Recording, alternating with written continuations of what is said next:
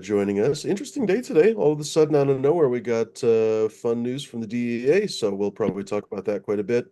I'm going to mute myself here. Go for it. You do that thing you do. What's going on, everybody? This show is for educational and entertainment purposes only. You have to be 21 and over to be here. If not, you have to get out. Back to you, Freeman. Heard the man. Get out if you're a little baby or a kid or, I don't know, nubbin or whatever, a little puppy dog of a person. You're not allowed, ladies and germs. You have to be an adult. So at the beginning of the show, I was a little bit overly friendly. I was like, "Oh, boys and girls." No, unfortunately, unless you're a boy and girl in spirit, you basically have to be an adult. In other words, get the fuck out, basically. Also, if you're a mental baby, I guess get out too, because it'll just save us a lot of trouble. Thanks very much for joining us in the chat too. Always appreciated. The chat honestly makes the show. When there's no chat, I feel like there's basically no show, honestly. I think I'm not probably the only panel member that feels that way. Many times, basically, even if the panel members don't directly kind of talk about what's going on in the chat, I feel like these kind of chat-based shows, at least this show, I don't know about others, really depend on the chat. Cheers, guys, by the way, in the chat. Crime More is first in the chat. What's up, buddy? What's up, buddy? Southern VT Grower is right behind him. Cheers, buddy. Good to see you as well. Bud Kilowatt's already given the green light. Look at that already. Good to go. Vegaman 68 is saying, "What up, guys? What up yourself? Welcome, my friend. Sit back, relax, join the party." Not really a party, but I don't know, enjoy the show, whatever. Have fun with us, have fun. I don't even know why I'm getting so weird. Have fun and join us, Vegan Man. That's super cool. Yeah, but like I mentioned in the beginning of the show, we'll probably talk about it. At least I hope probably we'll talk about it. If we don't talk about it tonight, we'll talk about it tomorrow. I bet you North Star will hop on. Then you know what Uh, happened. Rescheduling of marijuana. Yeah, seriously. DEA basically announced we've been hypothesizing they would do it for a while. They've been kind of dragging their feet for a while, but it is the DEA after all. Their bread and butter basically is fucking putting people away for drugs, right? So anyway, what's the word? What's the expression? Never trust a man to understand something when his paycheck relies on not understanding it. So anyway, they finally found a way to understand that weed is not as harmful as all the other shit that is super harmful. Anyway, long story short, it looks like weed is going to be rescheduled. Is that good? Is that bad? I think it's a little bit of both, honestly. For a lot of us weed people, we really wanted it to be descheduled, basically, because many of us don't really know. Are you going to be able to grow weed in the backyard, basically, if it's Schedule 3? I mean, you're not able to really make your own Tylenol. So what does that mean? I mean, it's not Yeah, exactly even illegal to make Tylenol, but you are not supposed to really. So it's going to be a very interesting situation. Anyway, even uh, them Vegan Man, rescheduling. Vegan Man is saying when cannabis is involved, it's a party. What were you saying, Smash? She's evil. I forgot. Oh, sorry about that. It'll come back to me. Give me a minute. Let's say hello to our friends, ladies and germs. Of course, always welcome to D. Basically, yeah, one of the head moderators. You pick Oh, a couple other people I think are head moderators in the chat and everything else. A lot of times D does the takeover. Well, most of the time, all the time actually, does the takeovers on Saturdays and many other shows besides. And Ah, D has his own channel. Tell us about yourself, D. Welcome. what's going on, everybody? What's going on, panel? What's going on, chat? You can find me on Instagram at D_zombie_. Also, you can find me on YouTube. I do a live and pre-show sometimes at You're dzombie so underscore busy. 745. Um, Not much. I got something special to smoke tonight. Some Smash is right there right now. Check this out. Oh, hold on. Oh shit, wasn't ready. Turn that. No, have another puff. I got this right here. Jealousy. I got some jealousy. I said through it. So I'm smoking some jealousy because Smash said to try. And that's what he likes. So I'm giving it a whirl. Hello, everybody in chat. Hello to you lurkers and people in the background. Smoking a joint, doing a bong, maybe do some work. Cheers. Don't forget Everybody, live chat, private chat. cheers, D. Everybody think good thoughts for CTC's dog. That's not the best thing in the world to have a sick dog. That's honestly probably one of the worst things. So CTC, our thoughts are with you. What's going on, Smash? Welcome. what's up, man? You can follow me the number 4 smashed ED and the number 20. Um, Instagram, YouTube, whatever. So even if they reschedule it, they're not gonna go changing all the laws. It's when we legalize, they can start doing some funny shit, I think. Because if it's rescheduled to somewhere like Percocet or Vicodin or something, technically you're supposed to be able to get that narcotic level at a pharmacy. So I don't know. We'll see what happens. We'll see. I don't think it's gonna affect it either way. Mhm. Well, we'll see if you're right. It's gonna Hopefully it doesn't negatively affect it, but I don't even I see mean, it it's positive. gonna change a few things at least.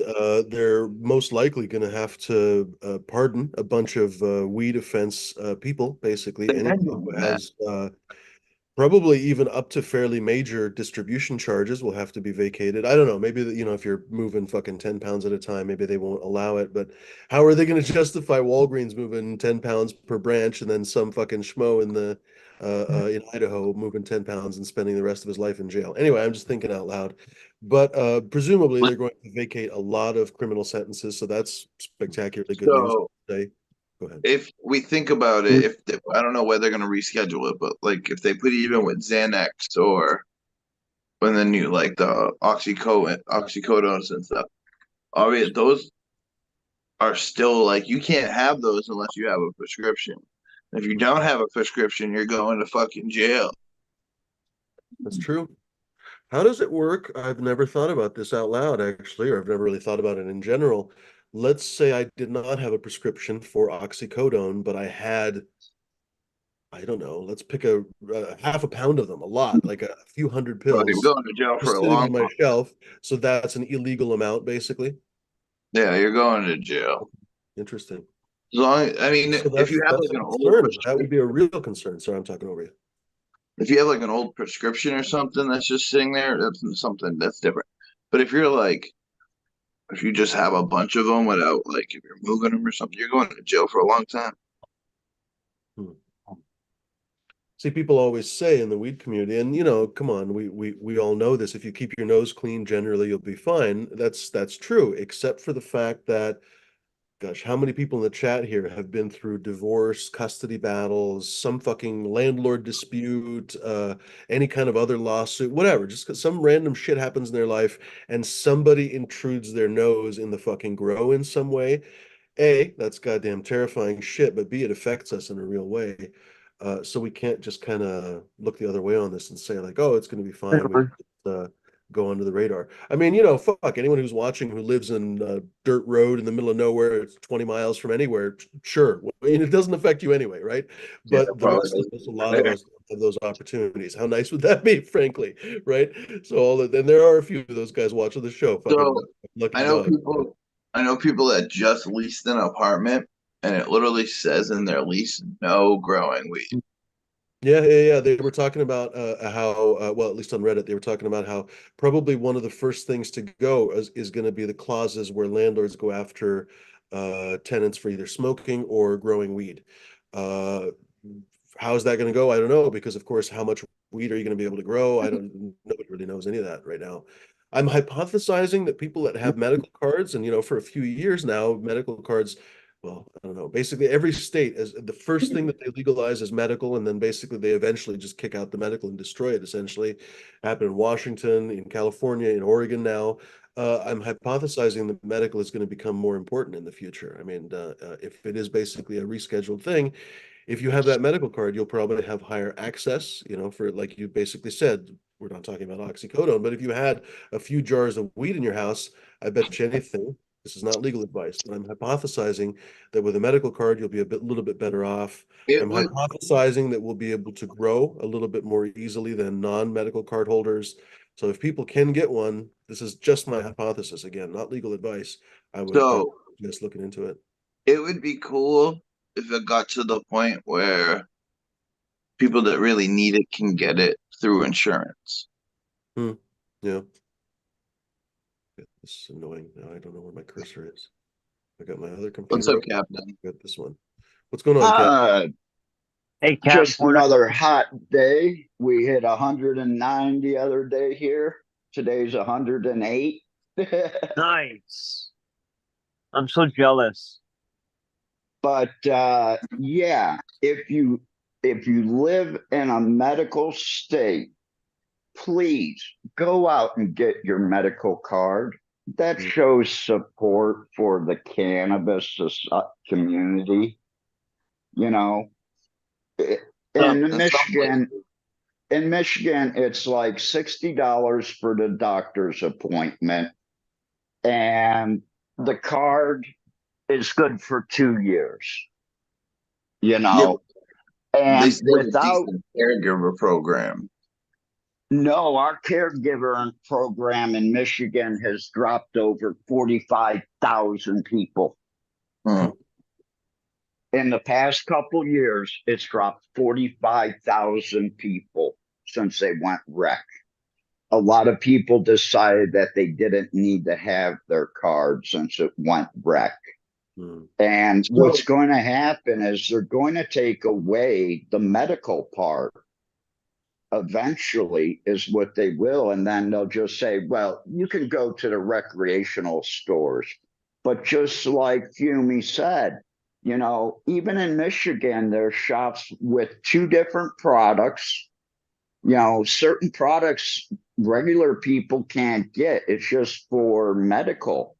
And then there's a difference in the price at some shops. So, eventually I'll be getting an Ohio one, but when I go back, my card is up in 2 months. So I'll be getting another Michigan medical card because I may have to apply for a Class C license in Michigan. if you look at our Mass's laws, they're kind of weird. Like our medical license is more based towards like, oh, you get no taxes. There's no caregiver program. We've never had a real caregiver program. That's never gonna happen. Um, Neither does Ohio. it's more our med card is more state based almost. It's weird. Well, I mean, I think all medical marijuana cards are all state-based. Like the Oregon card is True. Yeah. MMP, They have to Washington has a be. medical program. I can't remember what it's called, but California still has a medical program. The benefits only come from like, oh, you don't get any taxes. You don't get any more Oh, like that's you because can go it's to federally illegal. Yeah, that may all change actually now that it's medically rescheduled. That may change too. Interesting point. If you're expending, I don't know that they're going to let us fucking growers get a break on it, but I don't know, like if you're expending money on your weed prescription for dealing with cancer, for example, what's the word I'm looking for? Chemotherapy. A lot of times they'll have a prescription for weed because it stimulates appetite and so on and so forth. I wonder if that will affect because the gigantic medical bills that are fucking uniquely American can be tax deducted. I wonder if the weed expenditures could be tax deducted as well. Now they can't because it's fucking illegal. The IRS would just laugh at you. They expect you to pay tax on illegal gains, but they won't let you deduct things on those illegal gains. Kind of an annoying double standard on their part, but what can you do? Now, what I Wouldn't it be could funny if see Al them Capone deducted fucking the price of Tommy guns? I had to buy 200 Tommy guns and this year for my bullets. game war. but like the problem in mass is like I they didn't really give the medical any benefits. Like No, neither did Ohio. like it's the same as being Rex. 12 plants is your max. You can't Hmm. really grow for anyone. You don't get any discounts at grocery stores or anything. You only get discounts at just dispos. So like, Now, Ohio is the same way. You can't grow for anybody else, but I'm going to come out and say it live here. If you're disabled veteran or someone in a wheelchair, and you're not too far from me, or you want to pay the extra money for the gas, I'll come out and help you. Because I don't think anybody that's disabled to the point where they can't grow their own should not be denied, because they're living on subsidy anyways. So if we have to pay, and this goes to this rescheduling, if they reschedule it down to Tylenol and stuff like that, well, that's still prescribed by a doctor. So the medical, that can be pushed out with them going and changing and not decriminalizing it, just rescheduling it to something that a doctor still has to prescribe to you. So you have to go to a doctor and have them prescribe it to you. And then those stores will probably be all owned by Big Pharma by then, that you go and buy your product at, or it's already in the pharmacy. It's a well-made bull. I just dropped it, and I thought it was gonna crack. Oh man, I I don't dropped my recommend it, friend's but bong the other day. I don't I'm recommend trying it, but a really well-made glass bowl should actually be able to take a couple of bounces off the ground. This one I've accidentally dropped before, but I guess I probably can't see it too well because I just started sharing this article from the AP. What marijuana classification means for the United States, by Jennifer Peltz and Lindsay Whitehurst. Look her up. Let's look her up before we read it. Look who up. The writer. Why? the two. There's See two if of she them. actually is in cannabis, or is she a bipartisan? No, this is AP News, Smash. Don't play stupid games right now. The U.S. Drug Enforcement Administration is moving toward reclassifying marijuana as a less. No, the AP is about as legit as you can get, Smashed. This is not some fringe site or something. I've never actually. Pardon? I've honestly never even heard of it. I'm not That's even lying. Wow. Let's move on. The U.S. Drug Enforcement Administration is moving toward reclassifying marijuana as a less dangerous drug. The Justice Department proposal would recognize the medical use of cannabis, but wouldn't legalize it for recreational use. The proposal would move marijuana from the Schedule 1 group to the less tightly regulated Schedule 3. So what does that mean, and what are the implications, they say? Don't fucking advertise me. What has actually changed? What happens next? Technically nothing yet. The proposal must be reviewed by the White House Office of Management and Budget, so don't go fucking going crazy right now. I'm going off the reservation for the article. Back to the article, and then undergo a public comment period and review from an administrative judge, a potentially lengthy process. Still, this was just considered a paradigm shifting, or rather, it's considered paradigm shifting, and it's very exciting, says Vince Slivosky, in other words, Polish cherry guy, a Portland, Oregon-based cannabis and psychedelics attorney who runs a well-known legal blog topics, told the Associated Press, we should get him on the fucking show if we could, told the Associated Press within That's the cool. Federal Health and Human That'd be Services cool. recommended the change. I can't emphasize how big of news it is, he said.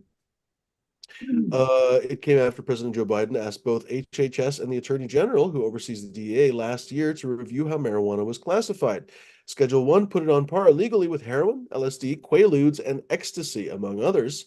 Biden, a Democrat, supports legalizing medical marijuana for use where appropriate, consistent with medical use and scientific evidence, quote unquote.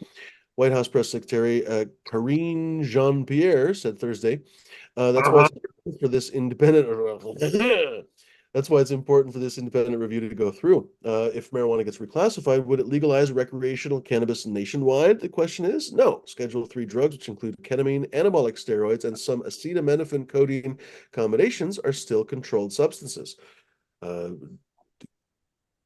Codeine cough For a syrup. second. Don't forget, there's been a lot of bodybuilders and stuff that have gotten in a ton of trouble basically for steroids and everything else. Steroid.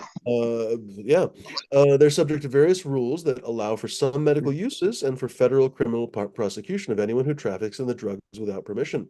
No changes are expected to the medical marijuana programs now licensed in 38 states or the legal recreational cannabis markets in 23 states, but it's unlikely they would meet the federal production, record keeping, prescribing, and other requirements for Schedule 3 drugs. Look at that. How I've been wondering, like, what, am I going to have to basically have a pharmacist review all my seed lines? That's potentially what's going to happen. So this might honestly push all the cannabis breeders away, frankly. I'm honestly curious. Anyway, there haven't been many federal prosecutions for simply possessing marijuana in recent years, even under marijuana's current Schedule 1 status, but the reclassification wouldn't have an immediate impact on people already in the wouldn't have an immediate impact on people already in the criminal justice system. All right, that's different from what I heard earlier. Put simple, this move from Schedule 1 to Schedule 3 is not getting people out of jail, said David Culver. See, this is why we read the AP, because you'll actually fucking cut out of the bullshit, basically.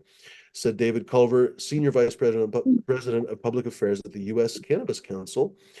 Rescheduling it in itself would have some impact, particularly on research and marijuana business taxes. What would this mean for research? Because marijuana is on Schedule 1, it's been very difficult to conduct authorized clinical studies that involve administering the drug. That has created something of a catch-22, calls for more research, but barriers to doing it. Scientists sometimes rely instead on people's own reports of their marijuana use. Not very good reports, honestly. Schedule 3 drugs are easier to study, though the reclassification wouldn't immediately reverse all barriers to study, Culver said. So, what about taxes and banking? Under the federal tax code, businesses involved in trafficking in marijuana or any other Schedule 1 or 2 drug can't deduct rent, payroll, or various other expenses that other businesses can write off. Yes, at least some cannabis businesses, particularly state licensed ones, do pay taxes to the federal government despite its prohibition on marijuana. Industry groups, that's actually probably like I was talking about earlier, because the IRS, even if you're selling cocaine, they still want your money. They still want your taxes from it. Anyway, back to the article. Industry groups say the tax rate often ends up at 70% or more by the time basically you have the double taxation, payroll, everything else. And then, of course, you basically pay your personal taxes. I guess that actually would make sense. 70% on a dollar. That's nutty. Back to the article. The deduction rule doesn't apply to Schedule 3 drugs, so the proposed change would cut cannabis companies' taxes substantially. They say it would treat them like other industries and help them compete against illegal competitors that are frustrating licensees and officials in places such as New York. We were just talking about New York in the chat. You're going to make these state legal programs stronger, says Adam Goers, an executive at medical and recreational cannabis giant Columbia Care. He co-chairs a coalition of corporate and other players that's pushing for rescheduling. Let's tell them You know, both middle fingers. What's that, Smash? this could be a backdoor way of legalizing. I'm really thinking about it deep No, here. this is not just a back door. This is a front door legalization, Smash. This is the first step. They can't just legalize. I Congress no, I has to mean do like they're that. not This is the first step. like obviously that. So where they put it is the perfect spot because they don't actually have to legalize it. They can just get the dispensaries to register to the government just like a pharmacy does, and then they can start taxing on it. You might be right. That's just Say a thought. rescheduling Sorry. would directly affect other marijuana business problems. Another marijuana business problem: difficulty accessing banks, particularly for loans. See, this is why we read the article, because in on Reddit and stuff, people were saying, "Oh, this is going to totally change it for banking." They're saying it wouldn't directly affect that, particularly for loans, because the federally regulated institutions are wary of the drug's legal status. The industry has been looking instead to a measure called the Safe Banking Act. It has repeatedly passed the House but stalled in the goddamn Senate. Are there critics? What do they say? Indeed, of course, there are some fucking. We're not going to list those critics because they can all go fuck themselves, to be honest. Well, actually, let me skim over that. Interesting. I Let me get. mean, yeah, they put it in the perfect spot. If they decriminalized it, they would more or less have to Some kind people are of. saying, actually, some people are agreeing Uh, with us that it's too incremental. But anyway, back to you guys. Hmm. Hop on, by the way, folks. decriminal. So let me stop for a second. I probably am not going to do these conversational shows forever because they just don't really do well anymore and everything else. So, folks, come on, take advantage. You watch the show. We oftentimes have 50 people watching the show. Come on, hop on here. Don't be a little, weenie pants. Join the conversation, ladies and germs. We're not going to bite your fucking face off. Join the conversation about this at least incremental step in legalization. Again, it's got its pluses and Ah, minuses, I'm sure. Perhaps you know about this. Perhaps it's something in your field. Perhaps it's something that you at least have some experience about or an opinion. hop on, ladies and gentlemen. Don't let this just be basically. In fact, we're not going to have complaint sessions. That's something that I, by the way, wanted to elucidate about my thoughts. Now that I'm basically back, I'm not getting sued by that fuckface, and we won't talk about where he is. I'm not stuck in a war in Israel, on and on and on. I do have to go to California for a couple of weeks, but I'll take my computer with me. So it's time to basically take the reins back from the show and do things the way that I kind of want them to be, because of course, California. California. We're not going to be bitching about people on this show. We're not going to be basically starting fights on this show. I don't care how right you are. I'm not naming names or talking to people specifically, but if you need to bitch about something, do it on your own fucking channel, honestly. My channel is for hopefully positive, insightful, interesting conversations, things that make us more deeply intertwined with cannabis, things that illustrate or elucidate fucking cannabis for us a little bit better, make us better growers, make us better connoisseurs of cannabis, increase our joy of the experience in general, et cetera, et cetera, et cetera. We're not going to be bitching about whatever the fuck. I don't know, some fucking hard times that we've had or anything else. It's just this is not the show for that. If you want to do that, do it on your own fucking show. That's literally the YouTube is free. You can literally start your own channel and do it as much as you want to. And honestly, I would recommend anyone who'd like to do their own show, literally go start your own fucking channel. I'm not trying to be an asshole about that. Oh, your fucking channel. I mean, like literally, go start a channel. It's fun. You'll have a blast. You may not. If you don't, well, then go do something else in your life. But go start it and don't. First of all, don't begrudge us for having a channel. That's something that's always been bemusing to me. That there's a lot of people that seem to have bad blood. That somehow we have a conversation here. Go start your own conversation somewhere else. Nobody's fucking putting a gun to your head to not do that. So This go do shit, that, honestly. this shit What's took that, Sam? time for me, you. It takes this shit took time. We didn't just go. We were streaming to no one at one point. Yeah, 100%. So seriously, like, I know I literally remember talking to myself. There was basically barely a chat. A couple people, D and Atomic Spoon. A couple people were there basically back then. Richard, we haven't seen him for a long time, I think, for obvious reasons. But anyway, a lot of people were back there in the chat. Uh, it was challenging, honestly, to justify doing it, but I don't know. I stuck with it because I thought it would be interesting.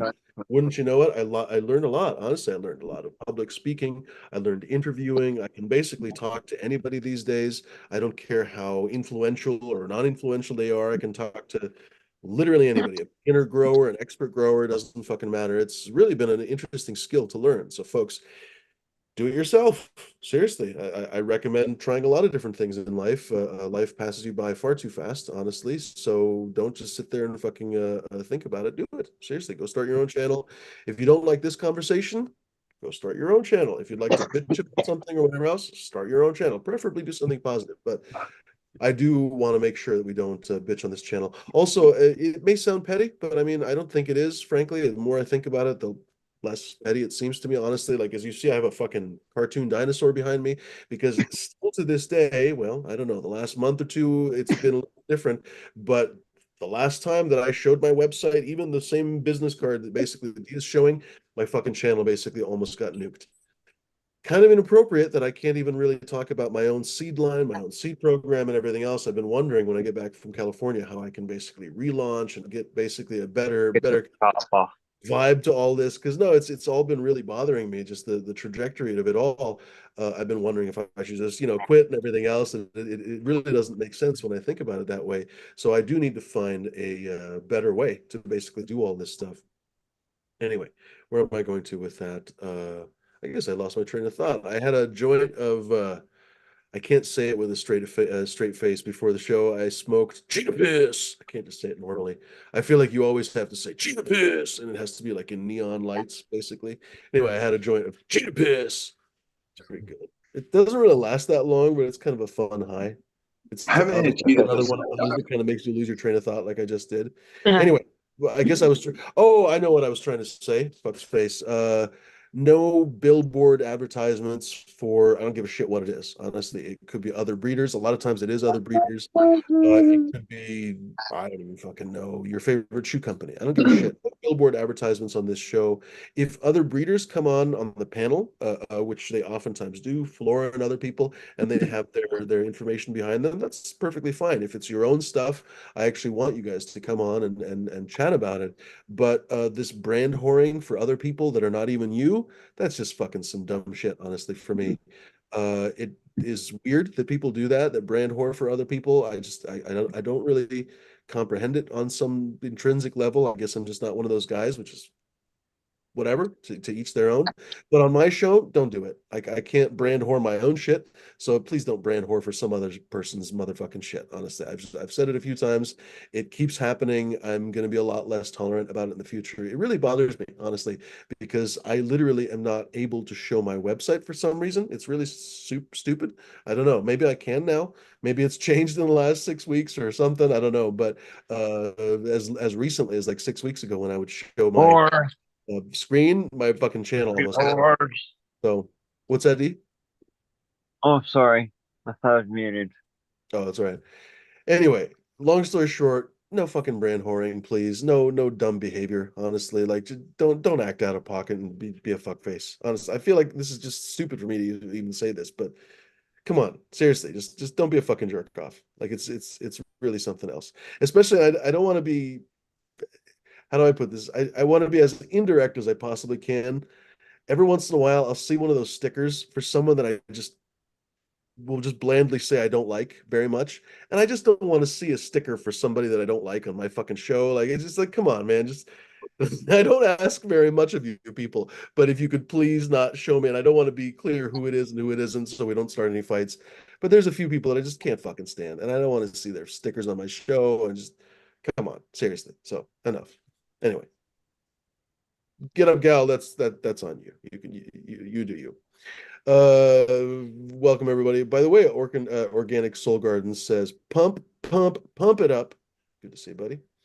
Welcome everyone to the chat. Welcome. Oh, that's an interesting name. Durgal Vivculio. I've definitely fucked up your name. Durgal Viv. Oh, I don't know.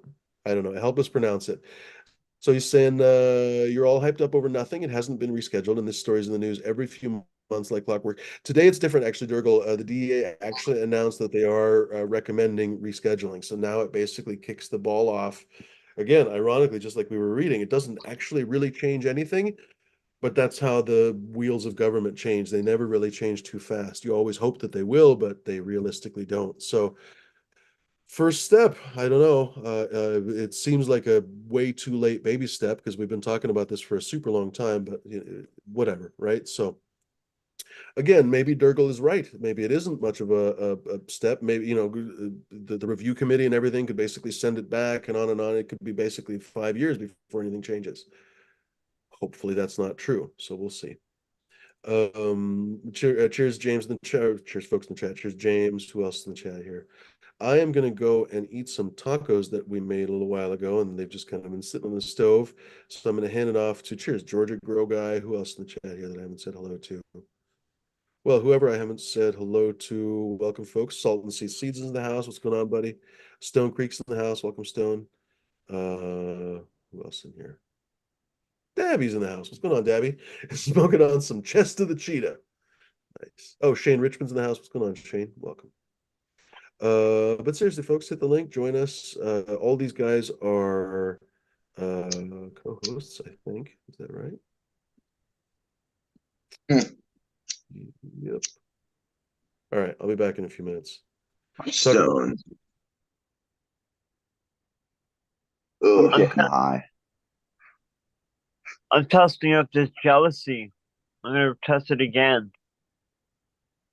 You're getting ready That's what for I thought. oh shit. You're getting ready for your day. I'm going to bed.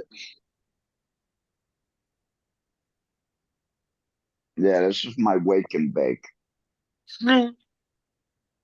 Oh God, I chat. already watered the garden. I'll be harvesting. I don't know. I'll probably start harvesting in like a week and a half. Right on. Pump up the I'm jam. gonna start harvesting. Now I'm putting stuff in. I'm transplanting. I topped them the other day. I'm letting them chill for probably another week and a half. We're gonna up pot them and put them in the flower room. Then I got a bunch of blueberry cookies. Oh wow. Um, going. No, not blueberry cookies. Blueberry Kush. Sorry, I got four of those. Um, and I popped some random one of the Michelangelos. Just random. I had it. That's dope. Cheers, Dabby. Thanks a lot, buddy. $10. Sticker. I can't see chat. Yeah. That's awesome, buddy. Since you just topped those, when you feel, well, this is me, if I was to top something and think about throwing it into flowering, when you said a week and a half, I was going to say 10 days is usually, give it a little bit of time to get back from getting chopped. But I think transplanting and then going into flowering like that kind of maybe stunts it a little bit. It depends. I Maybe mean, it's maybe in, if you transplanted like now so it's going to and be then going to gave it to warmer. 10 days. It's going to be going to warmer climate, realistically. So you're going to shock it 3 times in 10 days. That's I what don't I'm really looking think at. plants get shocked like that. I mean, I, I, Yeah. I topped it. I've seen growth after topping a plant a couple of days after. It doesn't take that long. I think a week and a half is overdue, but Um, I figured I'd give it a week and a half, transplant it, put it into flower, see what it do, because it's gonna take a little bit of time to transition anyways, whatever. I want those next set of branches that I topped. I want those to be like 3.5, 4 inches before I go into flowering. Yeah, yeah. That's what I know about that. Beethoven. I was just looking at how much, shock you actually do give to the plant. That's what my main point was trying not to shock it too much at one time. I mean, because come I on, mean, we may I not also say don't it think on the show, but every topping. once in a while we screw things up. I think I do. topping does have a shock, a little bit of like, oh shit, to the plant, but giving the roots more room, it's gonna take them a day or two to realize they even have it. So if they're Well, doing good already, they're just gonna do better when they realize they have more room. Is my theory. I've never scientifically tested anything. now let me also ask you, because some people don't and some people do you actually massage the root ball or break it up in any way as you put it into that bigger pot? Or do you just take it out of the container and put it in that bigger pot? You depends on how I feel. If it's super wet still, I'll break it up. If it's kind of Oh, dry, on the drier side, I'd break up the bottom a little bit, then put it down.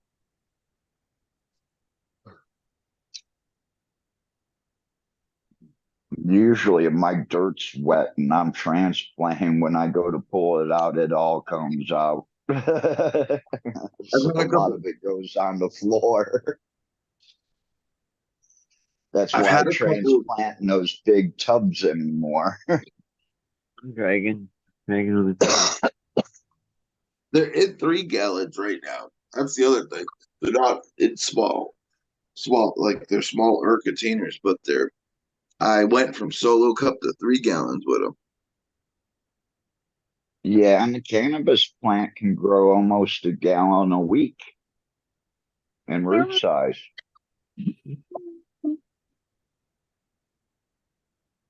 No, not in the worst conditions. It's cold right now. Well, not. It's getting better, but it was cold. You gotta remember, my bed's not heated at all. So when those lights go off, those roots are freezing. That's when I find I can Wow. overwater. Is when it's colder, they're not drinking as much, obviously, because they're not really doing anything.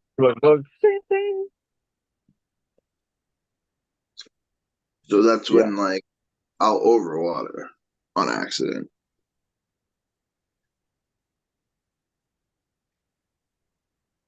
I continuously drive back, so I don't have a problem. I don't know none of those Because joints. Yeah, I try to stay on the moister side in More. veg. I want those roots out searching.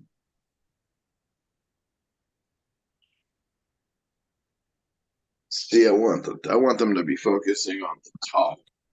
I want everything down low to be perfect as much as I possibly can. Have them chill like a spa.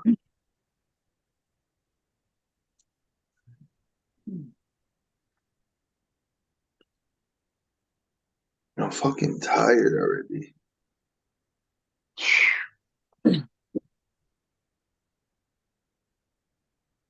I worked for 3 hours already. I am down to packing a couple stuff down into a couple boxes, and the suitcases are packed except for the laundry I have to get done, which is a couple tapestries. And then I can get ready for surgery. They're going to want me to stay here for 72 hours after surgery. So maybe a week from Friday, I'll get back. I am going to spend those days in Bangkok saying goodbye to friends, though, Mm-hmm. and see them in 11 months. Oh,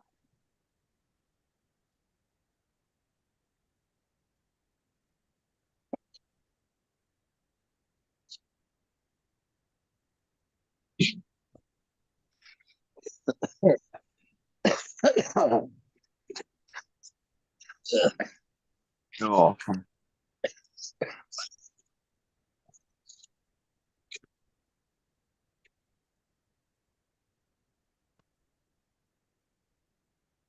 right.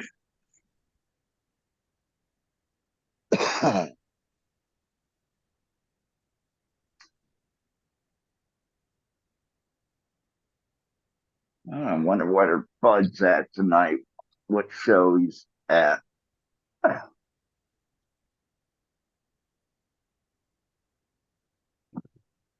Yeah. coming home from.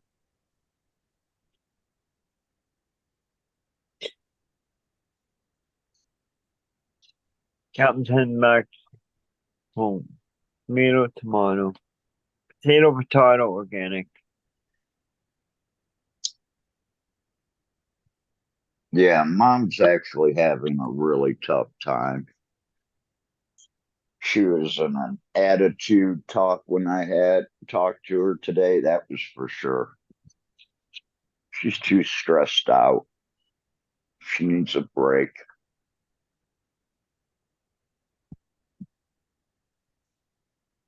Hey, bud. Hi. Hello. Hey, Hello, buddy. hello, hello. Echo, echo, echo, echo.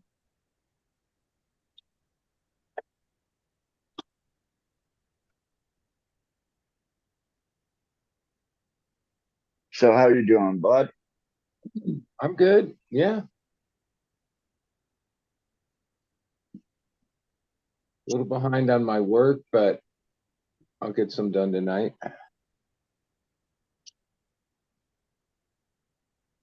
Well, it's not like it's going to go anywhere. It's still going to be there. I got 8 trays to defoliate. And yeah, In 4 days, you'll have that done. I had the trimmers going to come, well, I forget, a couple days ago, but then they both have strep, which, oh, I guess I was lucky that I didn't, because yeah, they were working around me a few days before that happened. And yeah, I don't like getting sick. So, uh, I don't think any of us like getting sick.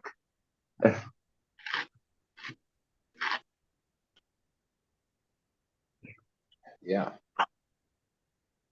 Uh, Might knock out 1 or 2 trays tonight.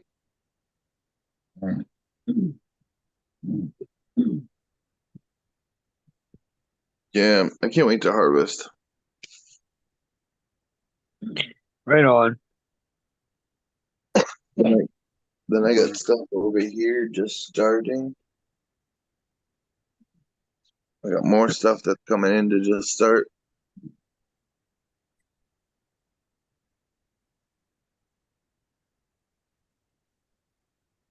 Jane Richmond in the chat has a question. What light would y'all recommend for a 2x4 tent? 2x4? I mean, it depends. How much do you want to spend? Is the a question. 1 bar light. Dude, you can get anything from $100 to probably $500. You look for Samsung diode. Used equipment. Look for Samsung diodes. Meanwhile, driver. I don't know anything like that's a digital greenhouse CMH. Which I like.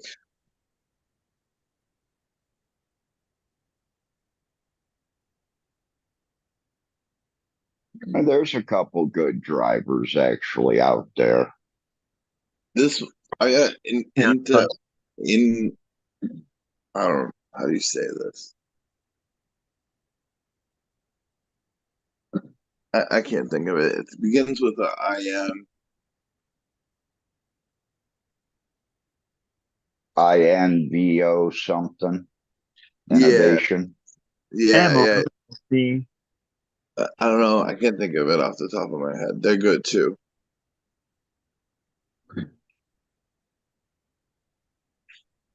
I don't know. That's all. I think I like this stuff smashed.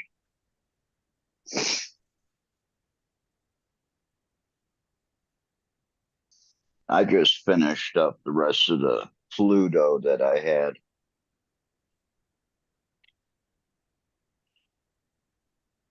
I'm smoking oh shit. I can't remember the name of it, damn it. Did you say jealousy? Yeah, that's it. Smoking jealousy. I don't Smashed like the taste of it. Yeah, it has a different taste, eh? Yeah.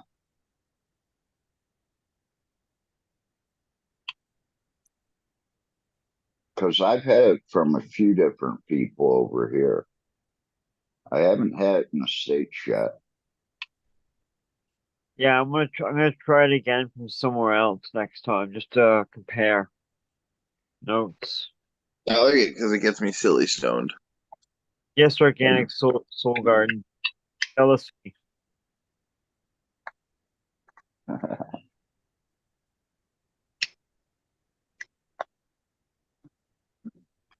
what I'm saying? Know what I'm saying? I do because I just left the cafe before the show where there's still people there and can't go home yet. So this is my stream. Oh my. I don't find it perfect me. This one anyway. What? This is mine. Mine. Hem Dog. Across the Chem 91 Calio. First one was Papaya. Across the Chem 91 Calio. Papaya.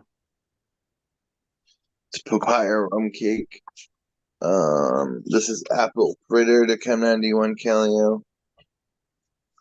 Then we get some White Wedding. Wilson Otter Pop over there.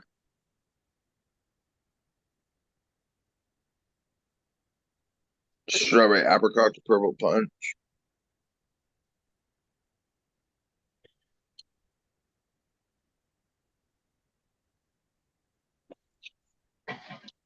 This one's probably going to come down first. It's little golf balls. I'm blueberry muffin.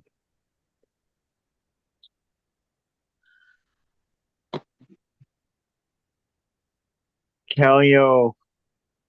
CrossFit, different ones, organic soul.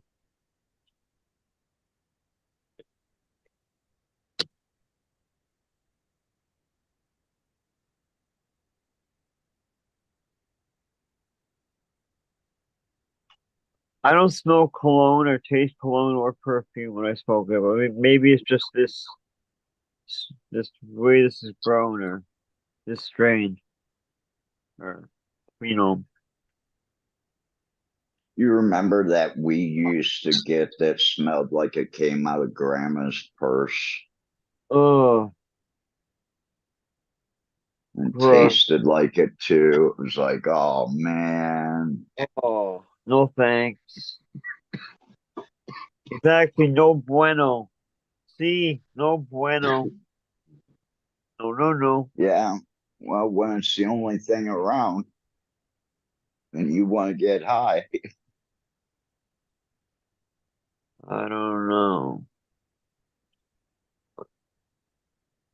Yes, you do, D. You know those days.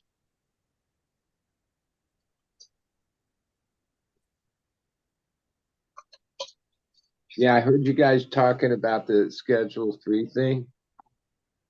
Yeah.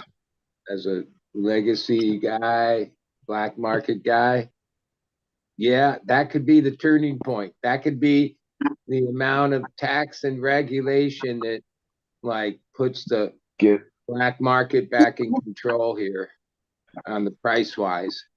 Because yeah, like Boomy mentioned something 70 cents per dollar. I don't even have to know any of the details. I know how it works with the governments. Just look at anything that the feds tax and the state tax.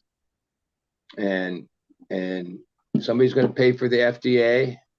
There's a thing called user tax, which certain items they add a no, they don't call it a tax, they call it a fee. They add user fees. Cigarettes pays them, a bunch of things pay them. That is basically the user gets charged a fee on top of the tax to supplement the FDA's bureaucracy, which, yeah, if you think that the state regulations and it's all messed up, yeah, just a few key things that the feds are going to put in there are going to cost people a ton of money. Basically, yeah, pharma, big business, they're gonna come in. They're going to be the ones that can navigate all that bureaucracy. And if you thought it cost $1 million to get a license, well, it'll cost you $2 million now because you have to deal with both the state and the Fed.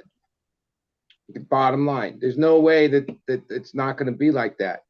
There's no way that it isn't going to cost more money, more taxes out of it. That's what they're voting on. That's what they're figuring out.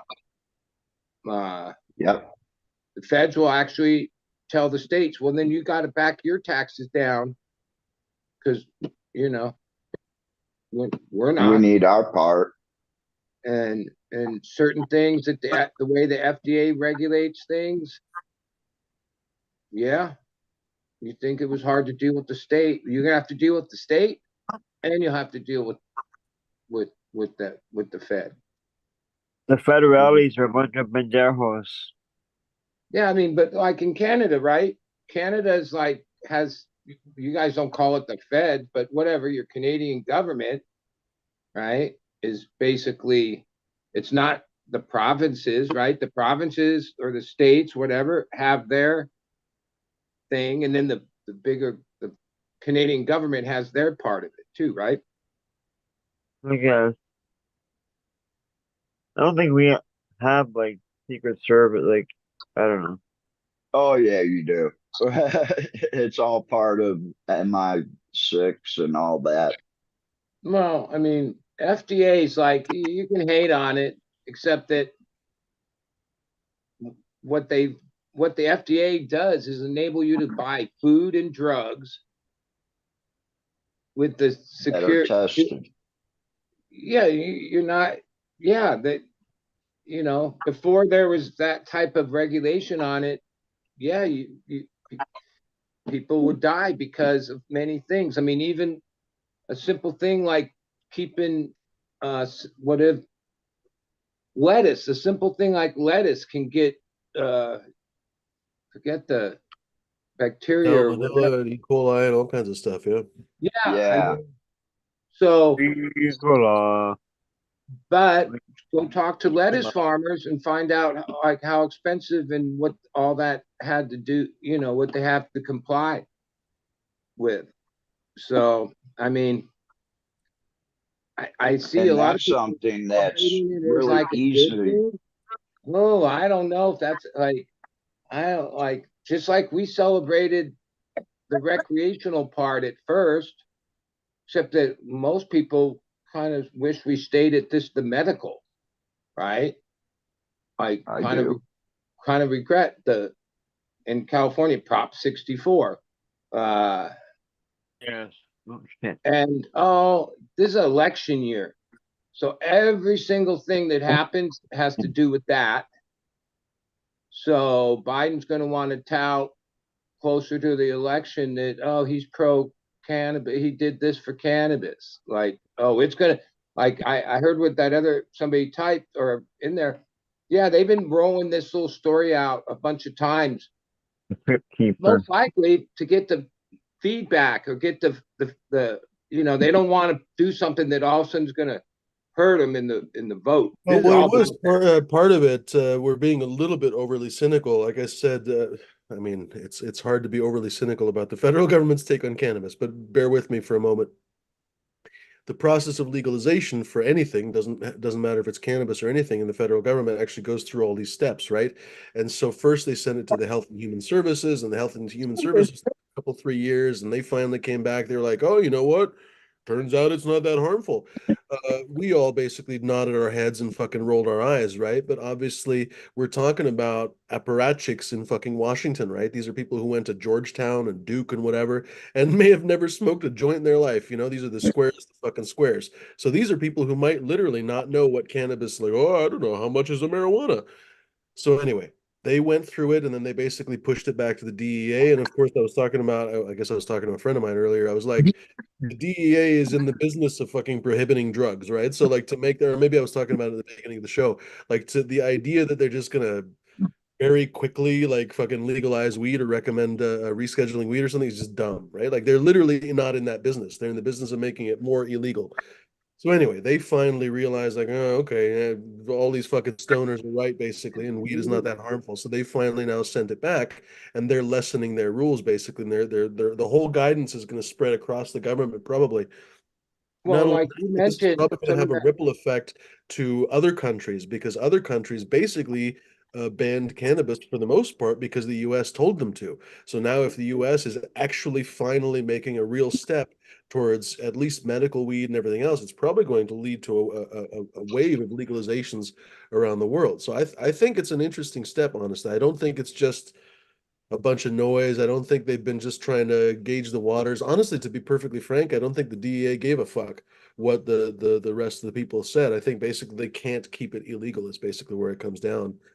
And Biden has most likely suggested very strongly that they do that.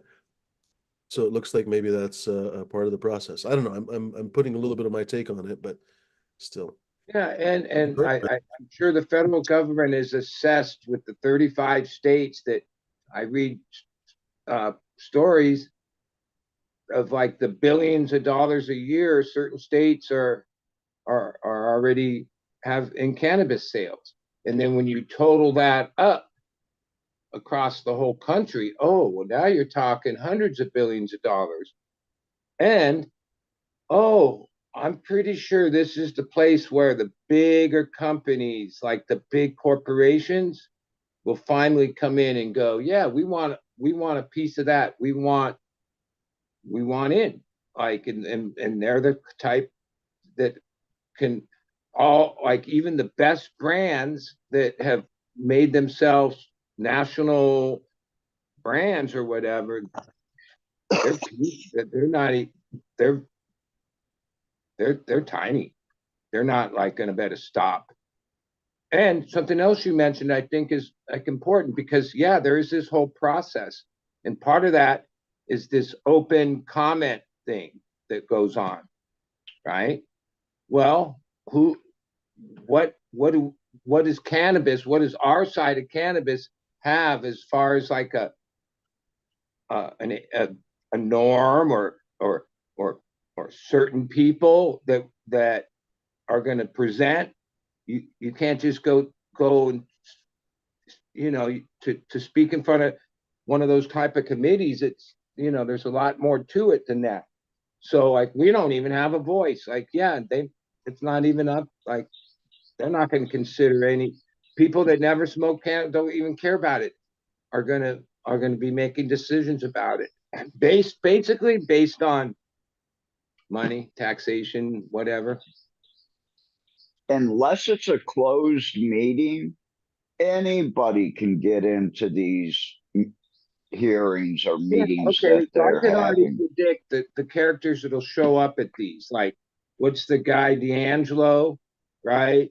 Uh, some of these guys are the ones that were and made the path we're on, right? Like this is Prop 64 was, you know, like oh, there's people in their story say, yeah, we were at the table, we we were part of the whatever. Well, yeah, I don't if those people, I wouldn't be so proud of what they like how this is turning out. At least from my perspective, yeah, like I just It worry could about have been a it could have been a great thing when they did it, but then the government got involved with that and they changed this and they changed that and they and changed this I and don't they took even do something things that was for us decent and just at this killed it. point. Like I don't have kids or anything, but like yeah, it's not even your kids. Maybe it's your kids' kids. So, like, because like yeah, life is short. People here now, yeah, they fade away. That's part of it.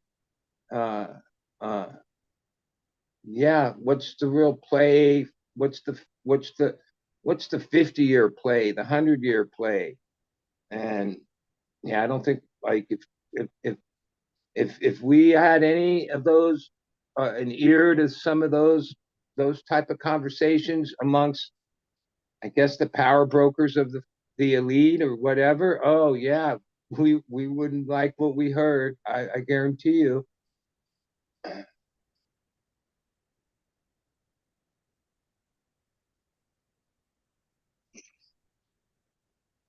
Like in some ways, like Everything goes. it seemed there was a hiccup with vape pens for a while, but then a lot of the younger people, yeah, that's how they use cannabis. Like that's the customer that buys pens, and they're just happy with that. Like, I noticed a lot of younger people. That's why pens and cartridge. edibles and pre-rolls are the dominant SKUs, because most of the young people, yeah, they they're not into like learning how to roll a joint or having pipes or papers, bong. No, they just want like all in one. Something ready to go. Yeah, ready to go. And Yep. and over a cycle or two of you know 10 year, 20, 30, 50 years, oh, you'd be surprised. Like the next thing you know, I won't be here for it. Most of us won't be here for it. But there'll be a point where like in the legal market, flour is not even a thing. It's all just these products.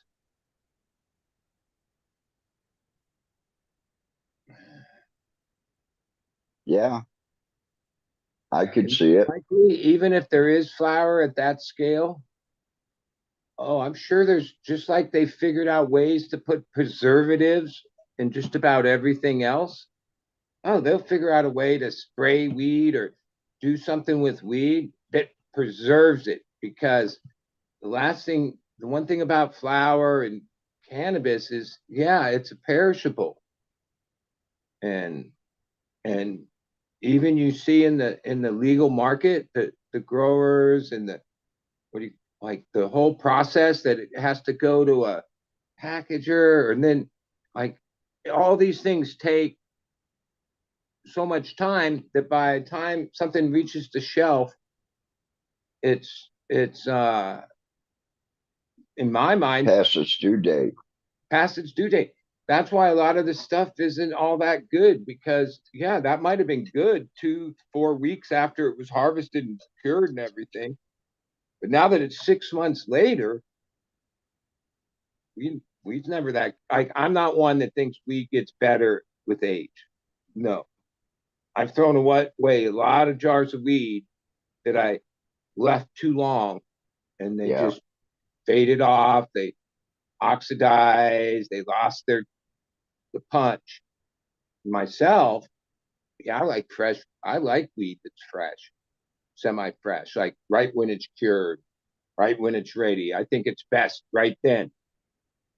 That like, yeah, Uh, I think there are a few weeds out there that, when you cure them out for like okay, 6 weeks, 7 weeks, yeah, they get really good.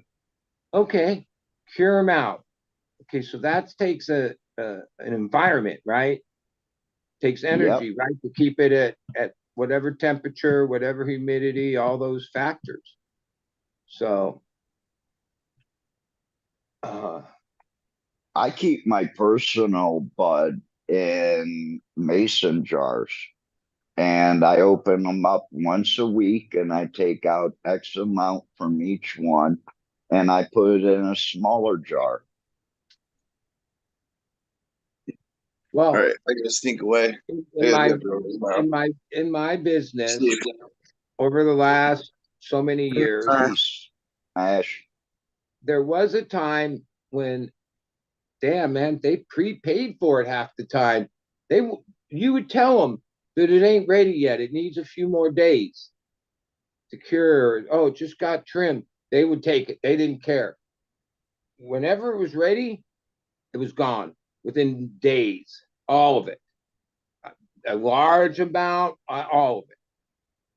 To, Today, over the last few years, in our thing, oh, we still always have a couple from the last batch, which we harvest every month because we have 2 rooms. So it's like clockwork every month.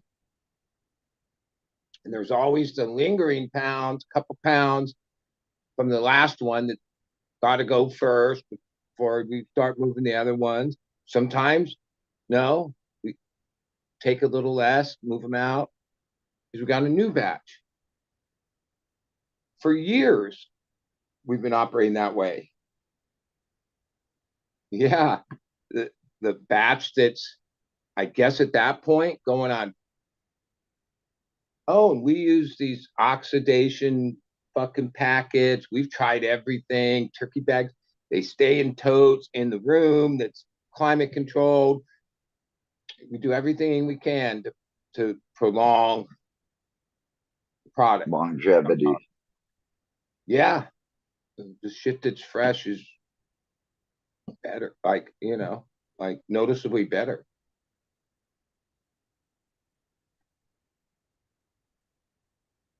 Yeah, I don't like totally dried out weed. Folks, join the conversation. Well, it isn't even like dried out. It's like even holding whatever moisture over time. Yeah, that creates a thing. And yeah, by the time it sits on a shelf or goes in a packaged place and then goes here and then goes there and then, yeah. And most of the time, legal weed that I've experienced is like, in my mind, too dry. It's like dry. Like, I never go, oh shit, they're still selling this stuff wet. Because if they bagged it on the moist side to account for the loss of moisture over time, yeah, that doesn't work either. So like, yeah, the curing and drying, it, a lot of growers have realized, oh, that's an art in itself. You can just say, oh yeah, 60-60 and oh so many days. Yeah, that's the basics. But oh, there's all kinds of variables. Different flower dries different. Does like, yeah, there's a lot to it. And I think once you get to beyond a certain scale, yeah, you're not able to. You just start having SOPs that say, bam, bam, bam, bam. This is how it's done. There's no more like,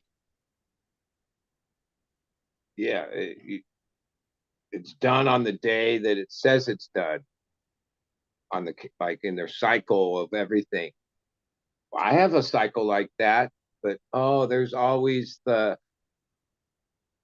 rarely does it come down early, but most of the time, no, not most, but some of the time, it needs more time.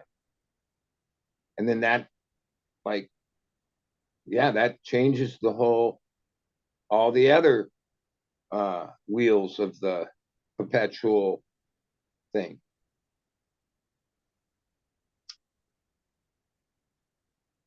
Like at my own spot, yeah, I used to always have problems with things being stretchy because a lot of times I left things up longer.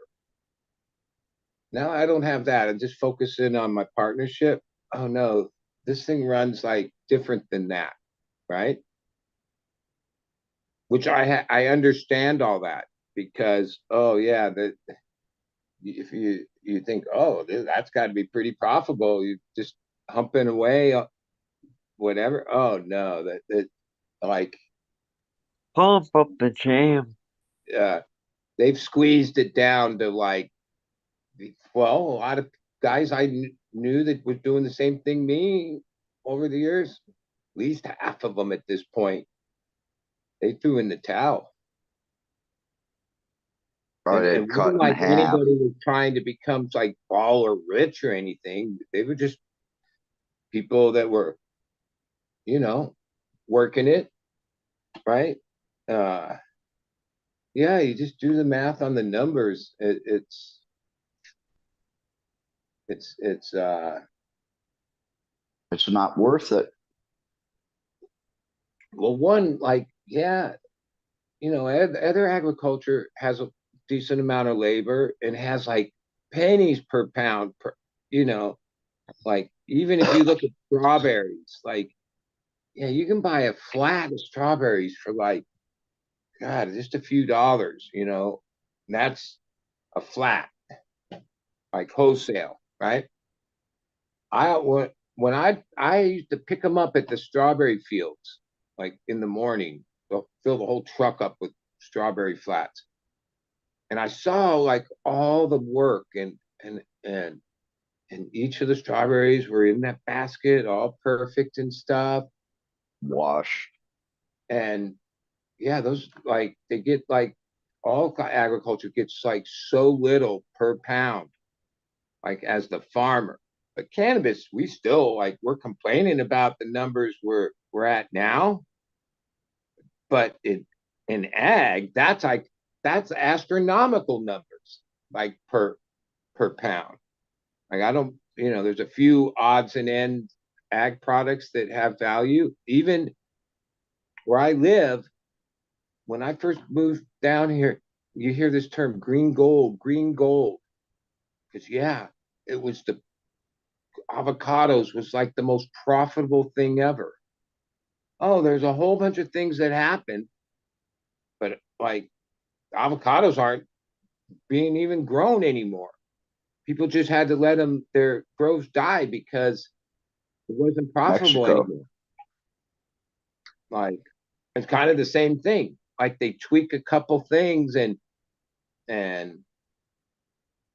yeah, and that's the tricky part here because as even the states have made the tax burden and the price like so high now, like this is and like Fumi said earlier, yeah, there's a treaty from like God, I don't know what year. It's a UN treaty that basically the US put not even pressure, Embargoes. like either if it was you had to like make weed illegal or you wouldn't be in Or the the global, yeah, you'd be cut. trade. Yeah, you'd be cut. uh it's like that's the long term here is like even these big commercial gigantic million square feet grows and stuff, how are they going to compete with countries like Colombia, Thailand, any number of countries that can produce at lower cost? And just like most everything in the United States, yeah, it's all we buy everything now. When I think I was a kid when that first started, like a little kid, like in the 60s. But for a bunch of decades, we produced everything and shipped it everywhere around the world. The industrial, whatever, like that was like what built our country. And then all of a sudden in my lifetime, yeah, we basically buy crap from other places. Yep. But COVID really showed us that we need to rebuild our infrastructure Yeah, but guess what so happened? we don't rely on other people. We Well, saw that, and then the yeah, everyone saw it, everyone experienced it, except then as soon as we got over it, we went right back into that same system, doubled down on it, and really are just waiting for the next thing to disrupt that, which like yeah, the what do you call it, the distribution network, whatever. Oh, that's fragile as fuck. Like things that seemed pretty basic all of a sudden weren't available, and all that. And just like it ate up a bunch of small businesses and restaurants, it ate up, like if you look now, there's it's like, yeah, there's only a couple brands. You know what I mean? Like you, even if that brand has a bunch of brands, it's still all like one thing. Like whatever Brawny is, whatever that paper company is, they own most of all of it. It doesn't matter which brand you're buying, Oni. right? Like Procter and Gamble. yeah, and If you go down the cleaning aisle, including the paper towels, and you grab anything off the cleaner aisle or the paper towels, they're probably going to be owned by Procter and Gamble. yeah, The and even if you buy cereal like the aisles discount dominate no too. name brand that is like the store brand or the signature, whatever, that's It's still that company. Yeah, it's just their like cheaper like grade of they bottled it, they put it there. It's not like you can those like don't think the grocery store makes anything to fucking sell.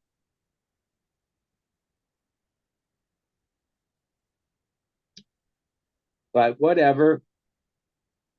I'm glad I'm old They do and actually, the deli. like most of this stuff, like yeah, I'm things do take time to really like happen and all that. Where yeah, the stuff we're talking, like yeah, it's nothing's gonna change day to day. It's not that's not the kind of changes that are gonna come. It's not like all of a sudden they're gonna the federal government and Biden or whoever's gonna like lay out this whole thing. It'll just be a they'll chip away at it over time, you know.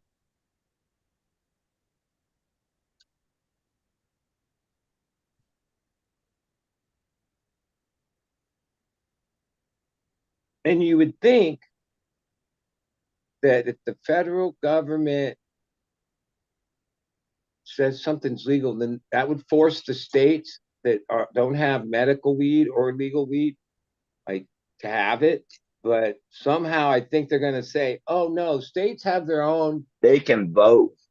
yeah, they have their own, like, it's weird how the federal and state relationship works. Because on some things, they like to make it seem like the state is its own thing and can do what it wants, right? But on other things, it's not that way, right? I think at the beginning they're going to make cannabis seem like, yeah, it's still your state, but over time, the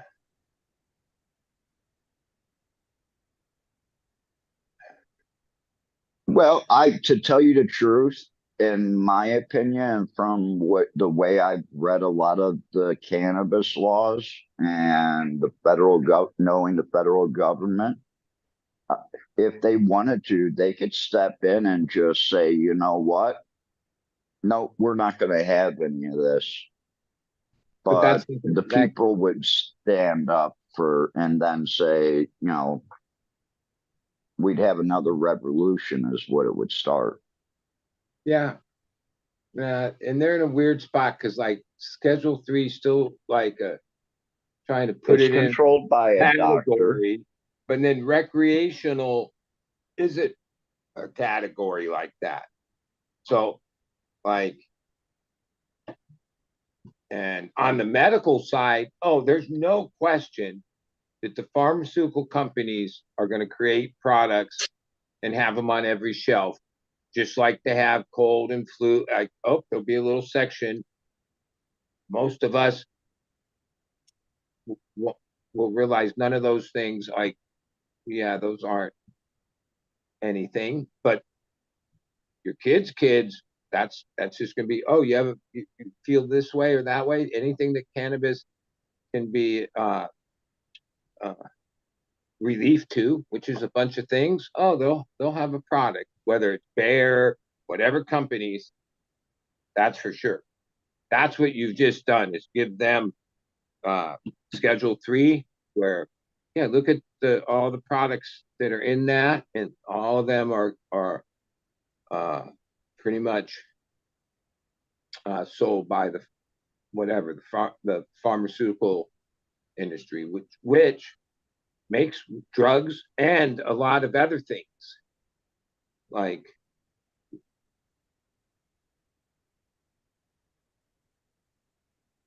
can imagine there'll be like an aspirin that then is aspirin with a certain percent of cannabinoids in it that might actually be a great product.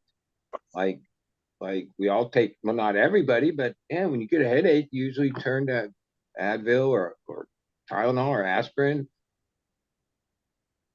Yeah, I'm sure that if you played with that formula and came up with the right amount of cannabinoids and the right cannabinoids and stuff to add to that, and it would make the aspirin more effective,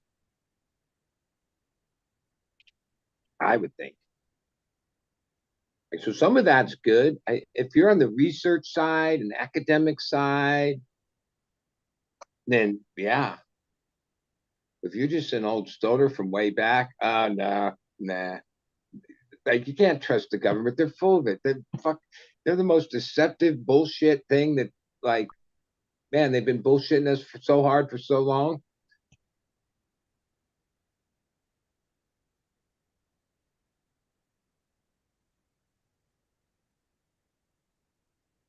That's one thing we know. So what you can't celebrate them getting involved. But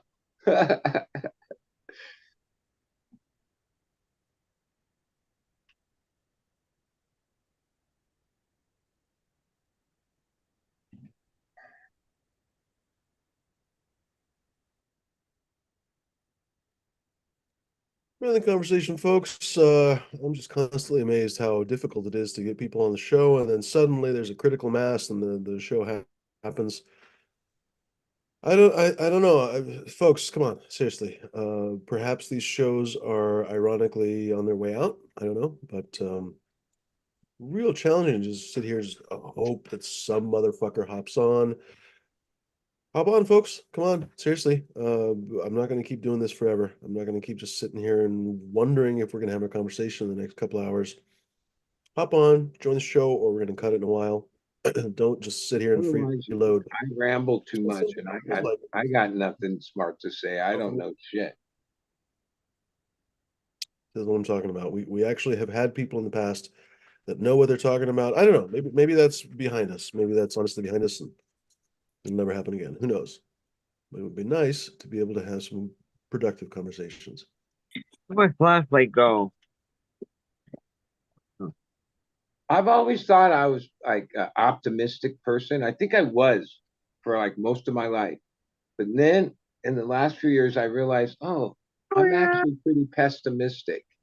And I don't know if that's just life turned you that way, what happened, but I used to be optimistic about things. And then lately, last so many years, I'm like turned pessimistic, where I'm like, yeah, we're fucked. Oh, the stuff stinks. In a good way. I got some grade A pink goo. Nice. It's like A plus plus plus, and I got it for a really bomb price. Really cheap. What is really cheap for you, D? What did you pay? Well, you don't have to say exactly, I guess, but do you mind sharing what you paid with it or for it? I usually get 4 ounces for, well, under 200 bucks. Wow. Holy cannoli. Yeah. Wait, so that's like around 50 each. Yeah. And some is great, some of it's just okay, or what? How does that go? Oh no, it's all like uh better. It's not like high quality, like 210, 220 an ounce tip, but this stuff is like really good.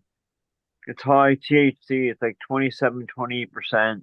And like, is it grown in greenhouse, indoor, or what method? Warehouse probably in Toronto or BC.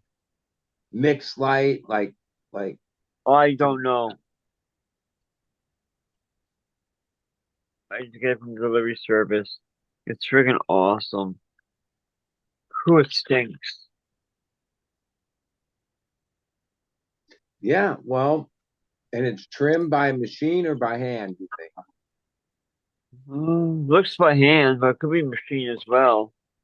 They don't Now see I much. know Like, here already we see like trimming has kind of become a migrant job almost. Like, oh, they're not really illegals, but they're teams of like mainly Latino women that work hard and get the job done, but are happy with the wage and stuff. Because yeah, a lot that like when you start breaking these numbers down, yeah, like yeah. uh, Yo, yo, yo. I can see why most things are going to end up being trimmed by a machine because Yeah. You can't go to It's a home. tedious job. You just sit there all day. Well, I remember part of the ads, the political ads pre Prop 64. I mean, I could probably go and you could find these TV ads from the political side. Part of what they would say on TV, beyond all the tax money was going to go for schools and roads and all this, was it was going to create all these jobs. Like, I'd hate to throw out numbers, but like they had numbers. They would say, "Oh, it's this amount of jobs," but like only like 5, 6 years into it, the economics of the thing has made those jobs less of them for sure, and they're not like competitive wage. They're like a buck or two below what all like a couple of people I knew. Yeah, they left cannabis, but like they couldn't work for 16 or 17 an hour, where some other place is going to pay you 20 and actually maybe have benefits after 90 days and stuff. And so, yeah, most of the cannabis jobs aren't competitive like that. So they're not good jobs, really, right?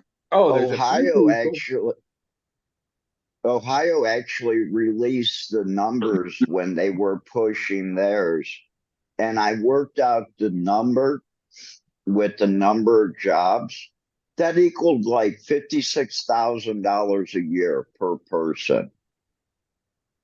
Your bud tender ain't making 56,000 a year. Especially Like not Bud here. says, he's making $1 or $2 over minimum wage, maybe. Yeah, and they have like all the stats of California are public and shit. Oh, they have turnover, meaning oh yeah, there's these certain jobs. There's the management people and all them. They're not the ones, but everything below that, it's like uh uh yeah, they're short term jobs. Like people work for like less than a year.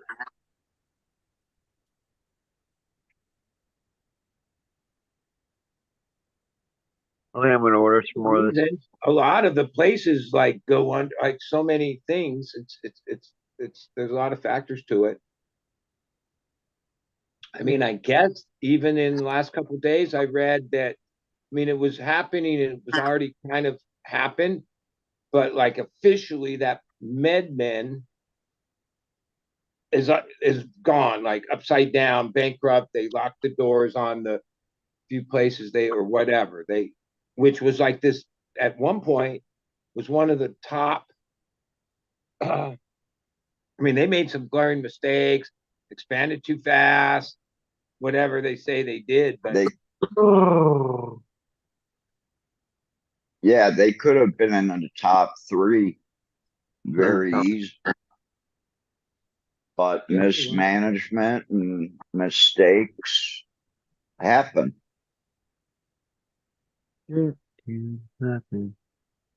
Orange Street pipes to the life.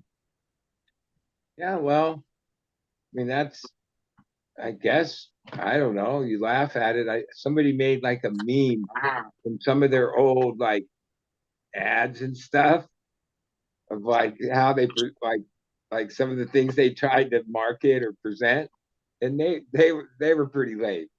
Like no wonder. Like yeah, I remember one point they were interviewing that guy like on financial shows because he was like some brilliant guy that like I don't know, promoting his whole bullshit at the time. I forget his name, but there was like a guy that was MedMen and then became this giant thing that crashed and burned this week. It had already been like That's fuck. fine. And most likely I don't have any clue. Yeah, he made out like a bandit. Like meaning, oh, the actual guy, he's long since gone. He sold out way back, you know? Well, I think that's basically what a lot of people got into it and they thought, okay, we'll just be, in 3 or 4 years bought out by a bigger company. I think that basically is everybody's dream because that's their 2, 3, $5 million payday. Now you're 3, 5 And million. now, They're talking. Those guys are thinking a lot more than that, right? Like, don't forget, Berner turned down like I forget what it was, but it was hundreds of millions, like over 500 million. He turned down and laughed at them. There was like stories in Forbes because like he said then, this is years ago. Oh no, it's going to be billions for this, and okay, so yeah, I guess that he's now that don't mean he makes that because already it's leveraged all these ways. Okay, that's fine, but Schedule 3 is for those people involved with those certain companies that are poised to possibly be bought by like a giant corporate thing. Yeah, the day was probably like 1 inch closer, 1 inch closer. Like Oklahoma as a state, I think missed they changed their law and did everything they did because a few years ago it looked like all these things were going to happen, right? So like even what we said earlier, like yeah, this could just be another. It always seems like they put it in the news, they make a story, and then it fades away, and nothing actually happens. And life, it's the same old. And this could be the same because yeah, that's the way it goes. But there's a bunch of people hedging bets. I mean, most likely today's news moved the stock market. Certain like investments went certain places because this news. silver went up $5 an ounce, guys, $6 an ounce. Yeah, well, most likely there's a few like companies that are already made it known, like Seagram's. There's a few companies that have made it known to their stockholders that they have a plan to get in Well, candidates. no, Seagram's already in Canada is in the business. They spent over $500 million. They've acquired a couple of the large Canadian producers already. Canada, eh? Yeah, Take Seagram's is off. a Seagram's is such a big company. We don't hear about it because it's European, but it's like Procter and Gamble, Yeah. but it's the Exposure. liquor world of it, and that's where they make their money is from the liquor. Yeah. And then they can take off, eh? Well, they invested a lot of money in Canada. Well, isn't it Probably grow. Seagram's is there's two daughters that are Oh, now of age and run it, and they've always been pretty cool people, and a lot of things they're involved with are halfway decent for a big corporation like itself. They donate to things and behind decent things. They're not the worst people that own corporations. The Seagram's daughters, and they're like in the top most richest people. They inherited it, but uh,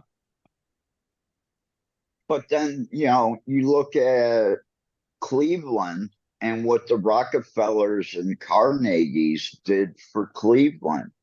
There was a lot of philanthropy going on locally, but they were still screwing the people over here. high hardcore, high tide grow. I th- I think it was Rockefeller that basically his one of his son's jobs was to be in charge of giving away money every year.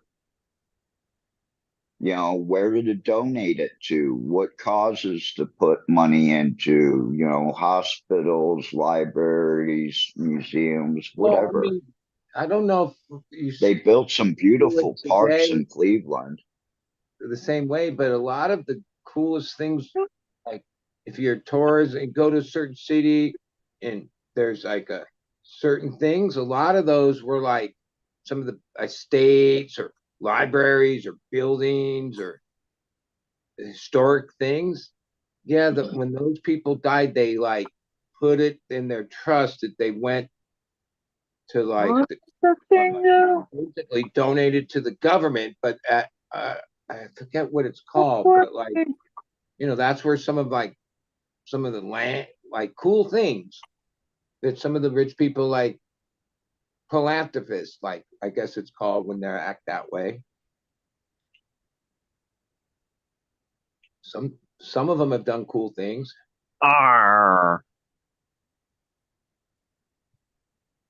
Like The I think property that California. most of most of progressives offices sit on was land that was donated to Mayfield Village. Yeah, And then after so many years of the guy passing away, they made a deal with Progressive to lease out the land, but they had to like build a swimming pool.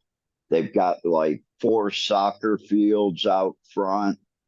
yeah. Like I think in California, like I hate him, and mainly because he his contribution to to Reefer Madness and all that. But Randolph Hearst, oh, he did a lot for California. There's still a lot from his whatever you call it. Fuck, he owned a lot of shit, but he left some for the public. He left a few trees because he's Yeah, taking them out of Washington and Oregon. yeah. I mean, it's whatever. It's Well, when you own like 60% of the newspapers in the country, yeah. He was a tricky dude. oh yeah, he could make you or break you in a heartbeat. Well, I mean, like as much as like yeah, the media's like pretty fucked up right now. Well, they've been fucked up from the beginning of time, right? I mean, like when Hearst owned 6% of the newspapers and all that, then that formed the opinion way more than now because like that there wasn't anything else that people like that's what people read. That's what they knew. It was in the newspapers. And then yeah, like fuck, that had to have been pretty crooked times. Yeah, it was.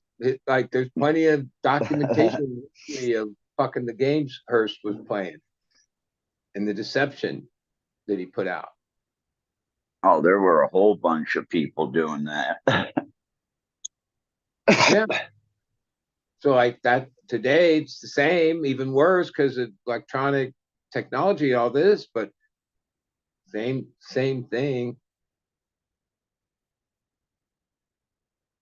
Like even I heard this the updates of the trial thing, and so like the guy from the National Enquirer, he's on the Stanford there, so basically explaining and admitting and to all, not just the ones with this case that oh it's common practice. The defense wanted it to seem like that's just common. They call it catch. Wait,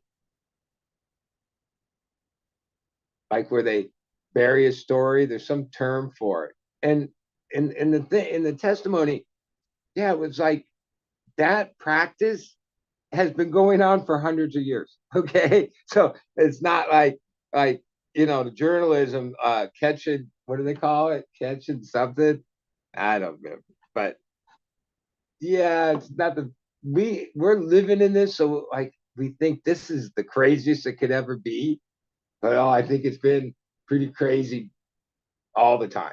Like it's always been crazy. That's part of I life. think it's I think it's crazy now that, not only do you hear about things within literally minutes of it happening now, people are posting shit up on the internet and you're seeing stuff halfway around the world that's happening in real time. You know, imagine someone from 150 years ago be like, what?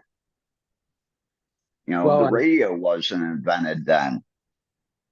I don't really watch the news, but I get little tidbits through my phone. Right. I'm not even sure who are the students that are protest. I don't know. Like, I'm like, wait, so students are like holed up in different schools across the nation and are like uh uh protesting and like taking over a building and not leaving and getting pepper sprayed. Like, wait, didn't this shit happen already? Like so many years ago? Kent State. Yeah, and I guess in my heart I know what's going on, but I'm not really paying attention. I assume it's yeah. Uh, but holy shit, that's crazy. That's pretty crazy.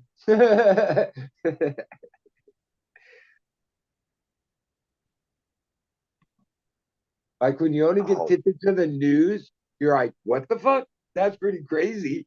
Like, it's it just gets crazier every day. Like it's like at this point, I'm humored by it because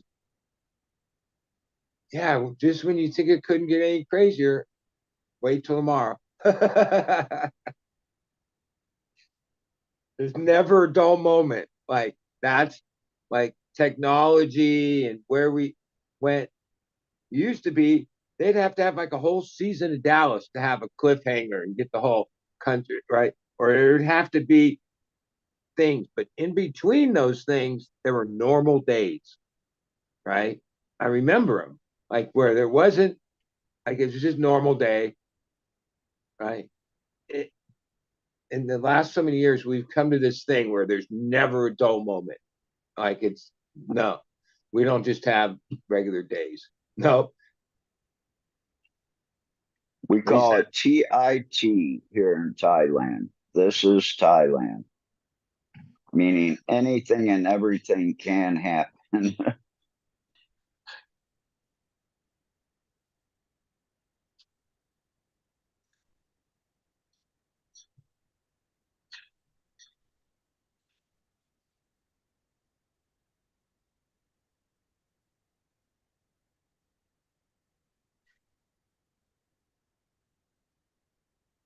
Boy, did I kill it with that one, huh?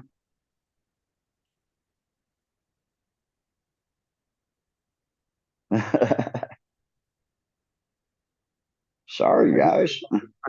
I rolled a joint of slaps, smoked like that much of it. I got most of it smoked. I got really stoned from it. By the way, this part of the show is brought to you by the lawyers of Dewey, Cheatham, and Howe.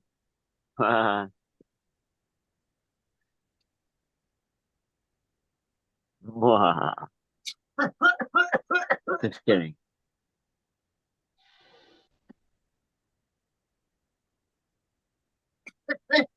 Uh-oh.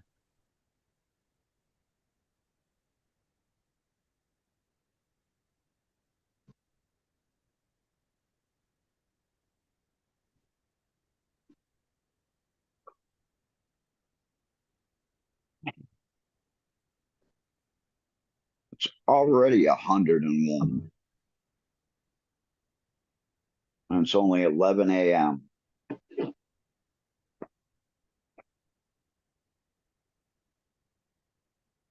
Yesterday, I spent most of the day after getting my stuff done. Yeah, that was a good one. But Awesome. spent most of the day at the shop in the air conditioning. So I've re I returned a hot water heater here, and Yeah, bastard. they only gave me back 50% of my money. They wouldn't give me back a full refund.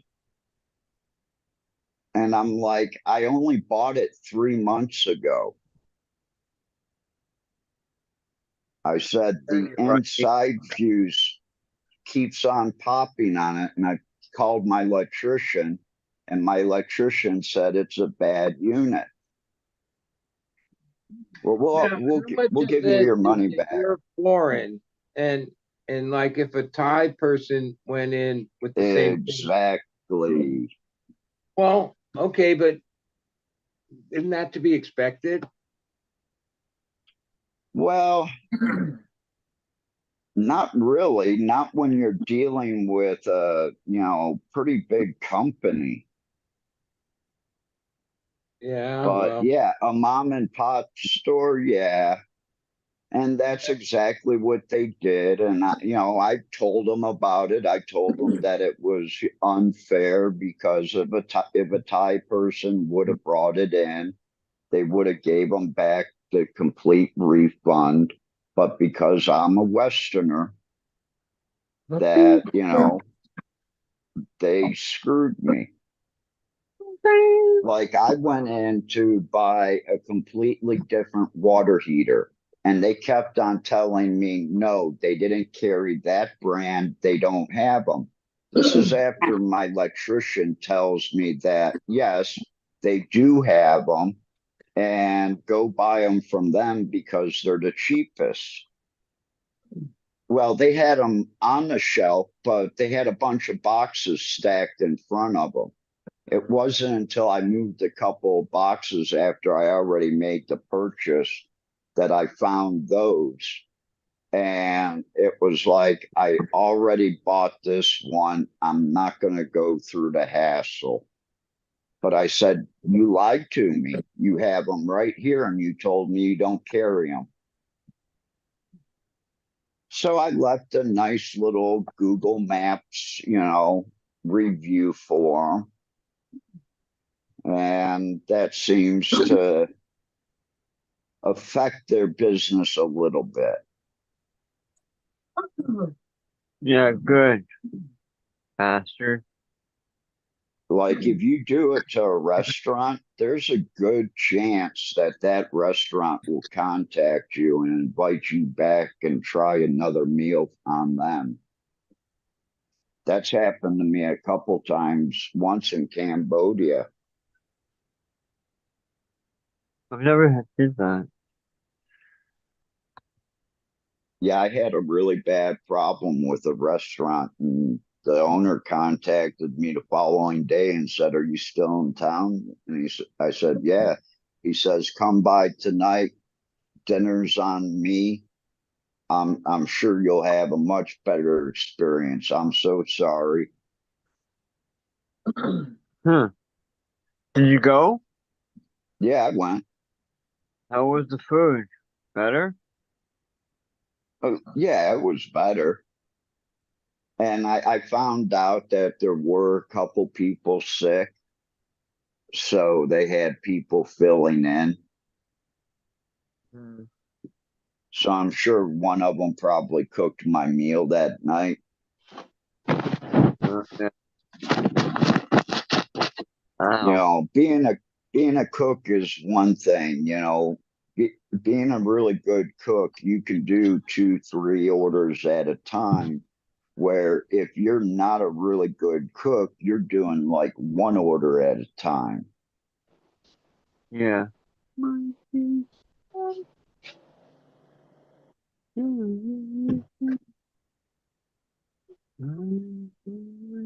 holy shit, I got a lot of work to do.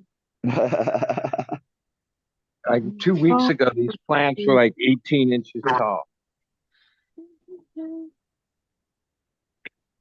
Sweet. This room's almost done. Nice, Uh-oh.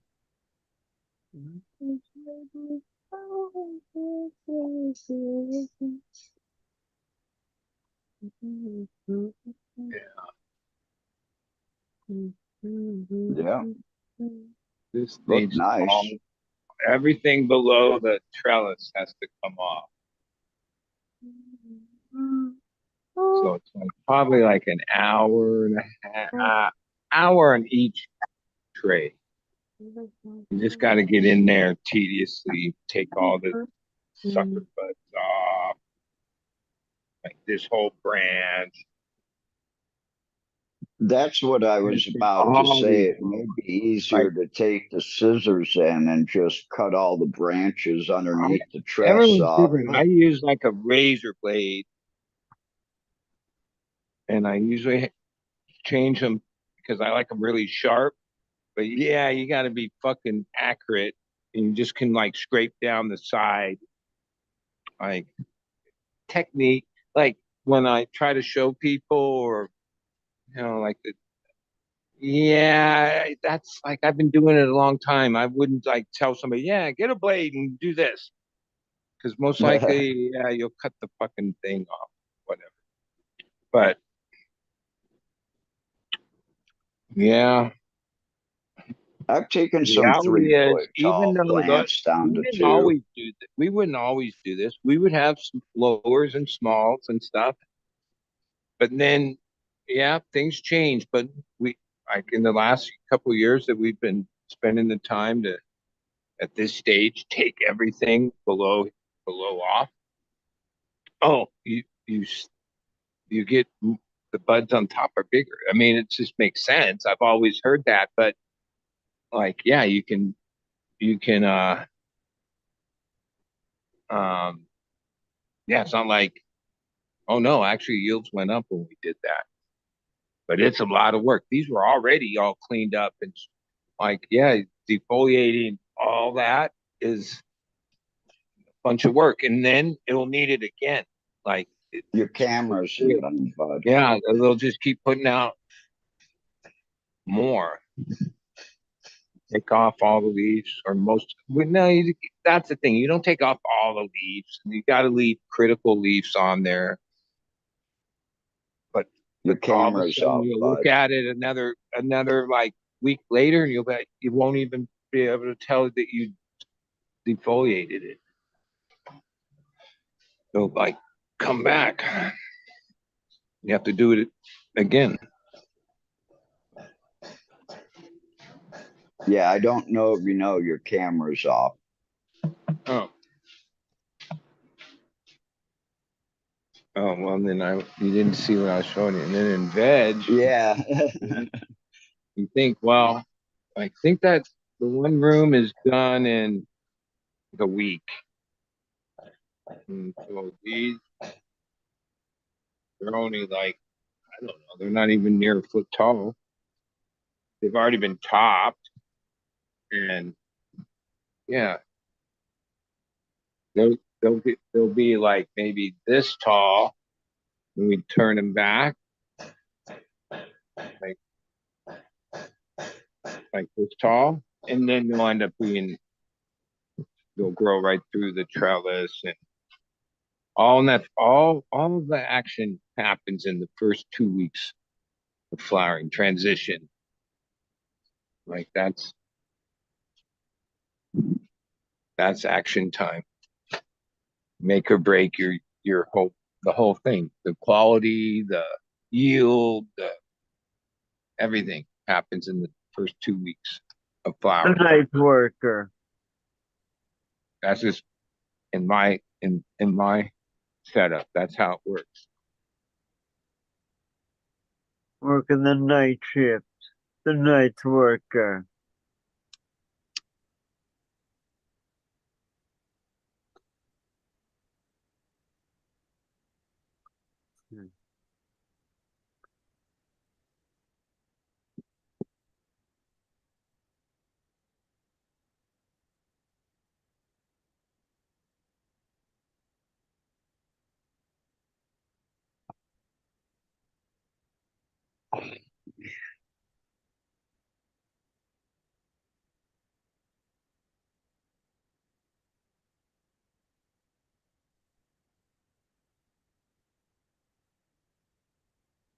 Man, do I miss my bed.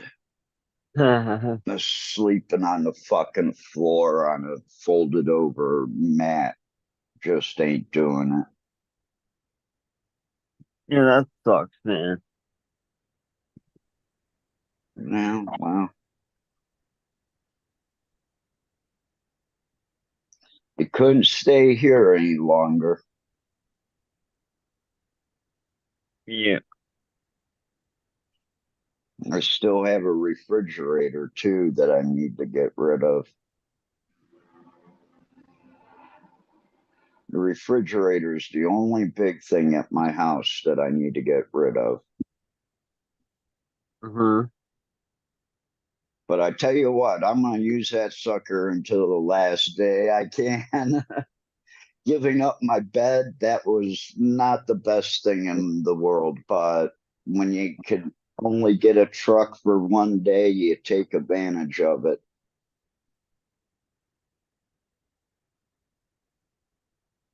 Right on.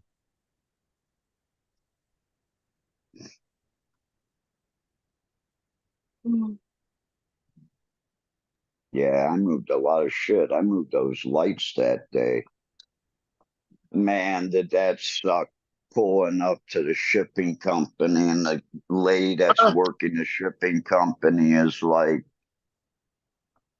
my lights are half her weight. And then that, not only that, you had to carry them up a set of steps. That's funny, Al. Al Telescope Uranus in chat says, Coming to America featuring Captain 420. Yeah, coming back. Yeah, exactly. Yeah, I'm definitely not going to be enjoying the weather, that's for sure. Yeah. Mom said, well, it's not going to be cold up there when you come in.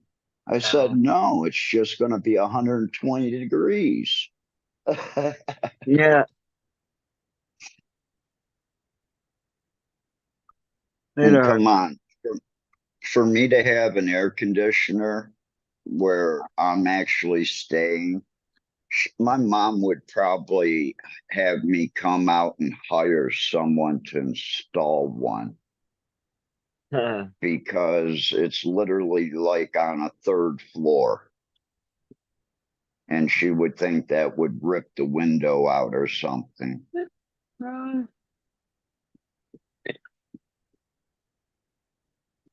But yeah, it won't, you won't have to worry about that. It won't be cold when you get here. No shit, it's just going to be hot as fuck. Thanks, Al. Yeah. Al Telescope Uranus says he's gonna pack a bowl of permanent marker. There's another person right Hey, now with a permanent marker, Captain. yeah, that actually sounds like a good idea. Another joint. Cake in the Cup says the permanent marker will draw some muscles on your arm. That's pretty good. I've lost so much weight, I hardly have any muscle mass anymore. That's So another thing I can't wait to get back to is red meat and actually being at a comfortable weight.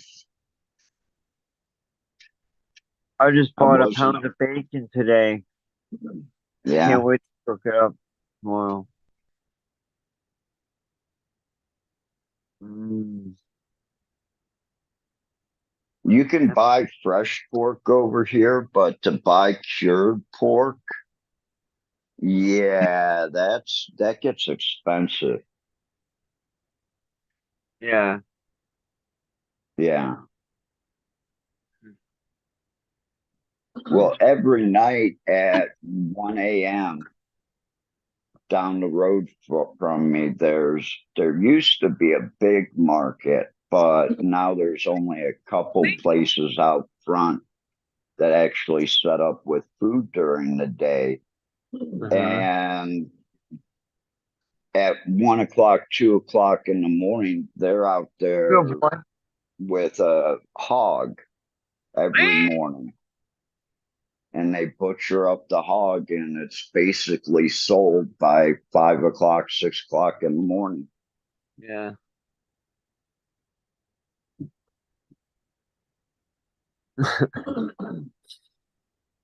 But it's Yeah. kind of nice having butchers like that.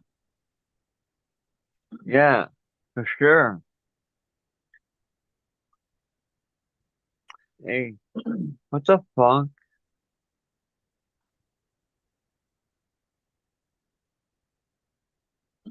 Hmm. Yeah, it's weird.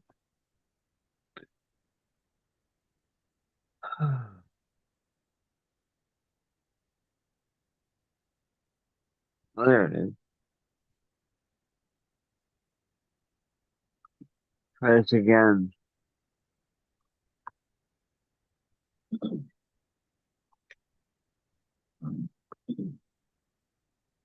Cheers, everybody in chat. Cheers to all you to 43 people watching right now. Hope everyone having a great night. Come on and join us. We don't bite I too think I, hard. I don't bite too hard. I look for your brain, so ah. Come I on and think hang I out. ended up taking all the smaller buds of the permanent marker. Right on. That's what I want to try to find next. Some permanent marker. That's another one on my list. I got the cross off. The one that Smash is always going on about. Shit, I always forget the name of it. Um, Hold on, I'll look it up. Uh, Fuck off, hurry up. It was jealousy. Smash loves that one, so I got to finally found it and tried it. So next one's gonna be permanent marker. I tell you what, from you telling us you really didn't care for that jealousy, it's made you quite forgetful over the night. Yeah, no, well, it's not. I don't mind it.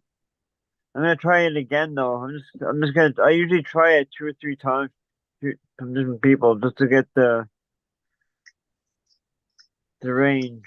One might be Yeah, better than the other. This could be a crappy cut, but I or a don't mind. crappy grower. Yeah, that's all right. I'll still smoke it. A friend of mine got rid of some clones, and like 3 out of the 12 people said, "Oh, this is shit. This is this and that." And then you have like 9 other people going, "Wow, yeah, Yeah. this is what I remember." Honorable another point. Fucking. Oh, by the way, I got some free hash with it and the free candy from Mrs. D. Yeah, that's right. You get 3 grams of hash with your orders, don't you? Sometimes I only got 2 this time. That's okay. 2 is better than none. Yeah, no shit.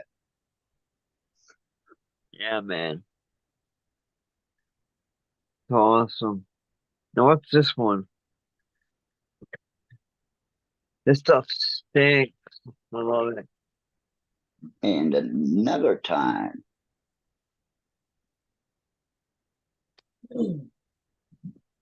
people here in Thailand just don't know how to grow weed. Yeah.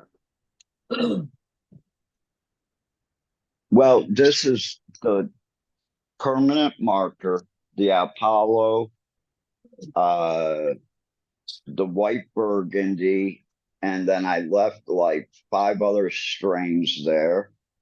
Mochi.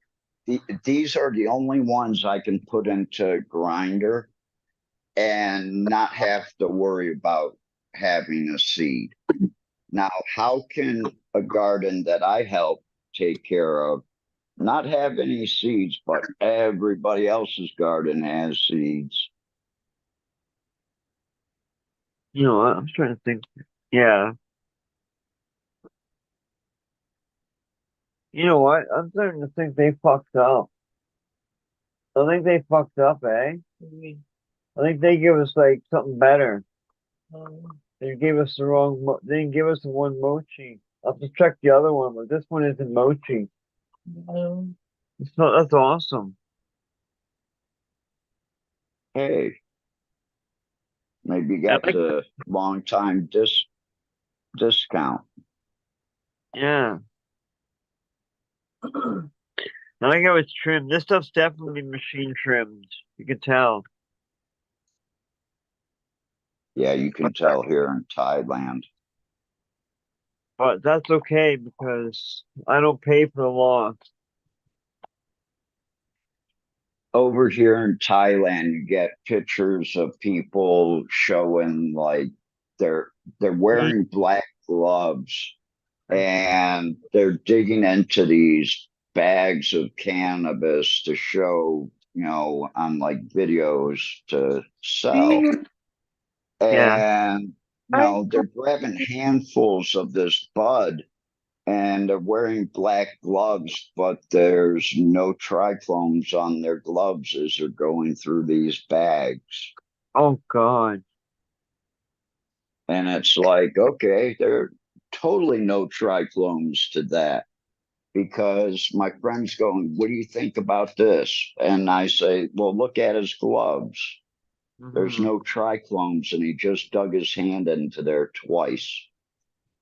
I'd pass. Yeah. Yeah, for sure.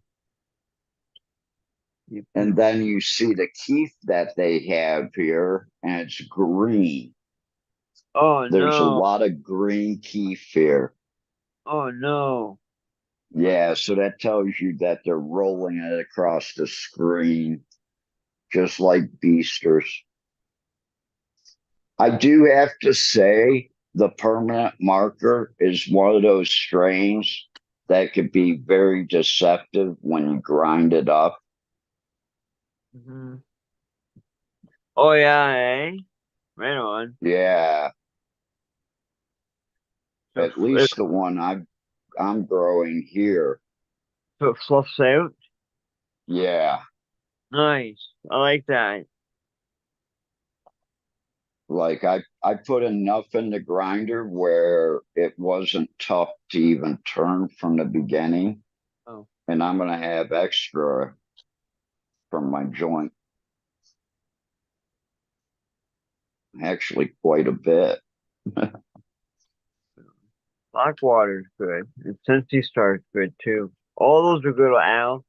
Blackwater, OG Kush, and Cincy Star. It's been a minute since I've had Cincy Star.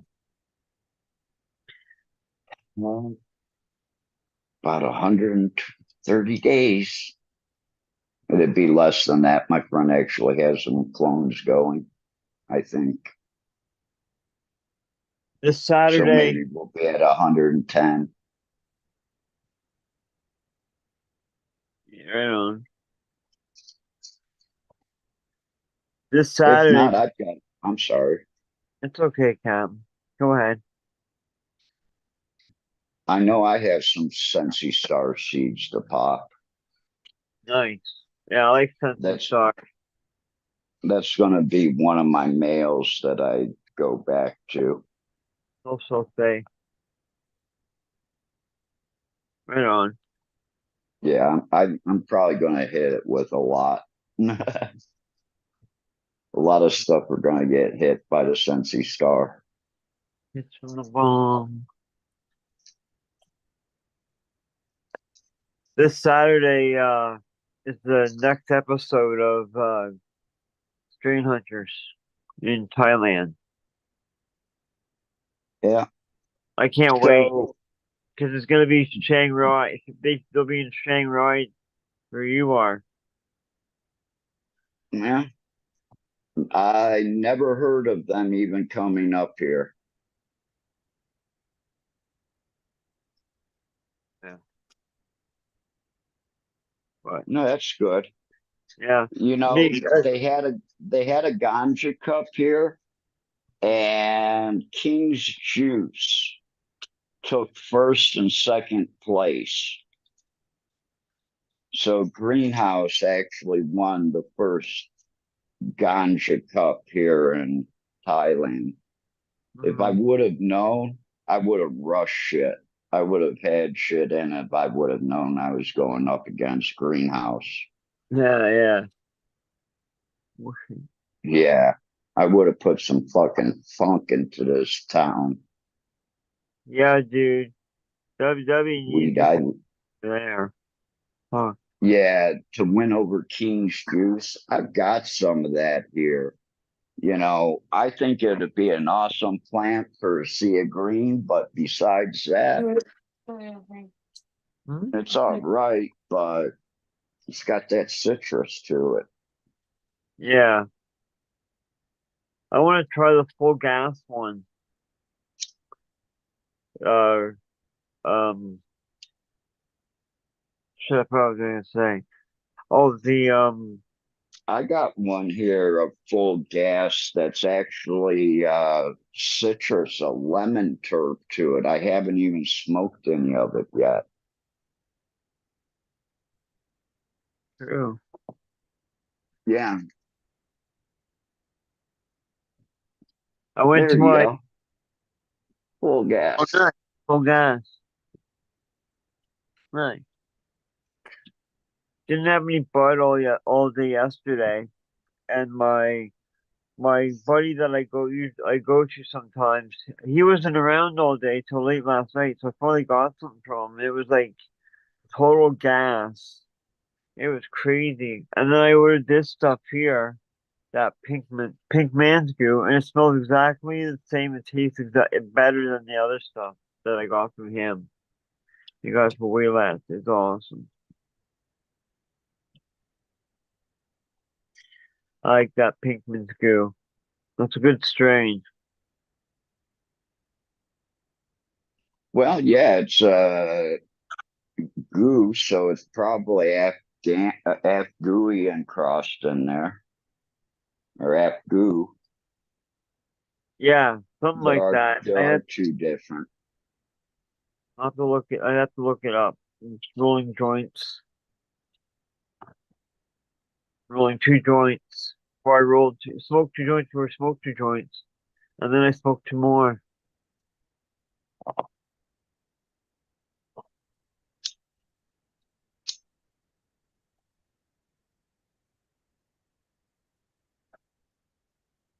Yeah, so I'm impressed. Safe, free. New genetics I'm trying out. Hmm. The first time that we grew out the clone moms, and I don't know, like they didn't really come out the best.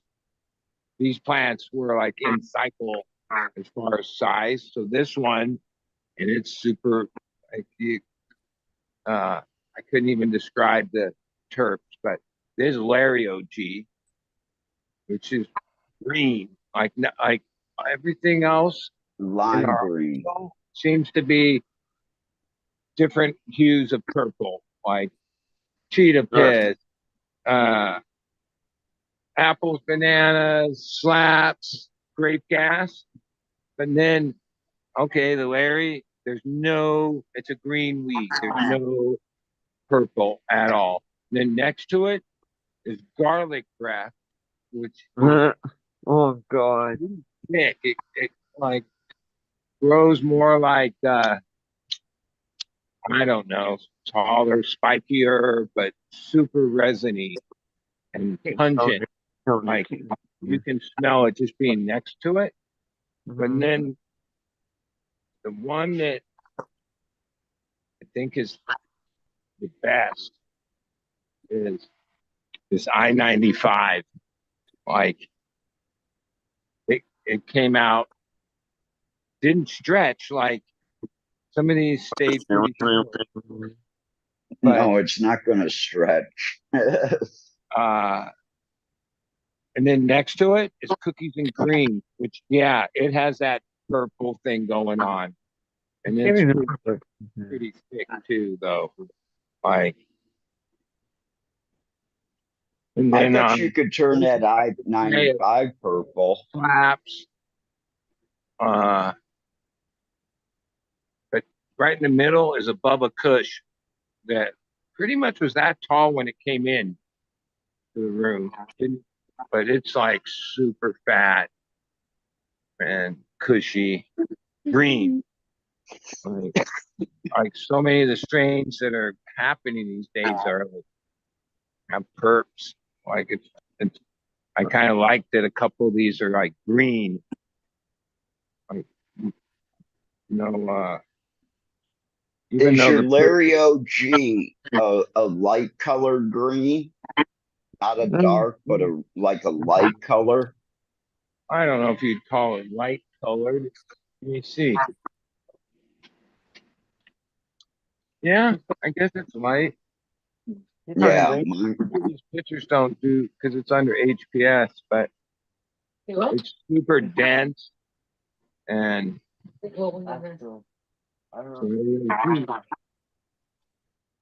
Nice nuggets. That's what I liked out of it. yeah, like it's weird, but this is the single-ended room. It it it rocks. It's got 315s mixed in, like that I-95 grew under the 315 mix, um, and the cookies and cream. Uh, yeah, even in this room, the LED and double ended, oh, it rocks in here. But I would, if I had to pick my personal, it would always comes out of the single ended. The, the the buds are better.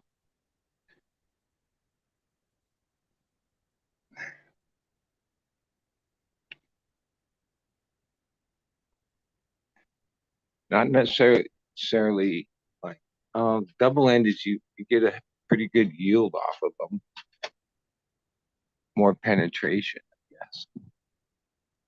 Exit only.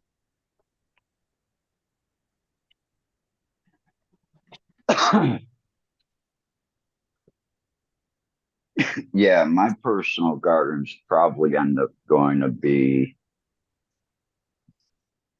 from a digital ballast.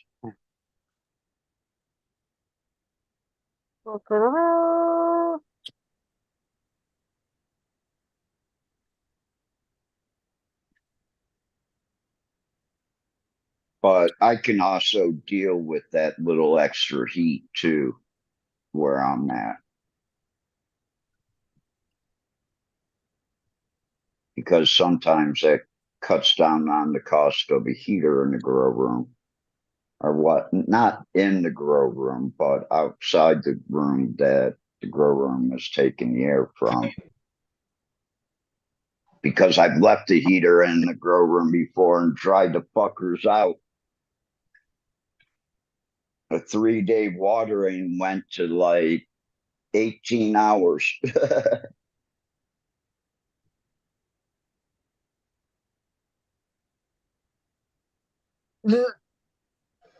So I don't keep a heater in my grow room anymore.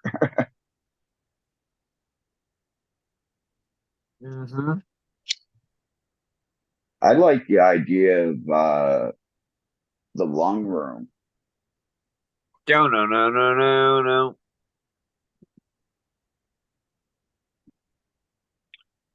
Yeah.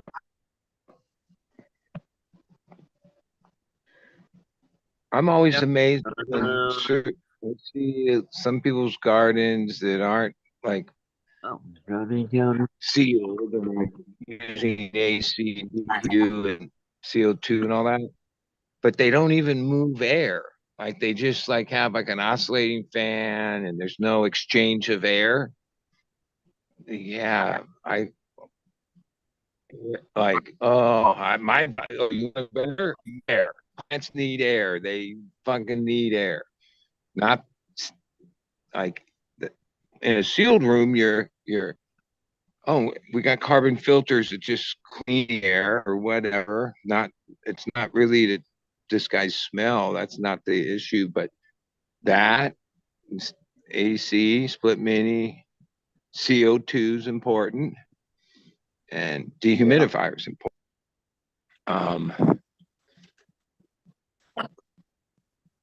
And even though some sometimes people humidifier. say that collecting our water or the water from your dehus and ACs, one of our 250 gallon things is just a collection of all that, and it all at 0 ppm. And as far as like testing the pH and the ppm of the water, the EC of the water, can't tell the difference. And for years we've used that water, which it accumulates, like it'll fill the thing. It can change the whole, like it pretty much for every 2 cycles of watering, like it would take 2 weeks for it to collect 250 gallons, basically. And then we use that water and had a problem with it. I know some people say, oh, there's like heavy metals and this and that from the back of the devices, but I don't know.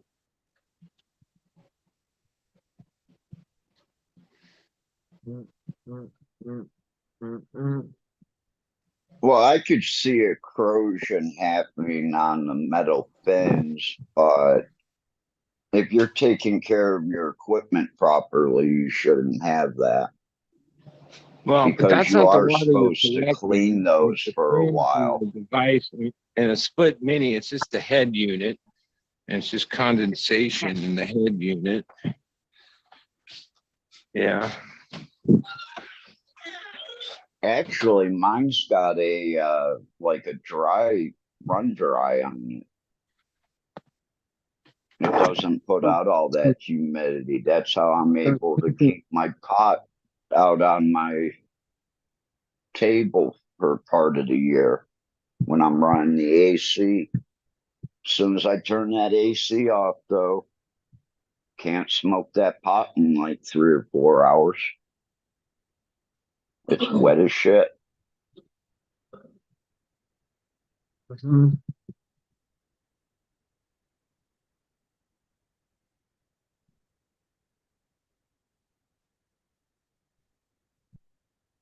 That's what somebody should have over here, but the market over here for something like that is so small. If I could, I'd have humidors at home to keep my cannabis in.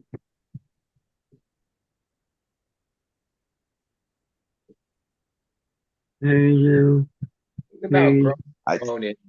Yeah, you grow your own. And you only have it in like 60, 70-day cycles.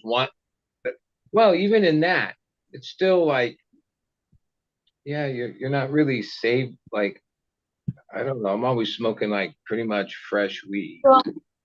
Some of that I think's like my job to try each batch, because even though it's the same strain, that's come out different. Yep. Some for some weird reason are just better than others. Fuck, you never know why. Because like, yeah, we have a pretty regimented thing. Nothing changes. Like the data on the humidity or the environment, steady. It's everything. It doesn't matter what out. It's everything's oversized to the point where it just works less. But it keeps the numbers are steady year around. Never very much no variance. and then the recipes and our water, and then 10 years of here, 10 years of just doing the same fucking thing. Batches are different. Oh yeah. In Ohio, colder months are your better months for harvesting. When I used to Yes. move air, yeah, my best weed was during the cold months when, yeah, I was running on the lower end of this temperature scale because it was cold. It was like during 74 during the day instead of Mhm. 76. Well, no, nighttime temperatures. So like, yeah, when I used to run and just move air for 17 years at my one place that they got foreclosed on in 2017. I lived there since 2000. And just had it all set up with air, but good amount of air, like or like thousands of 6 seals tons. in and out, in and out. Yeah, the problem would be that the temperature in the daytime when they were sleeping was the same basically as when it got cold at night. Basically in that setup, and they were like 10 light rooms. It was about 10 to 13 degrees above whatever temperature it was outside when the lights were on. So if it was 40 something at night, some nights, it would only be like 60 some uh uh with the lights on. And then when they would sleep in the daytime, because the air moved constant, um, it would then warm up to like 60 something, 70. But some of those batches were pretty good. But as far as weight, yield, everything else, like, I don't know. No one talks about it today. But back then, like some other grow people, and some of it was on the forums, it was called diff. Like it was important to run 10, 15 degrees Yeah. when it was sleeping, cooler, or even more. Um, yeah, and the sealed room phenomena, yeah, you don't really. When the lights go out, it might be a couple degrees cooler. It's whatever your thermostat's set at. I've always wanted to like have these kind of thermostats that you could set for different times. They have them. You just have to install them like, where you could set it that, oh, you want it this degree between these hours, the hours the lights on, and then this degree. And yeah, I would have the rooms cooler when they're sleeping. And and if you just have a set point on your thermostat and go with that. Like if I look at my data, it's like, yeah, there's no diff. But yeah, I guess I don't know. I like some best weed I grew had diff. Like that's when I was into having that. Um, where it's split, like I 10 years at the one place and here 10 years. Yeah, everything sealed rooms, which yeah, moving air has its own set of things. Cause as much as of yeah, there was a lot more variance in in batches because you were just reliant on whatever. There were the batches in the summer where holy fuck, I'd have to turn off half the lights for an hour and then turn on the other half the lights just to make it through the night. Because Breathe for me, Melbourne. somehow in the worst days, it was like close to 70 still at night, or in the high six. Yeah, and heat was like a weird thing. Like once it got out of control, it was hard to bring back down with moving air.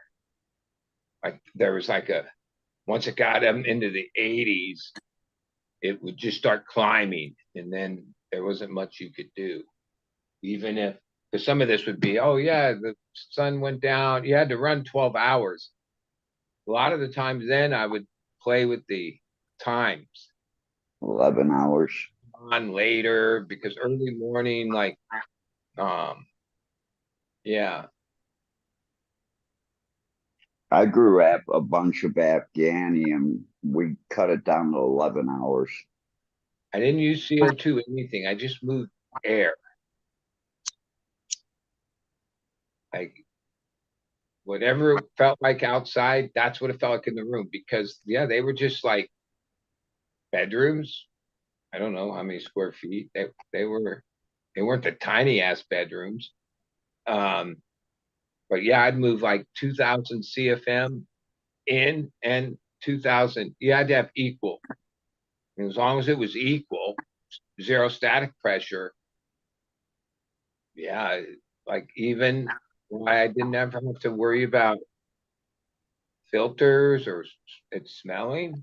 Because if you move the air that fast, it barely is in the room long enough to get a smell. Like that's what I learned when I like started moving that much air. Because before that, I moved less air. Used to have ozone generators and fucking all kinds of things to try to combat the smell. But then when I started moving like mass amounts of air, like 14, 12 and 14-inch fans that move like 2000, 2300 CFM, which, yeah, the room wasn't even that. Yeah, you're like moving way more air than the room is.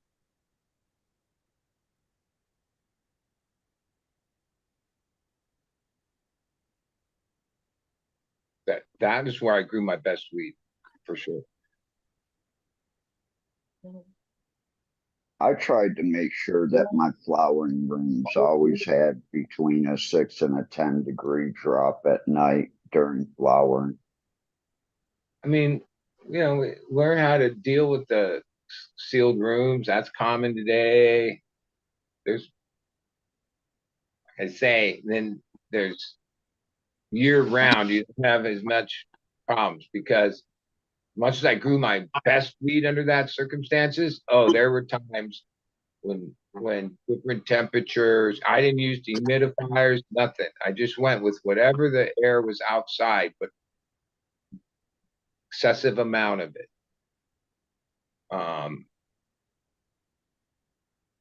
Yeah, that worked really good. Number 666. And a lot of times I'd have friends set up things and then ask me like, yeah, dude, whatever. And I wouldn't even have to go look at it. I'd say, dude, move more air, move air. What do you have? Fucking an 8-inch fan and dude, go get the 12-inch fans, go get the XL fans, move a lot more. And that was usually gardens would get better with more air. So I'm always amazed when I see like tents and grows that look pretty good.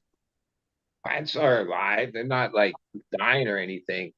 But if that person wanted to make their weed better, fucking have intake and exhaust, whatever space. Like in a small space, well, then 8-inch fans would be fine. Now you think, whoa, that 8-inch fan into a 4x4 tent. But if you had an 8-inch fan on the other side sucking it out, it was zero static pressure. Yeah.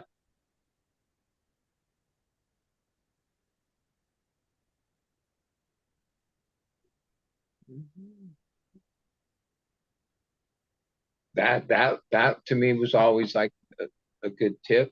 And another tip was pH. Yep.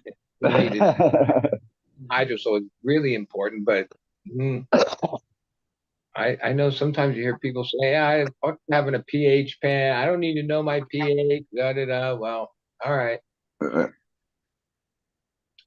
Yep.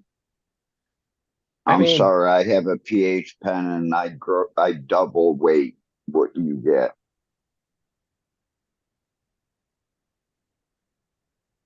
yeah, we have pH meters. Only, yes, the last watering,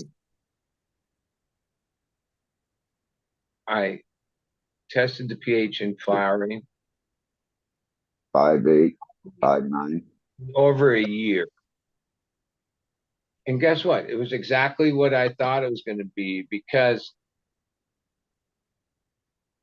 yeah, when you make the same recipe with the same water for the 100th time, 1000th time, yes, I don't, yeah, I don't, the gauges are like, I, yeah, you check it out every once in a while.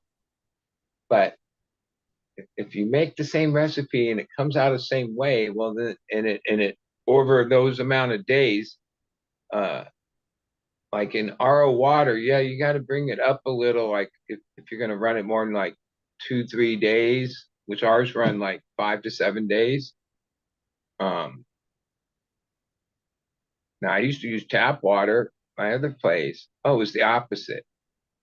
It would go up over like the first 2, 3 days. It'd be where you set it, but then 3 days, 4 days later, go up a few points. Our water, it's like the other way around. It fucking bottoms out on you. But yeah, I know to add this amount of pH up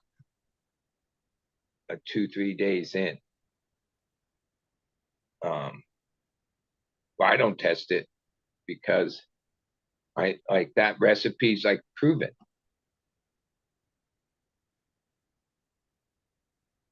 Exactly.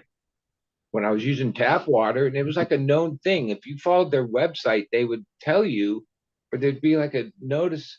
There was like a certain part of the year where the water was coming from wherever, and then some point in the summer they would switch to a different water. I guess it was, yeah, though in the certain part of the summer we were using reserves waters. A certain amount of year we were using water that was like coming in. And it took me a lot of years to figure it out. Like, yeah, my water would change. So then I'd have to add more pH down in the tap water when I first made it. And most of the time, the plants like told me because I've been doing this a long ass time. I have fucking good meters too. And keep them calibrated, but I hardly use them. Like,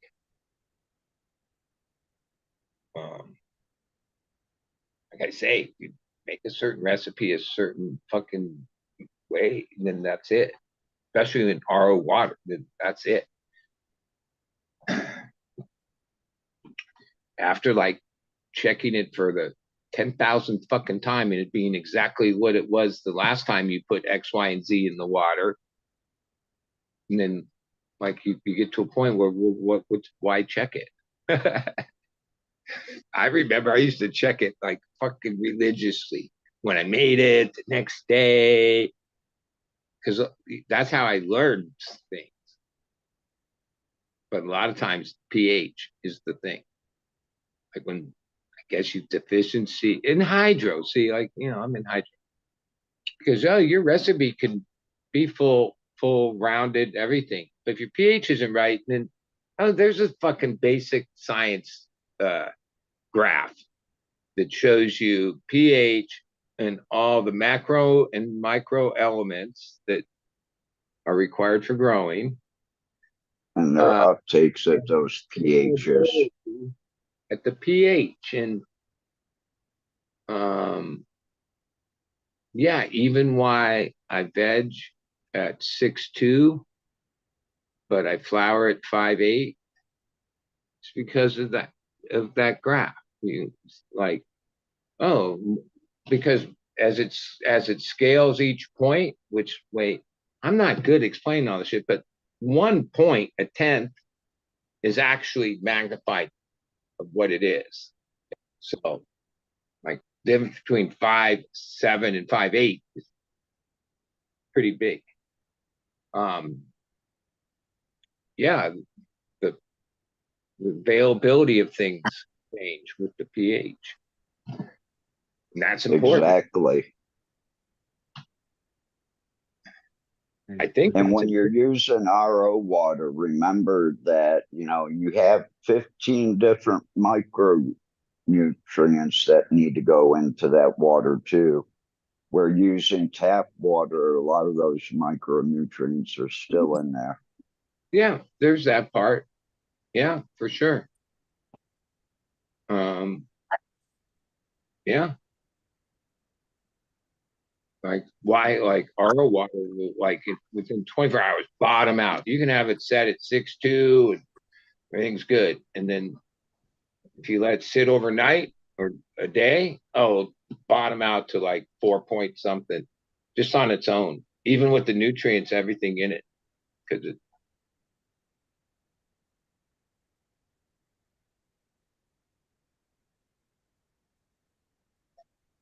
and I don't know how, like, yeah, it's probably makes some sense. I don't know why we do it. Even though we tried those more fancy silica, they didn't work the same because like silica we put in the recipe, it's just like the armor plain old silica, right? RSI and that group of products say that that other kind of silica the plant can't even use or something or whatever. And oh, I saw results as far as like girth of stems and stuff when I used Power SI and all those that kind of silica. But in the RO water, the silica is like, yeah, that's basically the pH. That's like the buffer. That's like uh yeah, that somehow it works like that. Um for us. I don't know. Like I don't know the reasons why, but certain things. So you're saying that doesn't drop the pH when you use that No, type but of silica? silica's more like it always raises the pH. So Okay. like but okay, in veg, we don't usually use the silica in the water. So it bottoms out. But if I made the 50 gallons and put 100 milliliters of silica in there, it wouldn't bottom out the next day. It would get lower, but it wouldn't like drop. If it goes from 6.2 to like 4.7 and shit, that's a huge drop in 24 Yeah. hours. And then you have to readjust it, more pH up, right? Yeah, playing that. But if I use silica in the water, yeah, it kind of holds. It's veg water, it's like made to use. So it's not in a recirculating thing. Flowering, it's a recirculating thing, right? Like basically 7 days for 50 gallons, right? Somewhere like that. It gets topped off if it needs it, but usually it gets changed once a week. Um, yeah, by starting with the silica, then that water never bottoms out.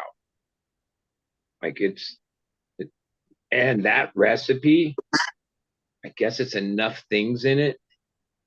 It because like yeah, veg we barely use anything. It's not like I pump nutrients at it in veg.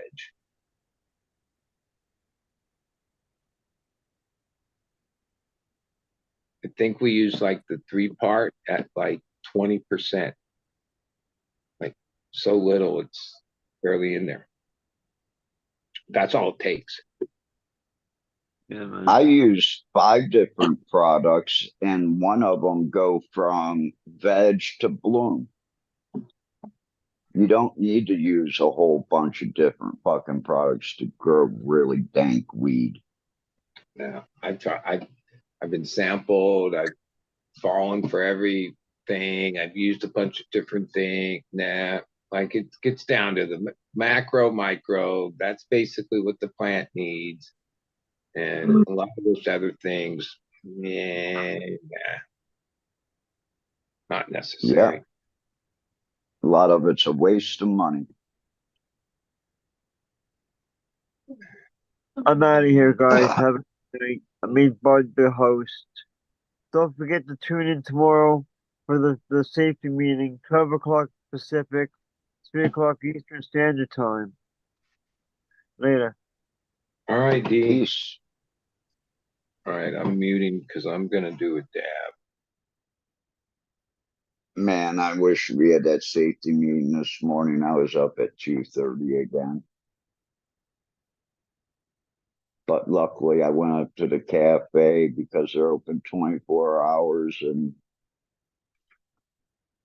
they all seem to like really enjoy the evening.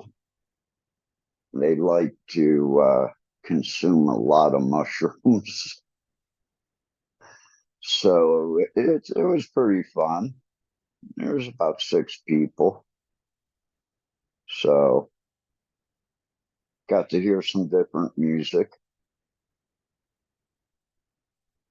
some stuff I would never listen to because I never knew about it. But now that I know about it, yeah, Well, probably when I come back home and trip, I'll be playing some of that music. 2 weeks. Well, the 17th is the first night of 4 months of Thursday, Friday, Saturday date, which, okay, sounds good. I'm like, okay, I'm sure, all right. But now that it's 2.5 weeks away, I'm like, holy shit. Cause like you get comfortable with like day-to-day life routine. And then all of a sudden you're gonna throw this other whole fucking thing in there, which like I'm sure it's all gonna be fine, oh, it'll be fun. And oh geez. Cause it's not like, oh, let's just stay in Vegas for 4 months. Fuck that. That doesn't work. So then it's like Thursday, Friday, Saturday. Yeah. So you could come back on Sunday and then Monday, Tuesday, Wednesday. And actually Vegas is only like 5 hours. Then get up early on Thursday, get to Vegas in time for the show, and then spend Thursday, Friday, Saturday, then come back. But it's every week for 4 months. Yeah, Fuck. that's why in the middle of the third month, tickets would probably be really cheap, $20. Yeah, I mean there'll be tickets like that.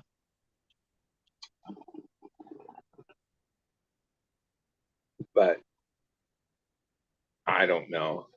Who knows? I might burn out on it and be like, fuck, wait. Because I know ultimately from the tours, they have about 3 days worth of material. And then they do this, they go, even though they don't do it in the same order, there's like a regurge. So, Yeah, like, most likely they're going to get in a routine where it's like, yep, these are the songs we play over these 3 days. They might mix up the order of it, of course. I don't know. Like, how many fucking Atheas a week could you, fucking a month can you handle? Well, I could handle one every night. So that's the problem. Like, ultimately, it's going to be fucking fun as fuck and a party, and you only live once. But like, even a tour, there was challenges of a tour because you had to keep moving spot to spot. This is like, yeah, the routine. Like it's just going to be the same routine. Like, oh, here we are again. All right, here we are in line again. Oh, here we are at the set break again. Holy shit. I can't wait till this finally over.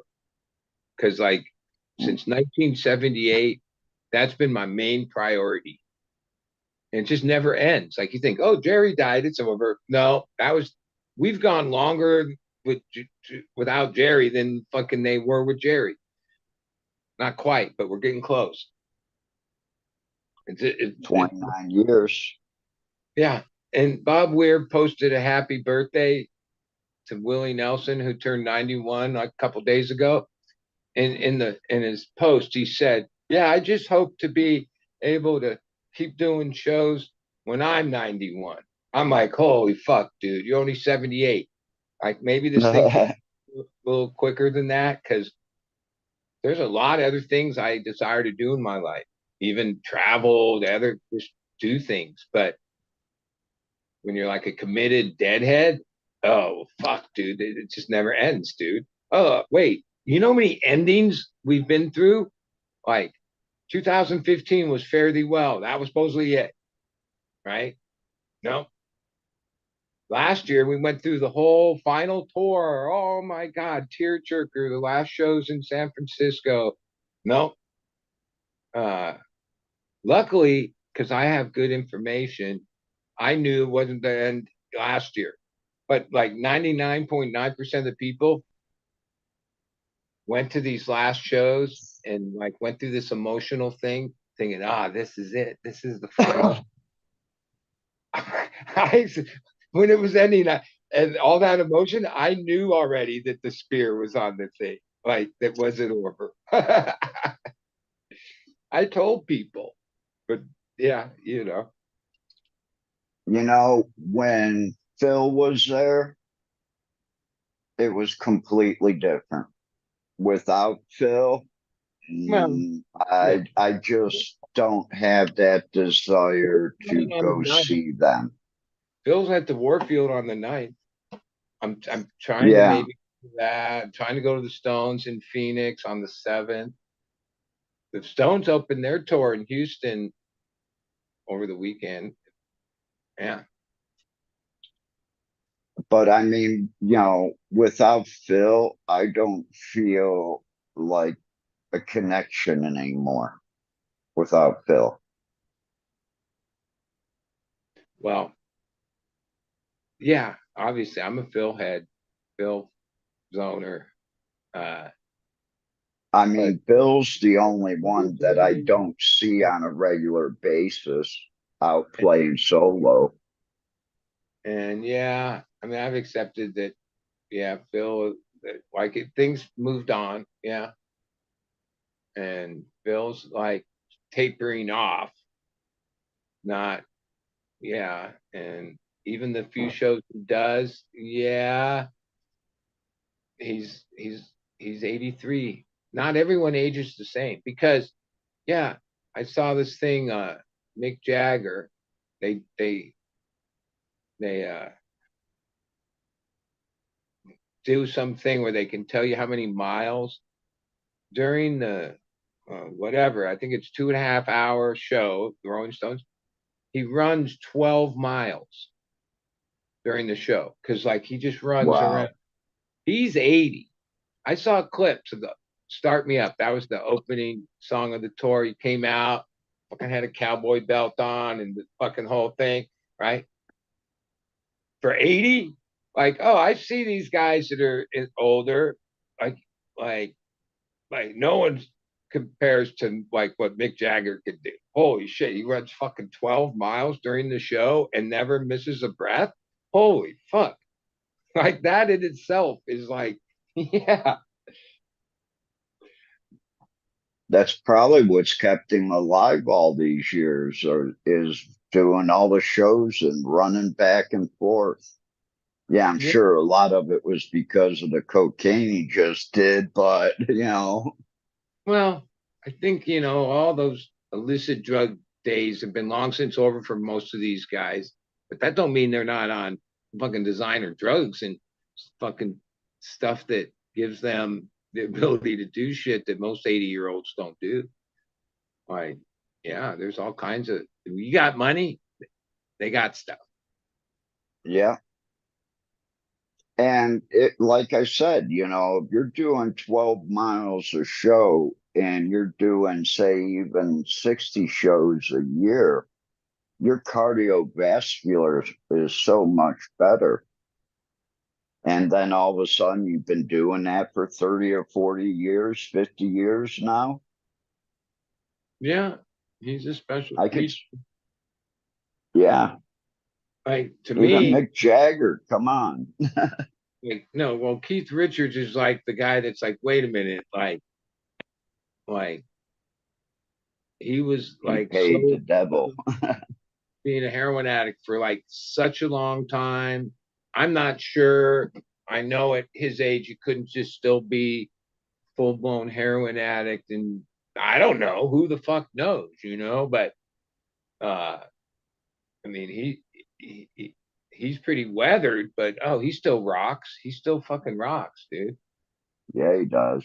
His fingers are like arthritic and super fat, so it's hard to be like a that great of a guitar player, but he still shreds it. Yeah. Plus, like, it's not the best sound. It's not like a show like where, but it's an event. Like, that's why I don't miss them. Like, I want to go to as many Stones as I can, because it's always just like it's it's a rock and roll show at the big like at the biggest level. Like, where other guys are like trying to do sheds and a few, uh, they do coliseums, like packed, like like there's not any 360. there's not any other shows that have that. Well, Taylor Swift can pull those numbers. Not very many people can pull numbers of the big football place or baseball thing packed, like upwards of over 50,000 and shit, higher in some places. When you're in a crowd that big, there's a certain energy just in that.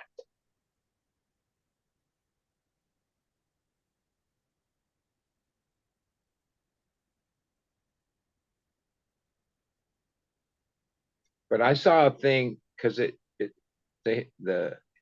I guess it was a few days ago.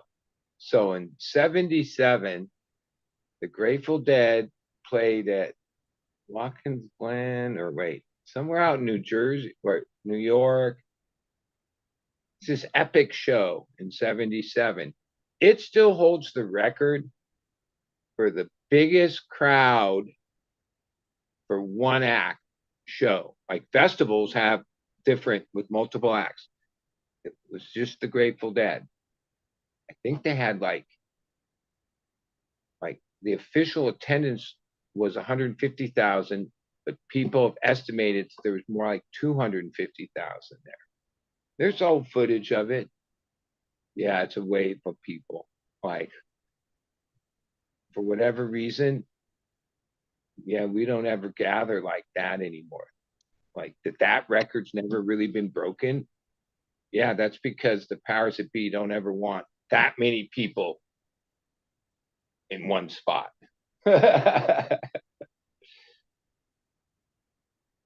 I'm trying to get the big blown up picture of Buckeye Lake and the Grateful Dead playing 1994. Yeah, but I'm those are still trying to get that picture. It's but like like 12 feet long. it was mayhem and stuff, but it wasn't that many thousands. The problem in the '90s was the venue held 18,000. There was 30,000 people that showed up, Outside. and only half have had tickets or whatever, and that was a problem. That became the problem in the late '90s or mid '90s when it all came tumbling down.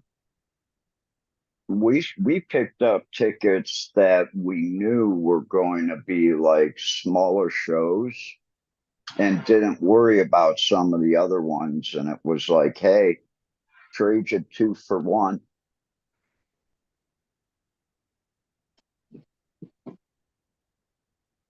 Because, yeah, there were some smaller shows.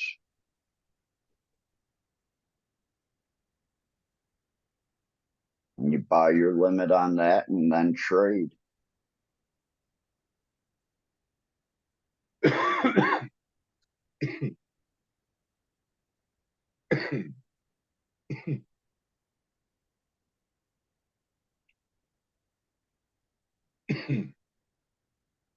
But yeah, Buckeye Lake, they had people parked all up and down the freeway. It was like a mile and a half walk. But Buckeye Lake, there's no seating. So it's basically, how far out can you see from the stage is how many people you can sell tickets to.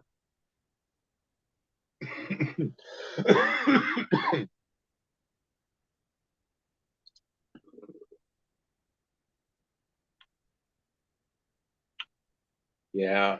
I mean, I'm glad I went to all the shows I did because there's not a day that goes by that like I don't like I've long accepted, yeah, those days are over. That took a lot of years because like we had our own world and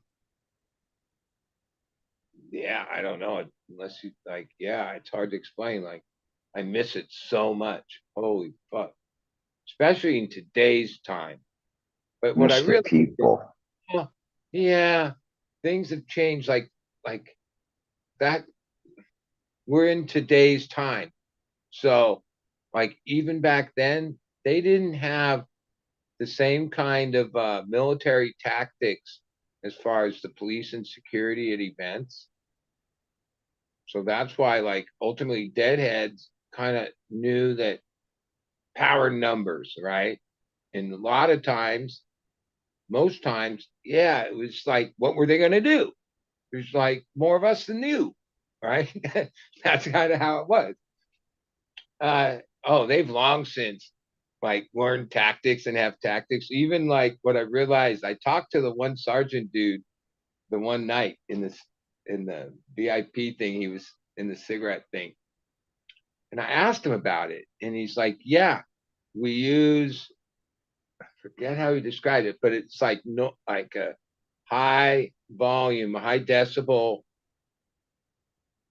noise to clear the parking lot because like yeah they give you like literally it felt like 15 minutes but it probably was like 30 minutes from the time the show is over and then they drive around their SUV type things but they're making this noise and announcing things and this like siren type noise. It's not really a siren, it's just different noise that literally drives you out of there.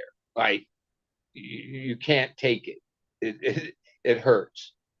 And I'm like, yeah, that's gnarly tactic. Like that works. Like there's no question. Like 45 minutes later, the fucking lot's empty because no one can handle the noise that they put out.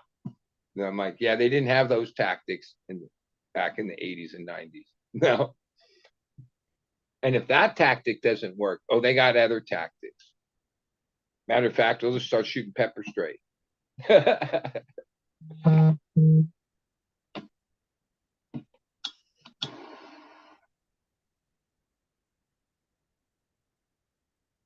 Is there someone in the waiting room, bud? No, I don't see anybody. I wish there was because I got nothing to say. Yeah. But like Fumi says, I don't know. How many viewers are there? There's enough of them that somebody should come on. Yeah. But I don't know. I don't trip on it. That people feel like doing whatever. That's good for them. That's what that's how I look at it. But Yeah, I look at it this way. It's now 104, and I don't feel like doing much. Yeah, not see. except for maybe going taking a cold shower. I didn't know it got that hot there. I couldn't handle that shit. Fuck that. It's 72 degrees at night. It's perfect.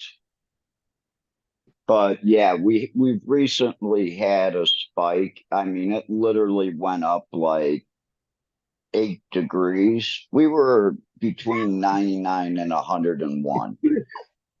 And then it would drop down to 70, 71 at night. Probably on average 2 weeks a year that it gets over 100, right?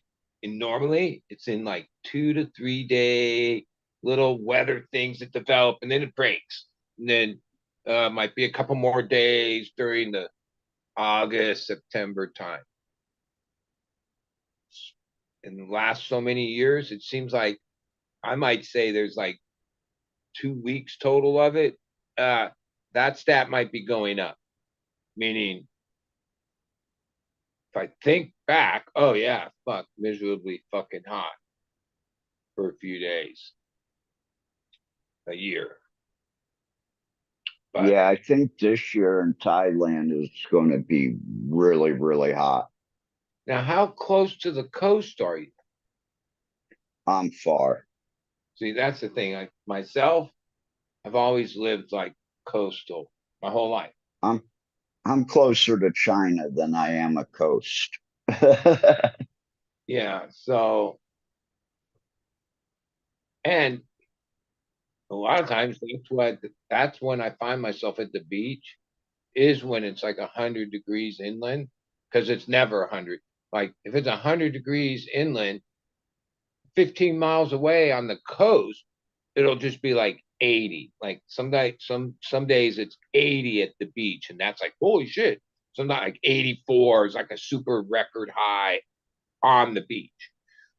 Um, and oh, that's when there's what do you think? Everybody knows that. So like it's almost impossible to find a park. Everybody's there. Everybody's at the beach. That's what people coastal do because it does get hot. Yeah, it does. Hell yeah, we go to Lake Erie because the wind comes down from I'm not Canada. 109 and shit, dude. No, we're talking like 101 and two for a few days. And It gets that way in Ohio. and sometimes when you get up over 100, each degree is a big thing. Like yeah, it's way 103 and 109 are like two different fucking things. Especially when you have humidity. Yeah, 109. I don't know. There are humans that survive fine in it. I'm not one of them, man. Like I get lethargic and like fucked up. Like I get hazy. No. If I go out today, I'll have a jacket on. I won't go out without a jacket. Not today. The UV rating's at 11.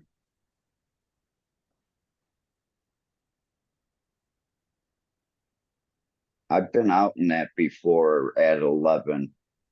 I mean, you get burnt at like 45 minutes. I was on a scooter for 45 minutes.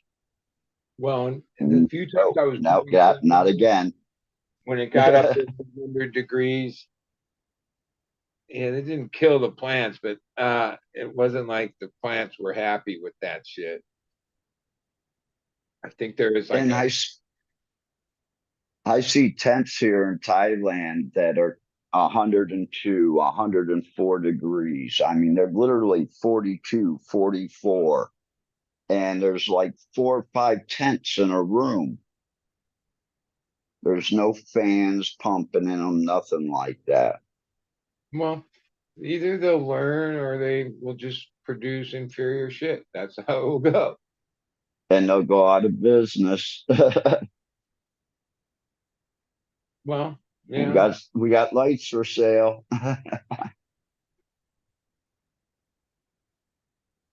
Only ran twice. Why? Well, the first time was a success, and the second time was the failure.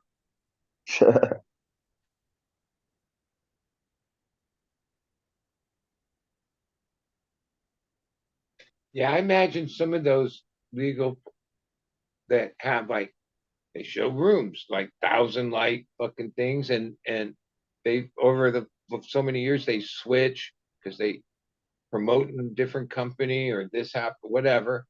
Yeah, they what do they do with all those like used lights? Fuck, there's probably like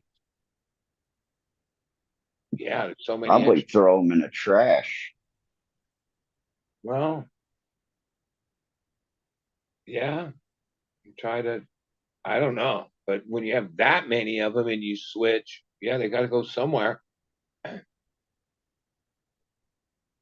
I know people that were just throwing out their magnetic ballasts, and Yeah, I'm even like, fuck that. Take it to the recycler. There's a big copper coil in there. I never said no because I had space and a building and land over the years. Like a lot of the equipment I required was just other people like, yeah, I'm like, yeah, I'll take it, whatever, dump it off. Because it's been a long time since hydro equipment or broke had no value, like years. When people shut their shit down, they always think they're gonna be able to sell some of the shit. Nah, it's been a long No. nah.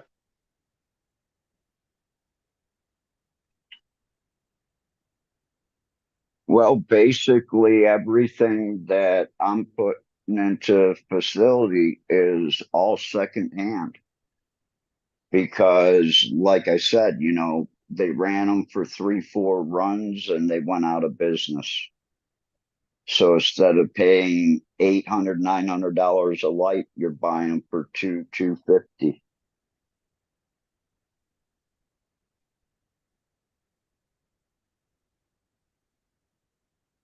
But really, I may end up going back to using super metal halides. Yeah, I that's what I vegged Be- under forever. Even though over yeah, here we were having better results with 315s, and I don't know. I'm the I don't change easy, so whatever. Uh, yeah, 315s are way better to veg under. Like internodal spacing, the whole thing. Like it doesn't like, oh, I used to even part of like the problem in my other place in my perpetual, which I had same thing, two flowering rooms in a bedroom. I was never I was bring by the time I turned something back, it was too big. That was the problem. Like it was a repeat a common problem that yeah, it was hard to dial that timing in the cycles. Where under 315s, oh, it works perfect. And my partner kept telling me this for fucking like every time we had dinner on fucking Sunday for years. And yeah, I didn't hear. I was like, it wasn't like, yeah, that didn't matter.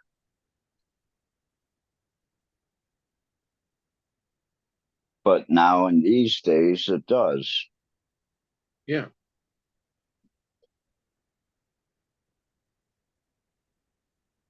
Because I even worked it out here in Thailand, and with the discount on the electricity and everything, and being able to run at a cooler temperature than what the room is during the daytime, at nighttime here made up a big difference. And, you know, I I sat down and it was going to cost me about 80 some cents per gram to produce here in Thailand. But, like you say, you can't do that on a large scale. You may be able to get away with a 30 lighter, but if you go above 30 lights, I think that's when you start to maybe get in a little bit deeper. Actually, 40 to 50.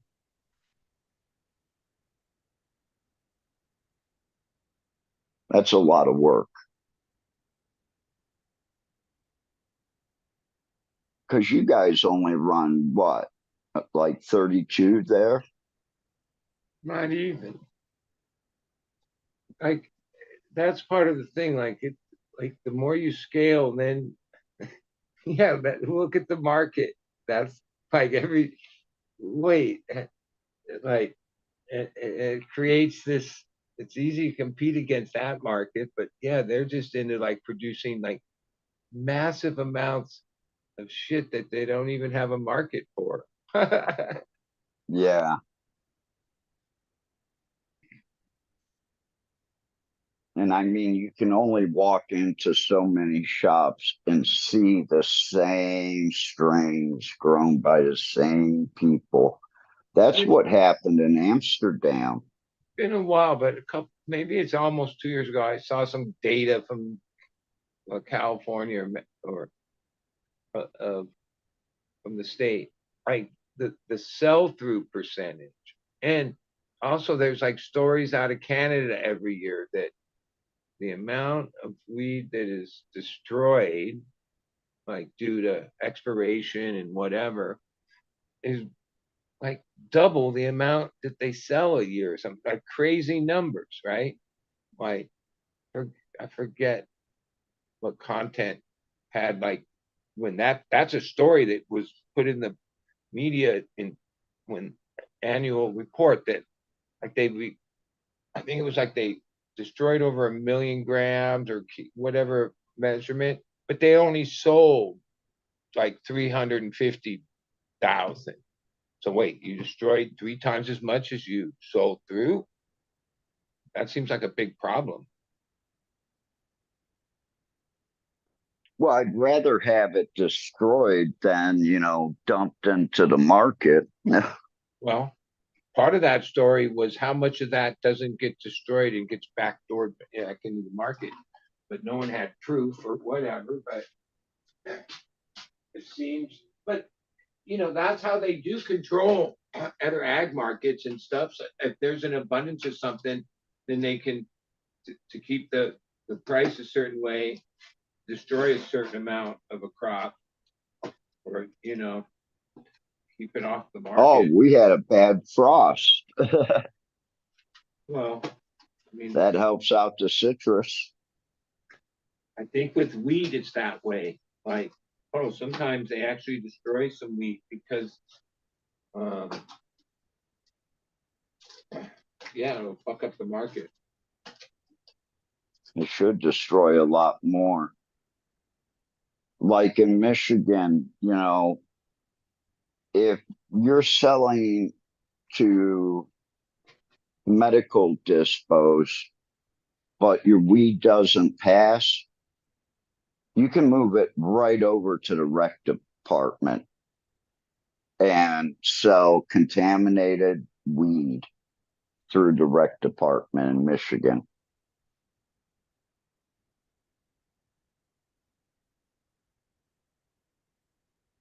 I think when you send it in and you test dirty like that, you should have to destroy the whole crop. I don't even think the rec market should take it because you're killing people. If it's not good enough for the medical, then why is it good enough for the rec department?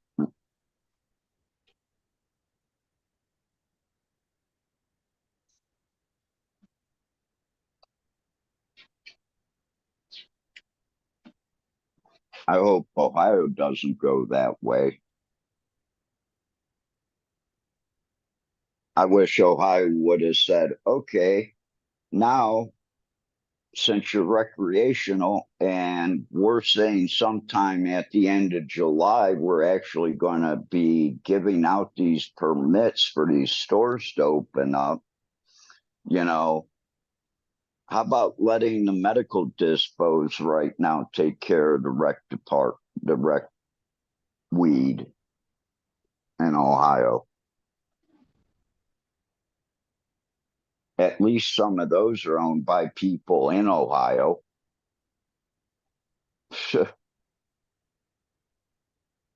There's only like two or three. No, I won't say that. I can't really say the number of how many are actually owned by the majority of the company is owned by people from Ohio.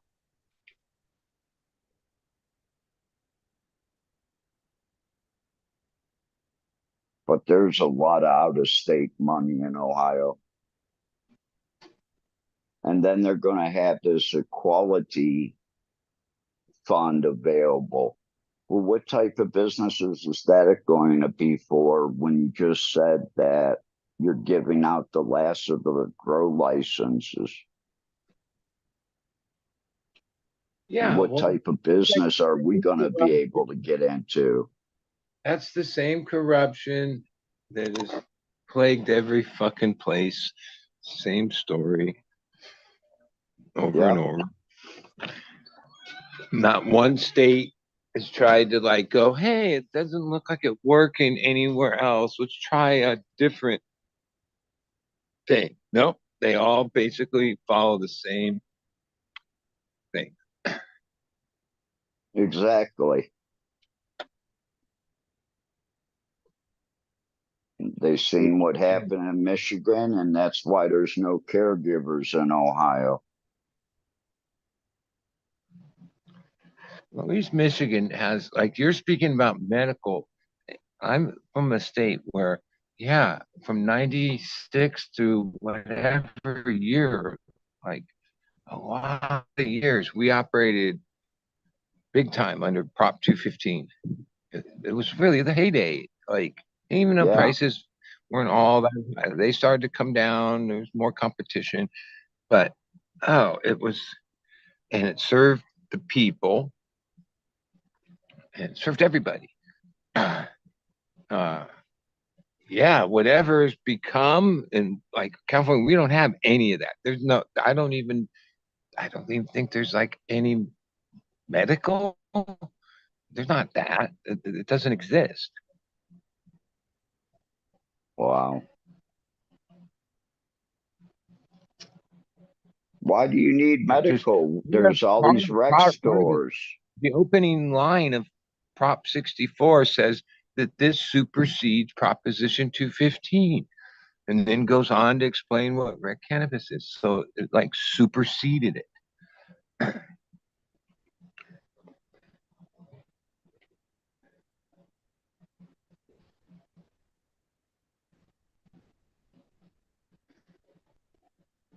So it's not like they coexist. The medical, which was Prop 215, Compassionate Use Act was what it was called. Yeah, The that's done Prop and gone. 64, the opening fucking sentence is that this supersedes Prop 215, which legally means, yeah, that's Prop 215 is done. It's been swallowed up by this, Yeah, which I didn't read the whole thing, but it's a made cannabis recreationally.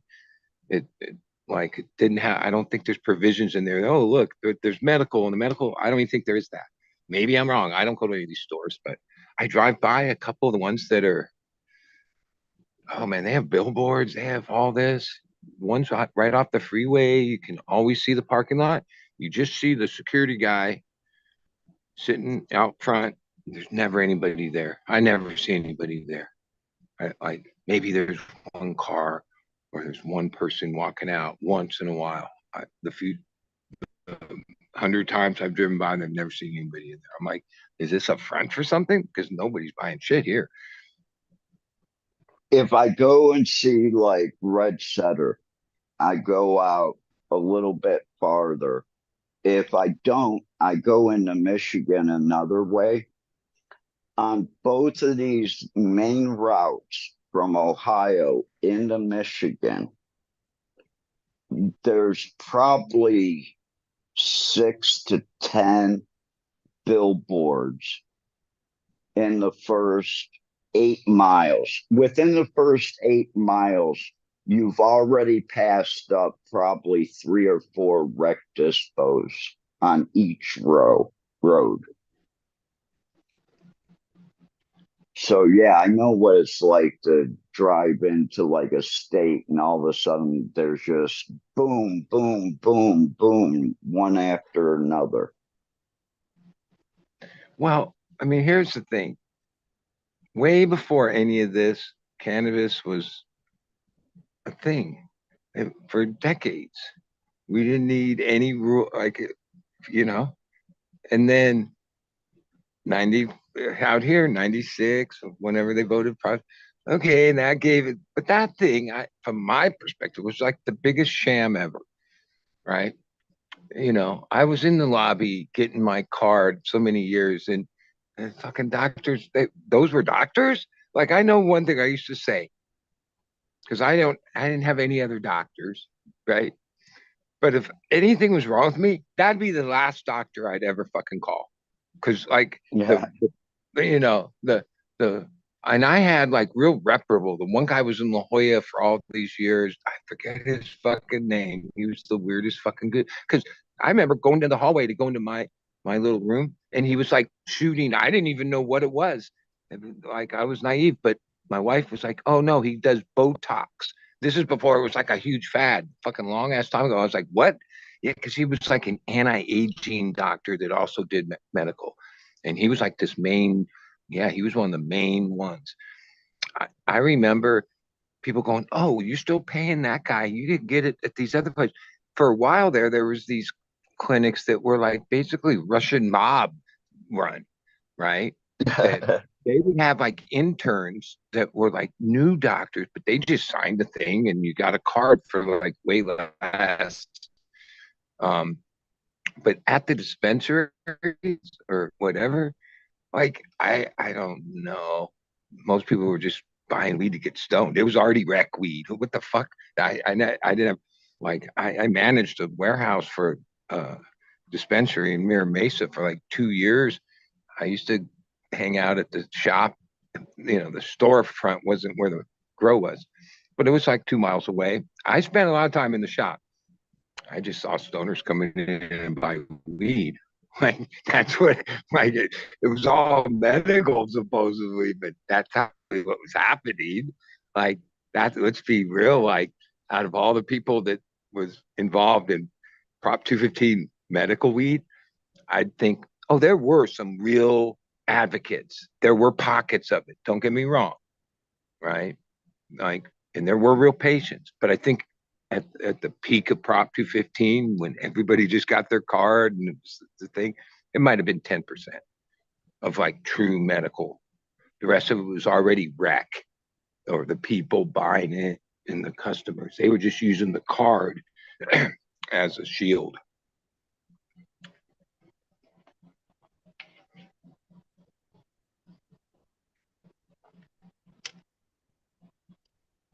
At least that's my memory of Prop 215. I knew there were real Well, pockets of people and real advocates. More of them I knew of in Berkeley and in the Bay Area than I did in San Diego.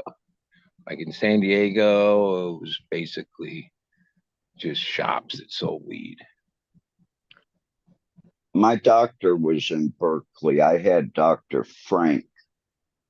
And man, the first time I went in to see him, I was in his office for 45, 50 minutes.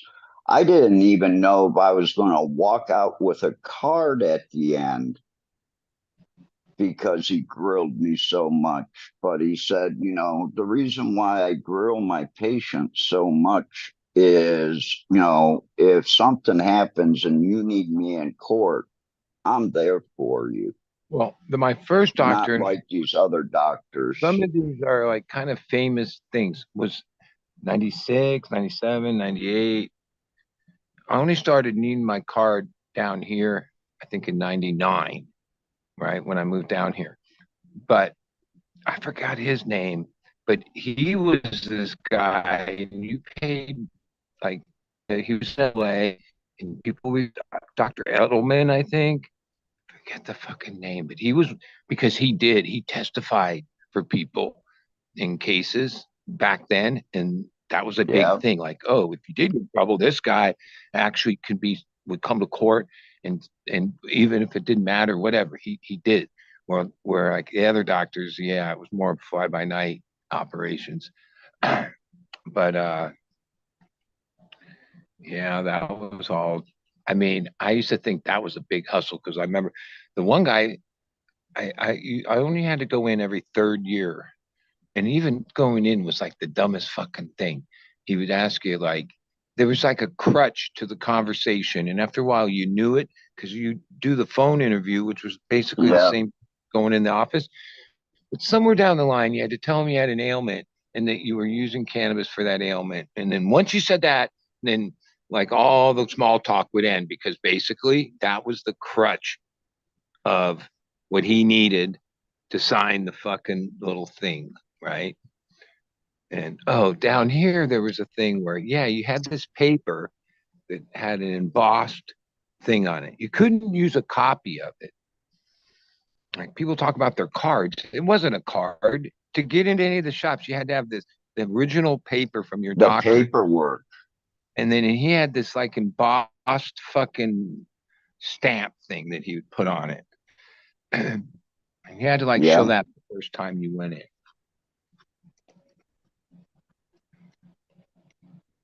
I remember having that. I actually had it in a little binder in a plastic sheets because I was going into so many different collectives, and there were at that time there were only collectives, and what was the other one?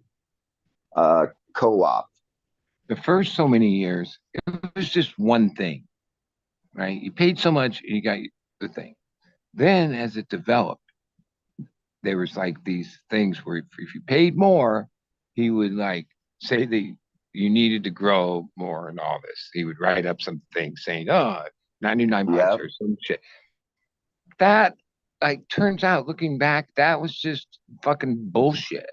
Like they were it just up. was. There wasn't anything that was really in the law that said any of that, right? Even back then, where we had this huge thing over 99 plants, because 100 plants is automatically a federal charge that carried like fucking 10 years, where 99 plants Exactly. is not, okay? And it wasn't like in the thing it said ever said anything about that, right? A lot of it was just we made up shit and ran with it. Like that was how like 215 was so loosely. I remember at the time thinking, yeah, this isn't going to last long because it's so loosely described. Like the wording in the thing was basically interpreted by all of us any which way. I never went over to 99 flowering plants. I actually Well, stopped at 90. yeah, that's why I used to have multiple places, but there'd be times when I had clones. If you counted everything, I might be a little bit over. But Yeah, if you I count can clones, I'd always be remember, fucked. I remember seeing a case. There was a case where there was like a couple cases I remember following. One was somebody was charged because they're they're they had a card for so many years and then they didn't have a card for a couple of years and then they got caught. And then that person appealed it and it was going through the system because like even the part that you had to get a card every year, that was made up by the doctors that handed those things out. That like there was nothing in the 215 that prescribed any of that, right? And just think of it like if you went and a doctor said, "Oh, you have psoriasis, you have whatever ailment," right?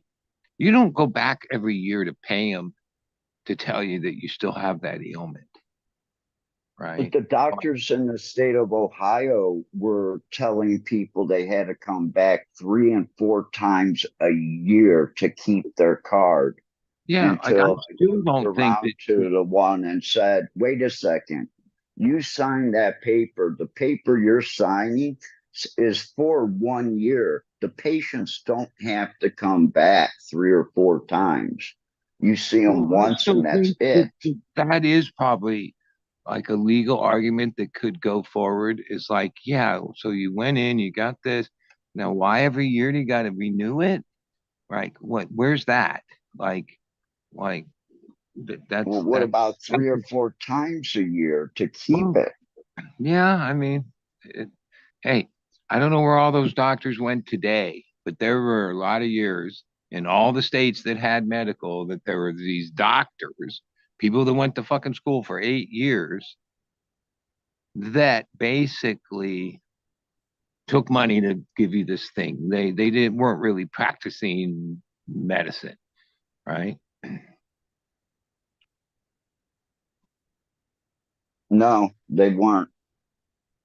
At least the ones I remember. They were like I say, if I had anything medical, I would that would be the last person I'd ever ask.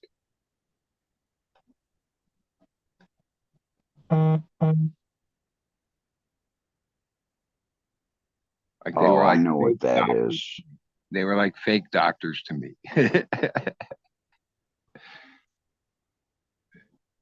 And even back then, I've always like, yeah, I don't call my custodies patients. I don't. I never call them that. No. Now I've been self-medicating. I'd probably be on every psych pill and fucking in and out of fucking mental places my whole life if it wasn't for weed. Like so, I think of it as that. But like I didn't like portray my no. I've sold weed to people. Fucking weed's weed. That's the way I look Yeah, at it. I Now have I have like patients. living so many years where I wasn't like so secretive. Like I remember even amongst our friends, like real long term, not people didn't even know. Like it was like such a thing that no one knew. That was a shitty way to live. Yeah, even when I moved out to California, I had a hard time admitting to people that I was growing,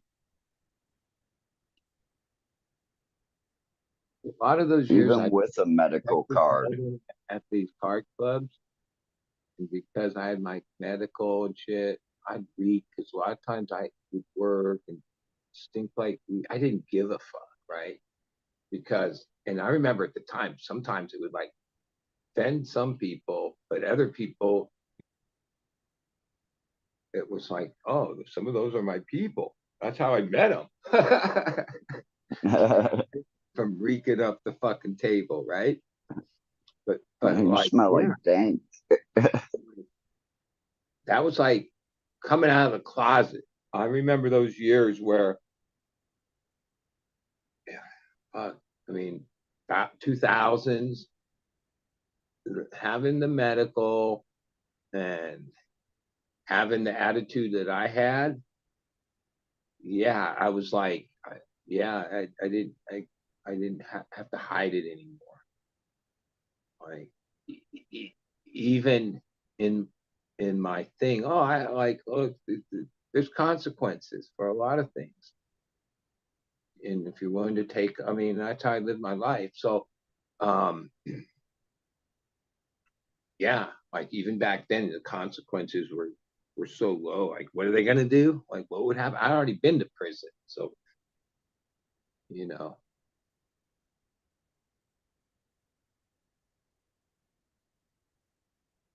Flora Nugs is coming on. At least we'll have some new conversation. Yeah. Hey, Flora. Hey, I want to join in on the 215 conversation. So Cool. a lot of what Buddy was saying, I definitely agree with. A lot of say 99% of the script are written by NDs, naturopathic doctors, not MDs. And so you would find that, but that was at first. But California is a little different. California had the Well, MDs. A lot of the times they get a guy adequate, that's like at the end of his career. Like my first one I got was from this guy named Dr. Arnside. And like this guy was like in his fucking 80s, right? Like they fucking they, they used those doctors, bro. They used them up. yeah. They would pay them doctors because they were risking losing their license. Look Right? at the end. If You you know, didn't know it, there was like a huge network of these clinic things that were. It was basically Russian fucking mob money that ran them. It didn't matter what people worked there, but it was like, yeah, and they were yeah. getting, 50, 60 bucks. yeah, and Well, when I got my first one, it was like $300 or something. yeah, It went down over the years.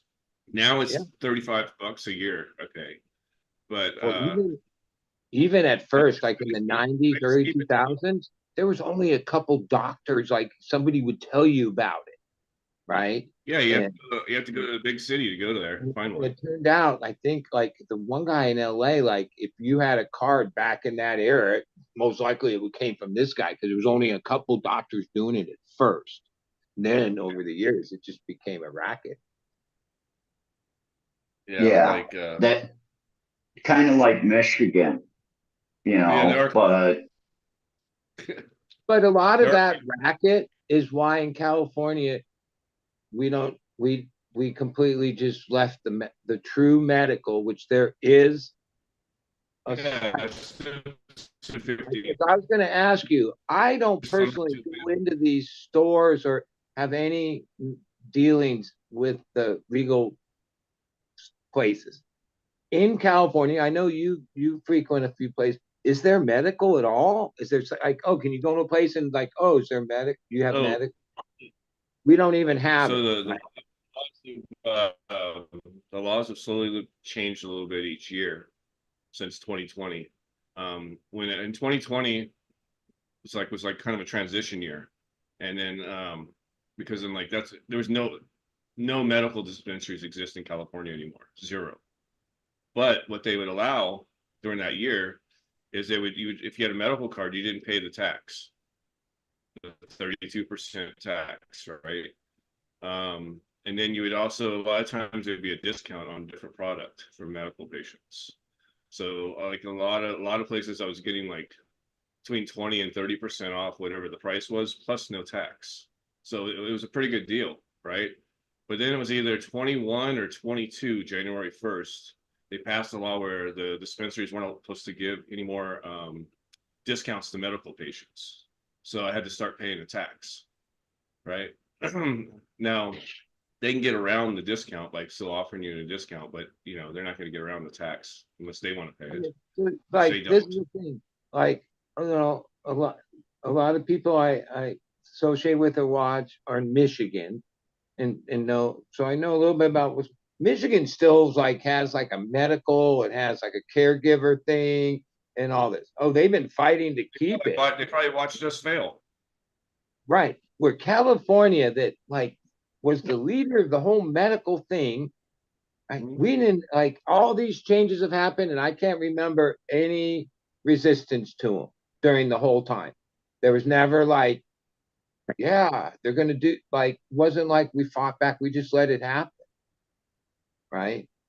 Which Well, yeah, there I think there's is. two part ways to look at that though. Like one way to look at that is like, yeah, okay, yeah, we should have definitely fought back for it for medical rights, right? Like, because they fought hard to even get 215 to exist, right? So we Yeah, definitely there's still shouldn't have just let people it like shouldn't have just seeing let it women. slide off the fucking the table and like it has like. But at the same time, it's very cheap to get a recreational license in the state of California compared to everywhere else. Everywhere else is expensive. I mean, you can get a license for 10 grand here, small license. You can get it for even less. People that have been and convicted of cannabis crimes, they can can get it I? waived, even the fee. I'm sorry. Uh, for that $10,000, how big of a canopy or plant count are you allowed? The BCC. Let's see here. Yeah, I think he's talking about a retail type of license. You get into the Well, grow, yeah, because that's a lot more than that. The Class C license, which is the smallest one you can get, well, actually, one of the only ones you can get in Michigan, is $40,000 a year, but that's only for 2,000 rec plants and 1,500 or 1,550 for medical. I don't Yeah, know the I think reason for the maybe drop they in would cost numbers. like millions of dollars or a million and shit to get it. It's not just the license, that's a part of the money, right? You gotta have the It's facility. to That's the big money. comply with all the building codes and the level of The building county codes that fee, are the city conducive fee. to That cannabis. real estate, that real estate where those places are licensed went up tenfold. So, a lot of these properties, like out in Desert Hot Springs, it's like Desert Hot Springs is a pretty big cannabis spot here in the desert. And I mean, that property was cheap. I mean, a piece of a lot that would go, for $100,000 for a big chunk of land is, several million now for an acre, just because it's licensed for, you know, Yeah, for it's like a And processing. that, oasis in the middle of the nowhere land that, like, yeah, they've made these few different spots. It's crazy that Yeah, but and Desert Hot Springs, Adelanto, um, there's a couple of them more in Inland Empire, but they're like Adelanto, it looks like it was all purpose built, meaning that they put up those buildings, knowing like because they were gonna knowing what they're for. right, and they have all the AC, all the air handling, they have all like it's all they're just built It's in, all purpose built, exactly. you In know, just zone like two. any And it's supposed commercial. to do California City, I've been hearing for the last couple of years. The California City is like a nothing, right? It's like you go out there, there's literally nothing. And they wanted to zone that for cannabis and make it into an actual, what do you call that? Like an industrial zone. It's just, basically like the hub for Well, for those particular areas that have gone ahead with it, oh, it's been nothing but fucking money. Like you say, the property value went up through the fucking roof. Oh, they got their piece of the action too, tax wise and everything. And and those most of these places like Adelanto, I know a bit about. Oh, that people used to go out there to ride the fucking desert. There was nothing out there, right? There's still here. nothing out there until you get to this cannabis fucking warehouse grouping where it's nothing but cannabis. Like it's like an oasis in the middle of nowhere. Even my nephew has a nursery Yeah. out there, and like he says, one of the problems that there's people that live in the area, kinda, but it's hard to get people to want to travel up to this godforsaken fucking place for a 14-hour, $14 an hour job. Yeah, well, in Asda now it's like 17 minimum wage, but All right, but but same, no difference. Fast food workers are getting $20 an hour now, minimum wage in California. So it's kind of a slap in the face to a lot of professions. Think about it like that, but not gonna get into politics too much. But back to the rec thing. Another thing you didn't talk yeah, about that was real popular is what we call rec stacking. And people would stack their recs. So say Buddy has a rec, or patience. Buddy doesn't want to grow. Well, I'm his caregiver, right? And then that's how these dispensaries. You would take your ID and you would take your rec card in there, and they would photocopy a copy of it and put it in their file, and they would technically be like And you sign. your caregiver, so to speak. But they weren't. It's all really quasi legal stuff. Wasn't really. But yeah, yeah, that's I what. re I Yeah, yeah, remember going in and having to sign the paper stating that you were giving your caregiver rights to that yeah, facility. exactly. But the thing is I went to like 100 dispensaries back. I mean, Yeah, me too. I used to just go. I mean, back when I first got my rec card, one of the things that I would do, hang on a second, is on the weekends is I would try to hit like 2 to 3 new dispensaries because back then like they all gave you like a gram for the first time patients. Plus, I wanted to see who had different clones and what they were selling, and I don't know, it was kind of like a kid in a candy store thing because it's something that like we never thought Yeah, we'd ever experience, right? And you walk in there and there's all this stuff that you know I'd say that the weed was better in those days because it was like people like me and Buddy, right? We're gonna put all of our sweat and tears in our effort to make the best fucking chronic, and then have it on the shelf. And it was like a status of pride to see your shit on the shelf and sell out fast. Like that Yeah, was a that was a no, that was a big thing, it was right? like natural competition, and that created a better market for people. Today, is there really competition? You go into like these stores, they have all the same metric products, right? For the most part, right? That Yep. Yeah, all the same stuff because it's just yeah, they just basically you all got like 3 different types of licenses. You got a producer license, a processor license, and a retail license.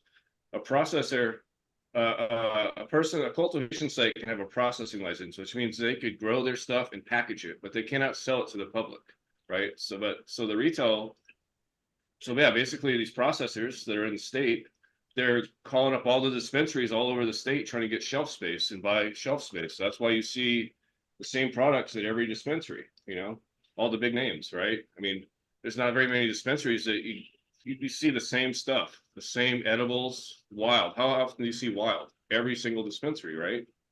Obviously, they got a good sales rep, and they're using their producer license. They got a good sales rep. That sales rep is calling up dispensaries and making connections and getting that product into those dispensaries.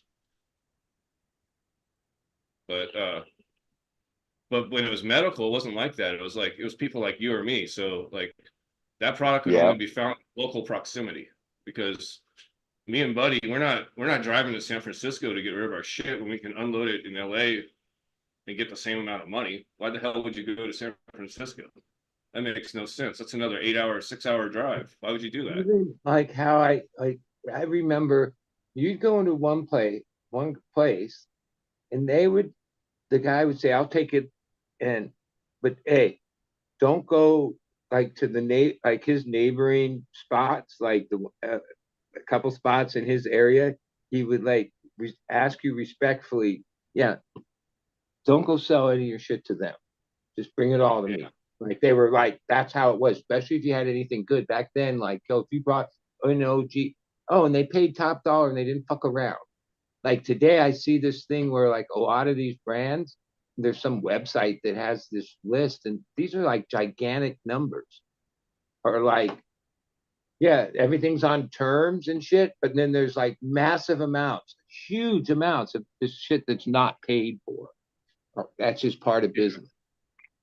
This is this unnamed dispensary. I don't want to get anybody in trouble, but there's a dispensary I shop at down in Desert Hot Springs, and no, they got all these nice glass shelves all over, and they're just full of just fucking different grams of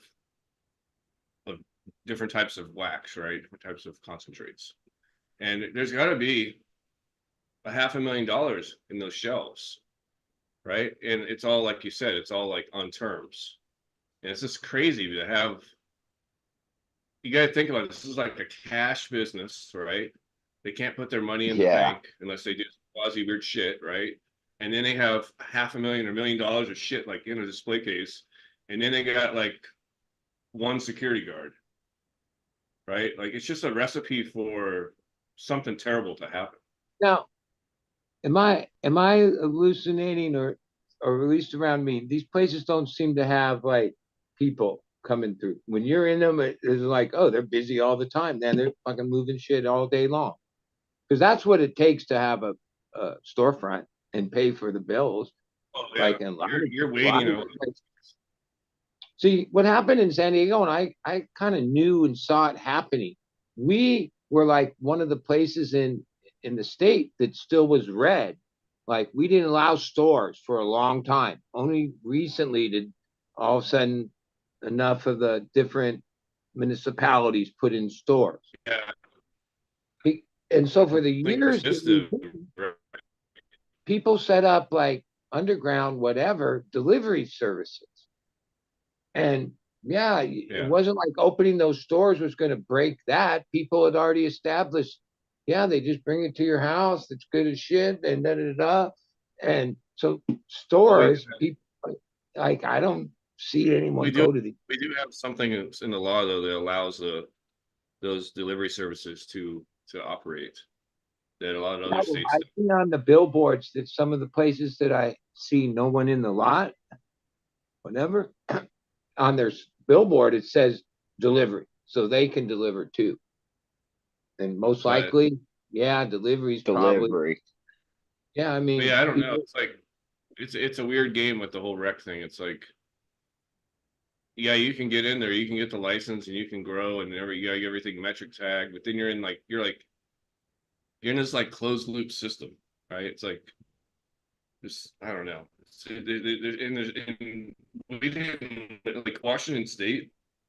They let the liquor board control their cannabis, their recreational cannabis, That's and what's happening in the liquor Ohio. board operate up yeah. So the liquor board up in Washington State operates on a lottery system. So you can't just go. You could have $10 million want to go buy a cannabis license, and no, not happening that way. You have to put so much money up and enter a lottery, and then they're only going to issue so many licenses every so often. And the easiest way to get a license in Washington State is to buy somebody that's going out of business and get their license. That's the easier way to get it. And you're going to pay, obviously, you're going to pay a premium for that. But in California, they've made it so it's like it's pretty. There's all these different tiers, micro businesses, all the way up, different scales, and they've made it so it's like there's unlimited licenses, and so it's basically millionaires and investment groups. They've gotten together, they've created a shitload of cannabis, and we have so much cannabis that now like what used to be a $50 gram of like some high-end diamonds is $20 with tax out the door, right? Like ounces that used to be $300, they're $80, right? Like we Yeah. have such a saturated market here versus other places, and I'm sure some of that's making it backdoor, like what he was talking earlier, like this disposal thing. They figured out ways to fuck metric up, and Well, when you that talk shit. about these guys that are these investor millionaires, you realize that when you're that way, having losses is also part of how you maintain your wealth. So, like, yeah, the fact that they've got a place to lose, that's all part of the fucking hustle of money, right? Like, yeah, it's obvious that there's Yeah, people in this that are using yeah, it and as that's a loss, right? And because there's a shit ton of money being lost. That's what I think. Like by that class. Yeah. yeah, no in recreational cannabis. So in a normal business, every business that exists in the United States, you get a business license, you go into business, you have something called P&L, profits and losses, right? In the cannabis business, you can't write shit off, nothing. So everything is a real loss. It's not like, oh, Johnny dumped 500 gallons of the wrong nutrient in the wrong tank. Well, we'll just write that off. No, you're paying No. for that shit and you're paying tax on it. You can't write anything. And then there's this thing that's I forget the code, but there's also another code that the IRS has where they basically, because you are what they consider an illegal business, whether you're licensed by the state or not, they basically have this penalty on you, and you have to pay this penalty every year also. So it makes it pretty expensive.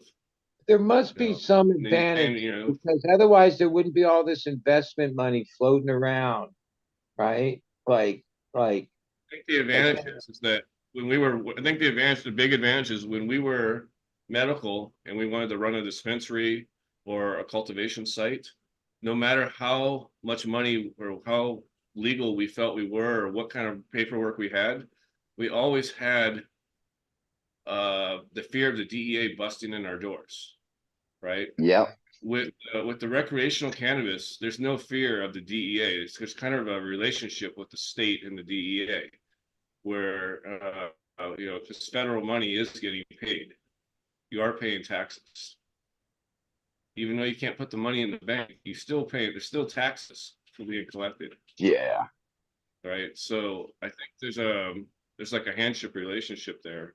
There might be some statute. I just don't know it, but Well, I recreational mean, I cannabis remember about being busted in. when It's being Ivan busted. from Jungle Boys had the problem with them, and then he explained that, yeah, like on a monthly or whatever, they go down to the office, which is in the downtown, municipal Yeah, offices, and cash pay these massive amounts. Like I forget the numbers, right? yeah. And he's Guys had a just special one of like thing a that whole they were list of part of people SBA. that has to go down there on their day and fork over that money. And because there's no banking, they have to like bring money there. That seems crazy. Like, because like in today, Yeah. most Jungle places, Boys were under a special, they like city of Los Angeles on top of 215 called SBA 420. And Jungle Boys is part of that. They had that license to protect them as yeah, well. he rode But the thing they, right, right. yeah, that's a massive operation.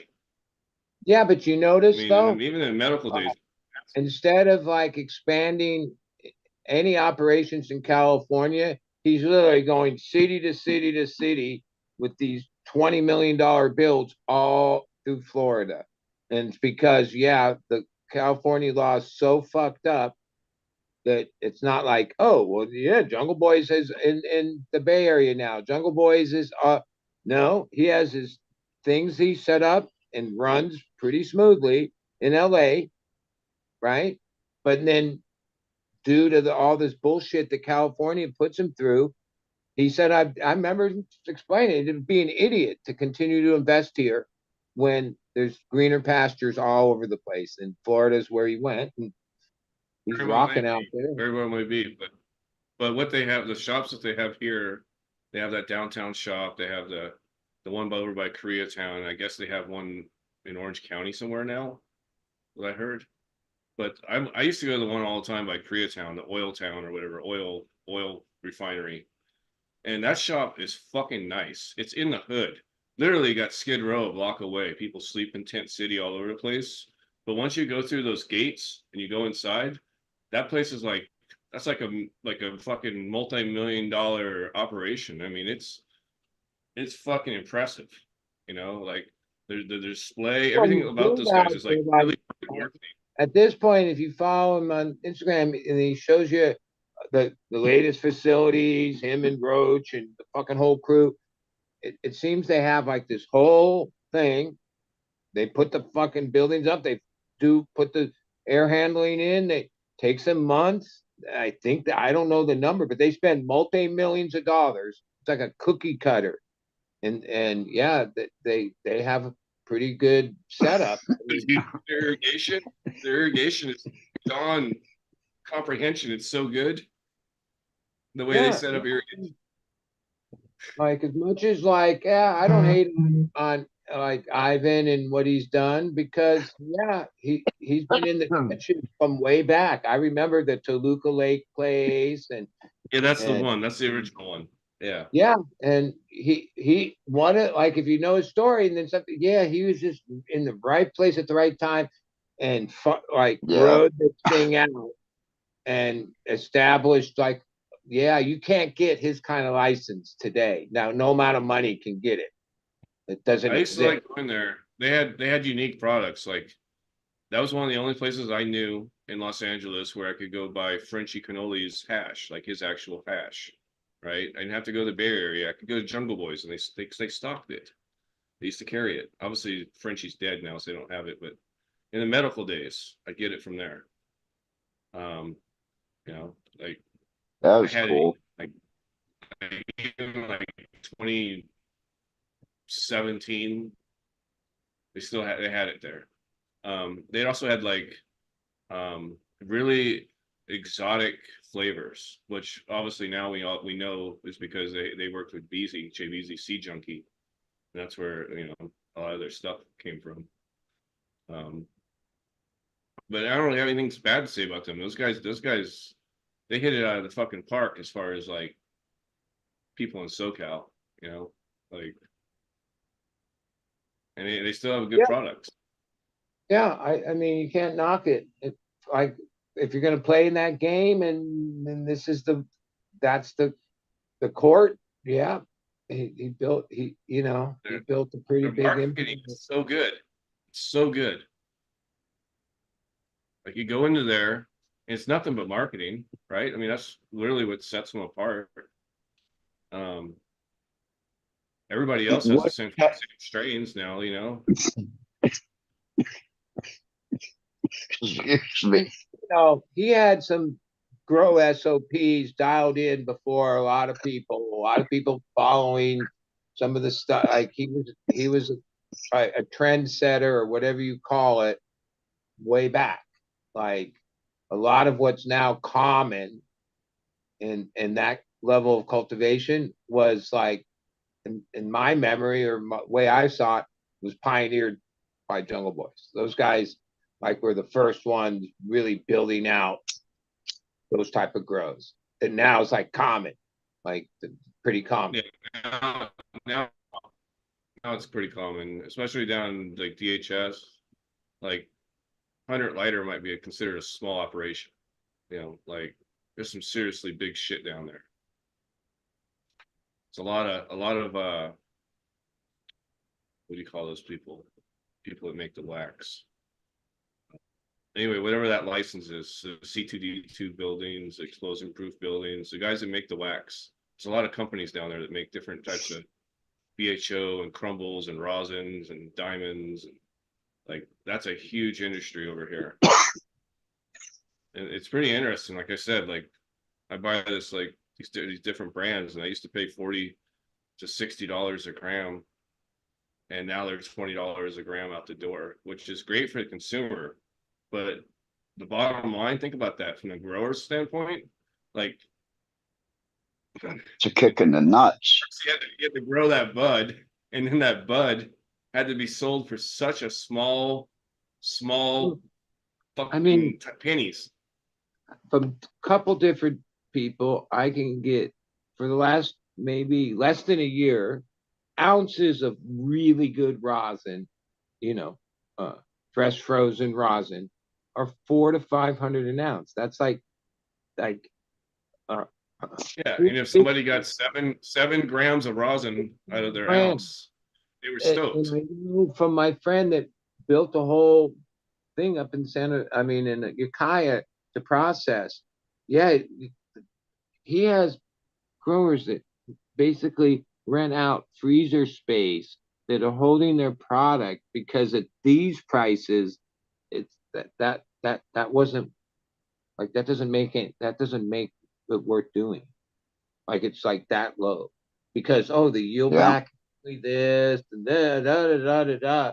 Oh, I remember when I was first pitched. Yeah, you should take your grow and fresh frozen. You will get X amount per gram, and well, I guess that's about the same as to no. If you were only because like if an I don't know, but like rosin, the yield back, yeah, is low. Like so, yeah, that's if you're having to sell ounces for 400 to 500. Holy shit! I I'm saying remember. say you get between 5 and 7 grams return an ounce on good weed. Five grams, that's not very an ounce. I mean, I don't know. Just look at the cost equation there. It's just you. Well, it only works I don't. because the I don't know how to scale. grow Like weed that cheap is what I'm getting at. it seems like On a we're at commercial some level, how are you going to grow it that cheap? bottom, like because there's like one, there's no comprehension that for a healthy market, it's a supply and demand product, and those have to be like treated a certain way to be successful. That's like basic economics for thousands of years, right? yeah, like we like produced to the point of like ridiculousness, and that's what we were like talking about, that like amount of fucking weed that doesn't sell through, and all this, it's crazy. I remember that when I grew weed, I used to know that like every crumb of it was probably smoked within like 20 days after. Like, like it just, that was what the term fire meant. Like, yeah, it just went. Whoop. Like it wasn't like people were holding back and still had some like a month or two later. Shit, fucking gone. Every crumb of it. It was good, especially. Like it just got smoked, used. Today, oh, it's a whole different thing, man. It's fucking totes. People have totes just full of fucking Totes. turkey bags. Tote on top of tote on top of tote. And if they sell some of it, okay. If they have to throw the rest away, okay.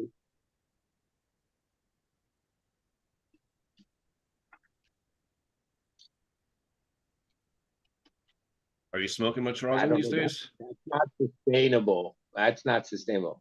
And that seems to be cannabis. Like, oh, that's what happened in Thailand. That's what happened in every state. There's like the first thing a state would have to realize to have like a healthy cannabis thing is they would have to have like supply and demand economics as part of it. Yeah. Like only put out enough licenses to make it semi supply and demand. Because once you just blow it out, uh, yeah, look what happens.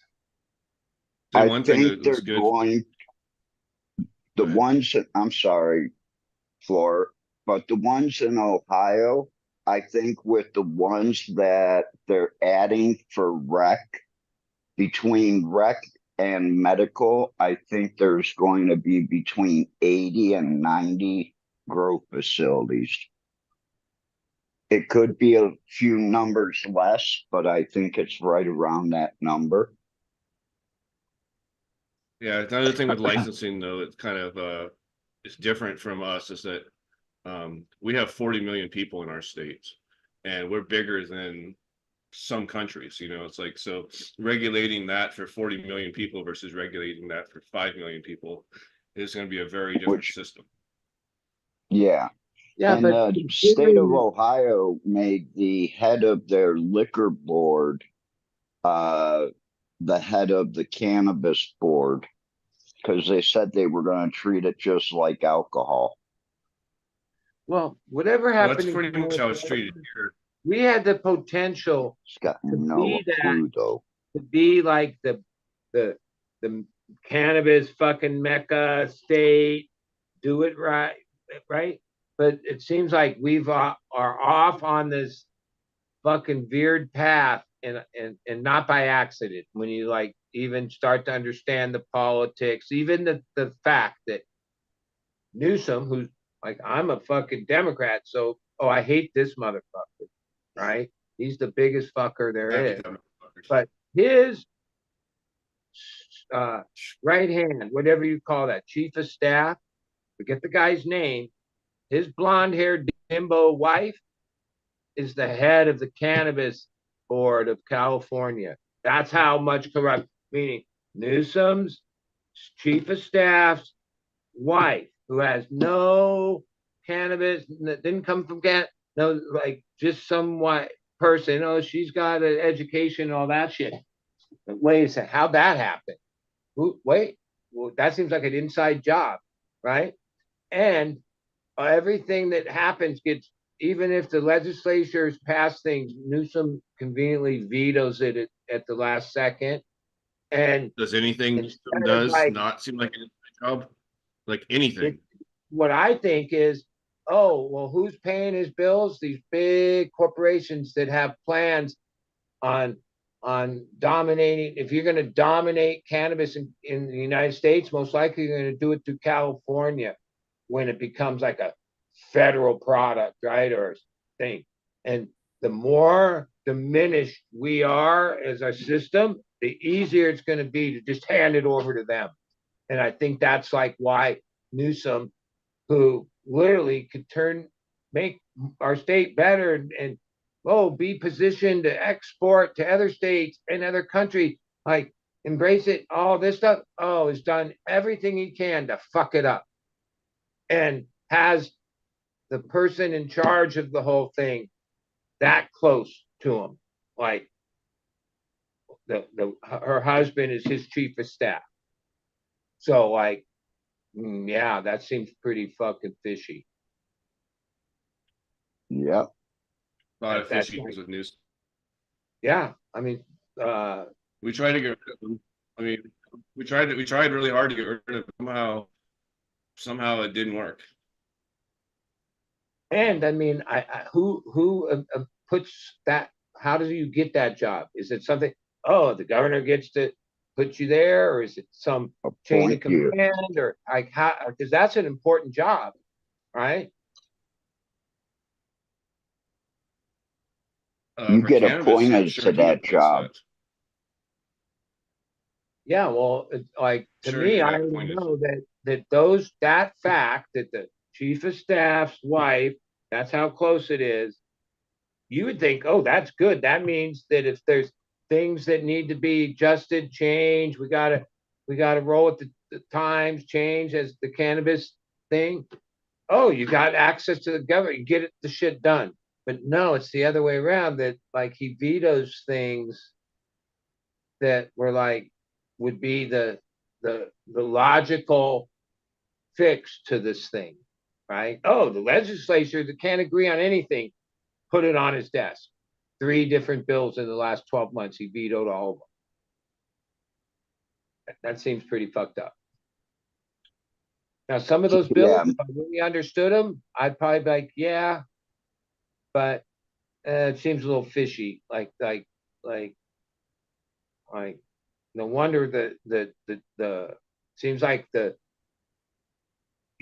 having real success seems to be hard to do. I mean, even like Jungle Boys, he has fucking dozen facilities in Florida, or I don't know how many at this point.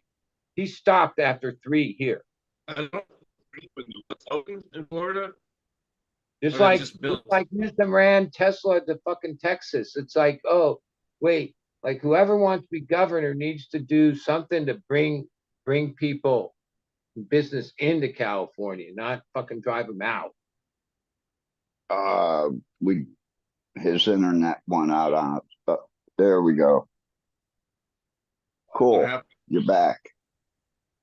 So did the Jungle Boys actually open those facilities in Florida, or were they waiting for the decision on rec? Oh, they keep like every few months or whatever, new grand opening, fucking Jacksonville, oh, Orlando, oh. And if you follow them on Instagram or the right people, they show you the build outs. Like, oh, they fucking are hanging the fucking, Yeah, I mean, I've seen some of those videos. But are they selling yet? But I didn't know if the facilities were actually open. Imagine that there's something, but from what I understand, Florida is only medical, so I don't even know how all that works. Okay, like I don't even know if there is what. I mean, but I don't know about Florida either. I just know that like, there was something where like they couldn't smoke it; they had to be in the form of like an edible or something at one point. Well, I mean, he chose to dive into New York. He chose to dominate Florida. It looks like, because he's been out there. These guys have been out there for a while now, and they keep opening the same cookie cutter thing. The lobby, they have a whole thing: the graffiti, the front end, the grow in the back, blah blah blah, da da da. They build out. They have the whole plumbing thing that seems to be pretty complicated just to water some plants, but all right. New York would be I think would be an amazing market if you could get it. Well, there's other people that all in there. I mean, Sherbinsky, he closed his store next on Fairfax, whenever. And the one that was next to Mace. Yeah, that's been closed for a long time. Or there's another like cookie cutter dispensary that took it over, but he's no longer there. And he's out in New York. There's other people playing New York. That's yeah. I, some people are gonna yeah, New York. Holy shit, that's a huge market. That's what I'm And saying. see That's a here market. in Thailand, It's a market that can see rival here, California. I'm sorry, Flora. You know, I was just saying, like New York, if they, that's actually like if they do their shit right, that's a market that can definitely rival California. I mean, that's probably why I mean, back in the day, you'd always hear stories about all these NorCal outdoor shit going out to, you know, New York and getting sold for shitloads of money.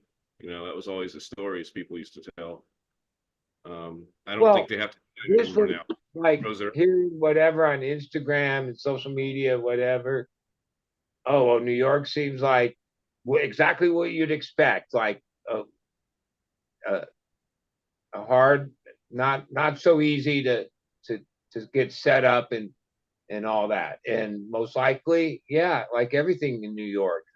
Fuck, dude, I think there's corruption here. Holy fuck, I could only imagine what's going on out there when it comes to the big players and who's gonna, you know. Chicago might be a good one to study, right? Because they're fairly large, really corrupt, and they have recreational cannabis, right? So it's like I know it's not as big as New York, but it might be a good one to look at as far as like what not to do. I'm sure things aren't being ran on the up and up in Chicago. The The good element growers from Bravo here in has Thailand that Yeah. were their contracts were up, they're already sitting in Germany. Is Germany going recreational? They're going medical at least. no, they're going further than that. They Yeah, legalized weed. They haven't set up any kind of distribution, but but the there's whole cannabis investor class or the yahoos are all going to Germany for this whatever event that's in June, like June something. Yeah, Germany's the next place to change. yeah, And just like the same in the United States, how goes California goes the country? In Europe, especially because of Brexit, how goes Germany goes the rest of the EU? Hmm. Because there's already countries that wanted to have cannabis. Obviously, Spain or different countries there all see the same thing. Yeah, like Once so. Germany goes, then they all go. And Yes, so, yeah. I used to have this like idea that Spain was legal, but they're not. And like, really, yeah, the EU. really really strange that they're not. And apparently, the Spannabis stuff is like the government looks the other way for a couple of weeks while this is being built up and going on, and then when it's over, I guess they crack down again. So I've been told by some people that have gone to Spannabis. Yeah, it's like a weird. There's these it's clubs, a and you money maker. need to be a member. So even if you only go in there for Spanish, you pay like to be a member of the club, and then you can go in. And they don't really sell weed. It's like a hangout, or they do. Yeah, it's quasi to say the least. But then, like my friend Robbie, he stayed for a few weeks after, and he was like, "Yeah, like a week later, they'd shake you down in the street if you look suspicious or search you." It was the Hmm. same area of town that Spannabis was 2 weeks ago. Yeah, So I was like, "Yeah, like you say, the vibe totally changes once you know." the money's gone. Well, it's been going on for a lot of years. It's like the kind of a depressed part of Barcelona. So it isn't really like the it's in the lower part of town, the docks, down by the docks in the one section. And yeah, every year there's this all this, to a week or longer of foreign money from all over the world comes and rents hotels, eats at the restaurant, does all, it's a money thing. But most likely, because my partner's he lives in Germany half the time, he's dual citizen. He he's here in the States now, but fuck, I don't know when he's going, but he'll go back over there. His girlfriend's over there. He owns properties over there. Um, He may stay over there.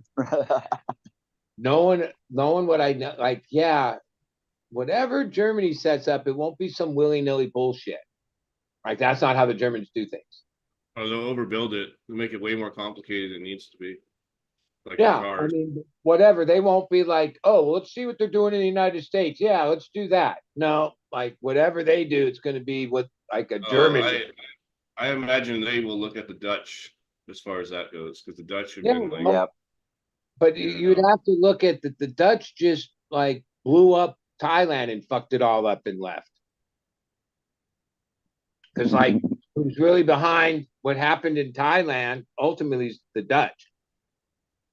Yep. They came in, Because they put the money and got the right thing, and all of a sudden weed was legal, and this whole boom happened for what 2 years, and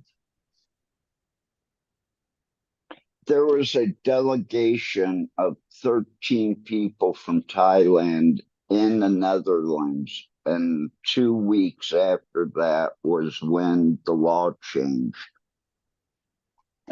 all that makes When the sense. law changed around the world, all of a sudden, because it's only legal in Thailand for medical patients, But it's all that still makes sense illegal. because in Amsterdam and back there, yeah, conservative government is in power and it's like uh again, closing down the moving the red light, made all these law like anti-cannabis.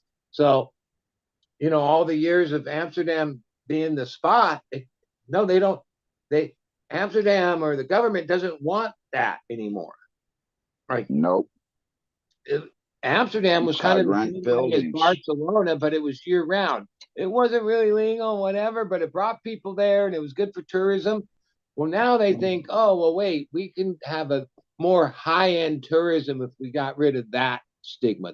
It's not just the cannabis. They don't want, I mean, they're also known as the like one of the world red light districts, right? yeah.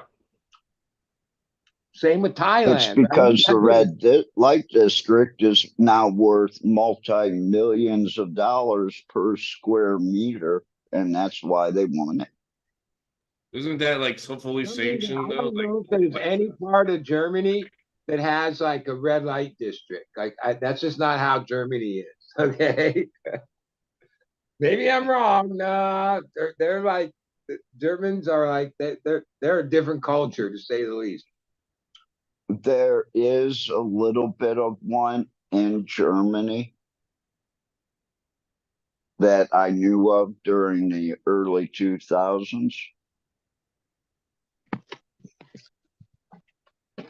but in Amsterdam, it's like a thing where like they actually have business license and they pay tax. Yeah, Yeah. business license. They have to go to the doctor X amount of times a year to be tested and everything like that.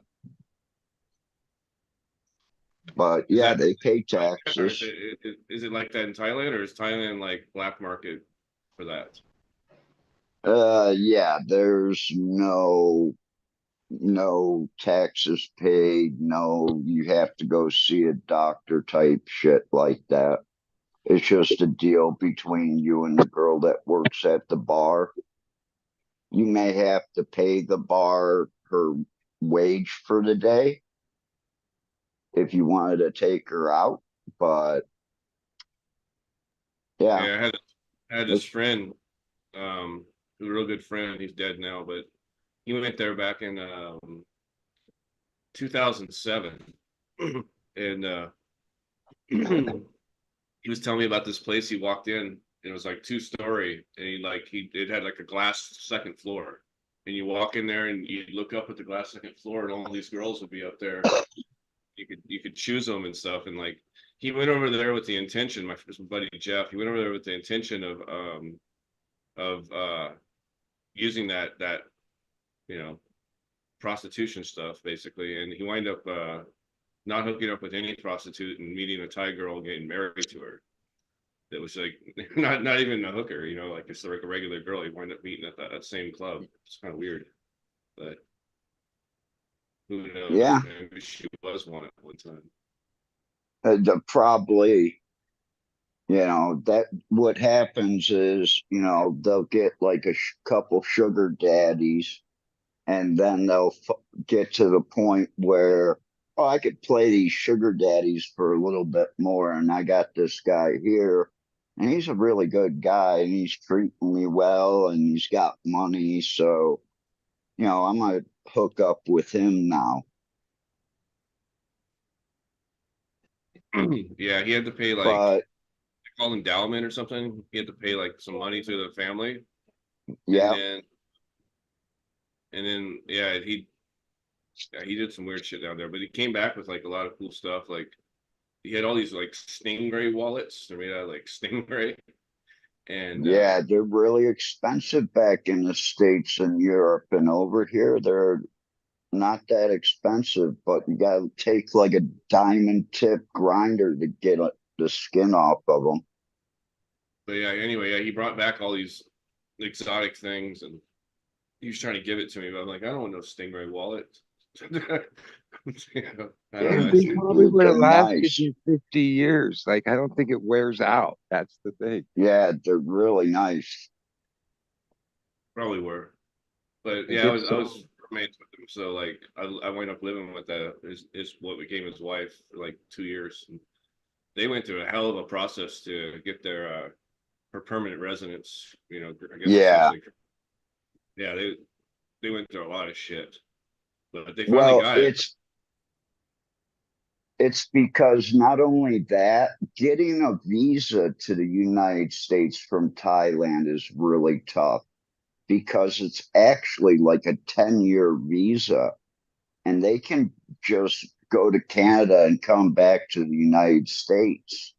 And they have to do that like every 6 months or something after a year. a But lot of it is a to get. lot of the girls over here marry older guys just so they can get to the United States, and that's why they make it so hard. Yeah, because to apply and get that visa, you have to have like be established, meaning that you're not Sponsorship. going to be a financial burden on the United States, right? Yeah, That's and the big criteria. Basically, yeah, immigration is like if you can afford it, like that those people can go through the process, but other than that, no. Yeah. no, that kind of makes sense because she was about 20 years younger than him, so I can see Yep. why exactly so hard on. And see, over here in Thailand, that's being 20 years older or 30 years older, really, especially if the girl's in her mid 30s. You know, a guy 30 years out of her age group is not uncommon. And in a lot of societies, it's actually kind of looked as like going up in class because marrying an older guy is marrying a wiser guy. They see it as. Don't people just want security in life? Yeah, that's why you Definitely get had the a lot that girls can go at the wrong. bar. A lot that can go But wrong though. you can meet a lot of nice girls, especially up here in the north, that have never worked down in Bangkok or any of the party spots and things like that. The party spot. Yeah, basically, Pattaya is basically 2 streets in the beach, and that's where all the partying goes on. And then you have Phuket, which is an island, and it's basically Party Island. That's where she's from, where Nat was from, was Phuket. The girl he married. Well, then I can guarantee that she spent some time in one of those places.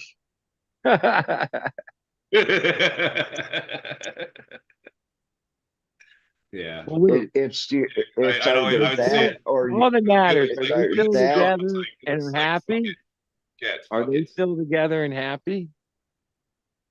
He unfortunately Jeff got He murdered. passed away. Oh, Yeah, he got fucked up. He was a businessman that had a shady side hustle, and he got dead. Don't get dead. He's not alive, but I knew him for about 20 years, a little over 20 years. Not quite 20 years actually. I probably knew him for about 18 years.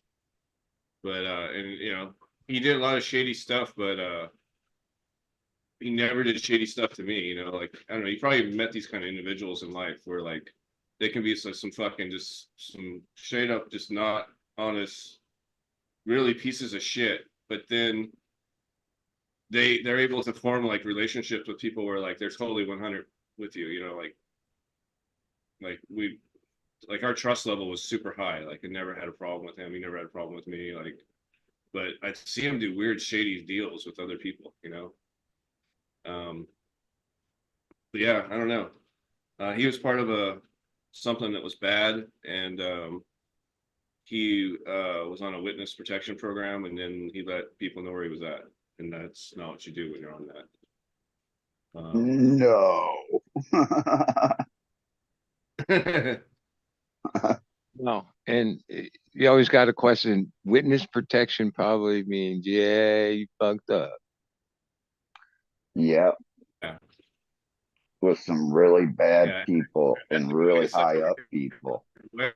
They don't just put And I anybody. met him as- It's got to be some serious shit for them to put you in witness protection. They don't just put anybody in that. he was part of the hoe business,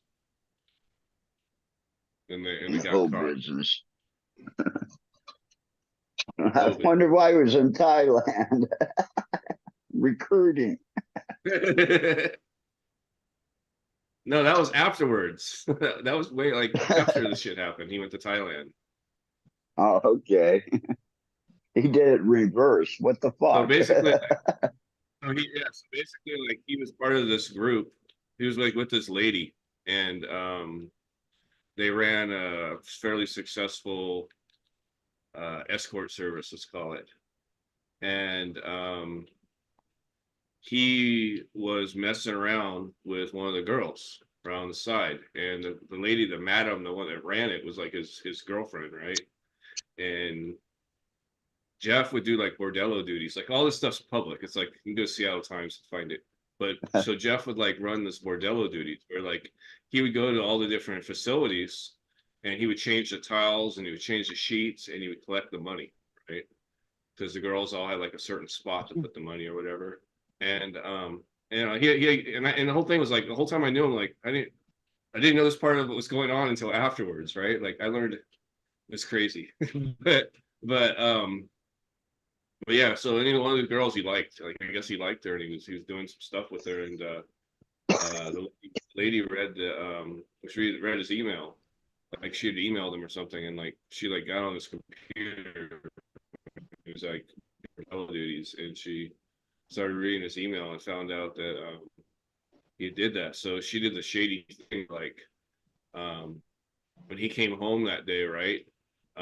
She calls the police and tells the police that Jeff hit her. Jeff would never hit a woman, right? And so there was like this like separation law thing in Washington State where this happened. And so basically, Jeff had to go to like the jail for like 24 hours for something he didn't even do. And while he was in jail, she had a moving crew come and clear the house out, like 100% everything. His computer, this dude's military records. They took his fucking dog, took everything, like everything he Damn. ever owned. Fucking just jacked him, right? And he flipped out and fucking turned on her because she took his dog and his military records. And I mean, I'm not saying I agree with any of the situation. It's just telling how it happened, you know. And but yeah, he basically narked on her and to get a free ride, and they put him in the protection program. And then you know, this guy's like very, I used to call him Joker Jeff, and he's like, he just couldn't keep his mouth shut. And I don't know, I would imagine that she fucking probably had something to do with his death, because yeah, I don't know, it just sucks. But yeah, he's dead.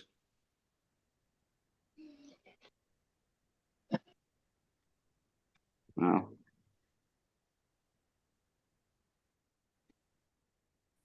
But yeah, I don't know. that's why if you're in a red There's also, state, you never show your garden. yeah, well, he was in Utah. They put him in Utah. That's like super red. But he didn't have a garden going. He just like, he's just a hustler, you know? It's like a small time hustler. And I you was know, so kind of I don't know. referring I to wasn't there when it happened. I was kind of referring to you don't, if you're under witness protection, you don't contact anybody from your past. Exactly. If you're in Yeah. a red state, you never show your garden. Should have went on and lived his life, but yeah, I don't know. It sucks. I wasn't there. I was living like in Washington when it happened. And his dad called me up and told me about it and asked me if I knew anything about a safe in his house. And like, Jeff was so secretive, I had no idea that he even had a safe, much less know what was in the safe. Because I guess they found a bunch of money or something, a bunch of gold. But I don't know. I Yeah, people that come would and have go, been I a guess, you know. perfect time to buy gold. Oh yeah, gold has gone up so much. Yeah, it's gone up about $1,700 from that time period you're talking about. Yeah, yeah. I was looking at gold in January, and I hesitated. I was going to buy some. I wanted to get some Canadian maples, and what, like about a month ago, they just fucking Yeah. jumped a couple $. I'm like, what the hell? Yeah. Fucking crazy.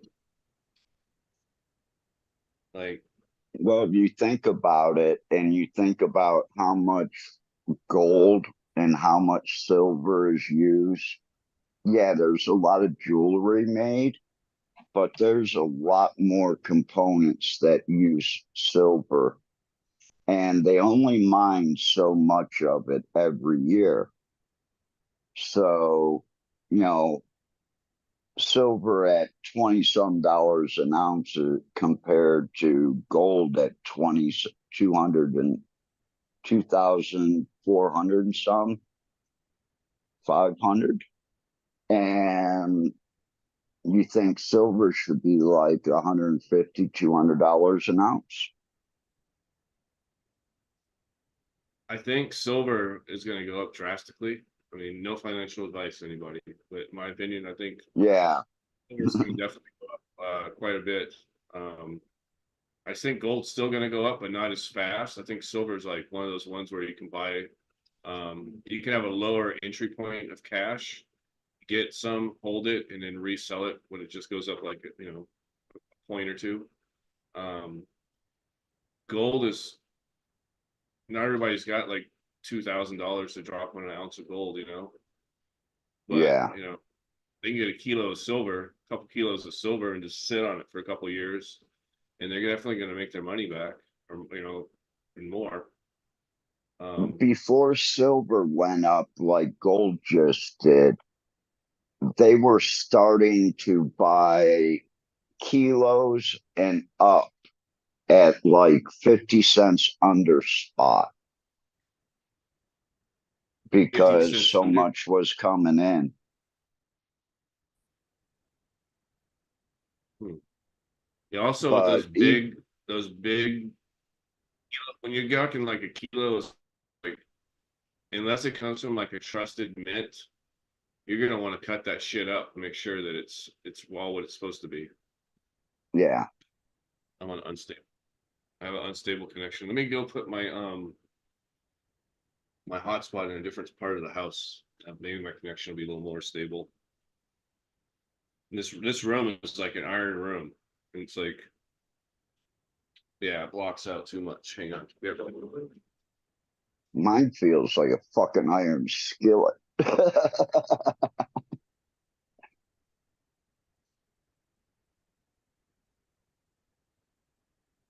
We are now at 106.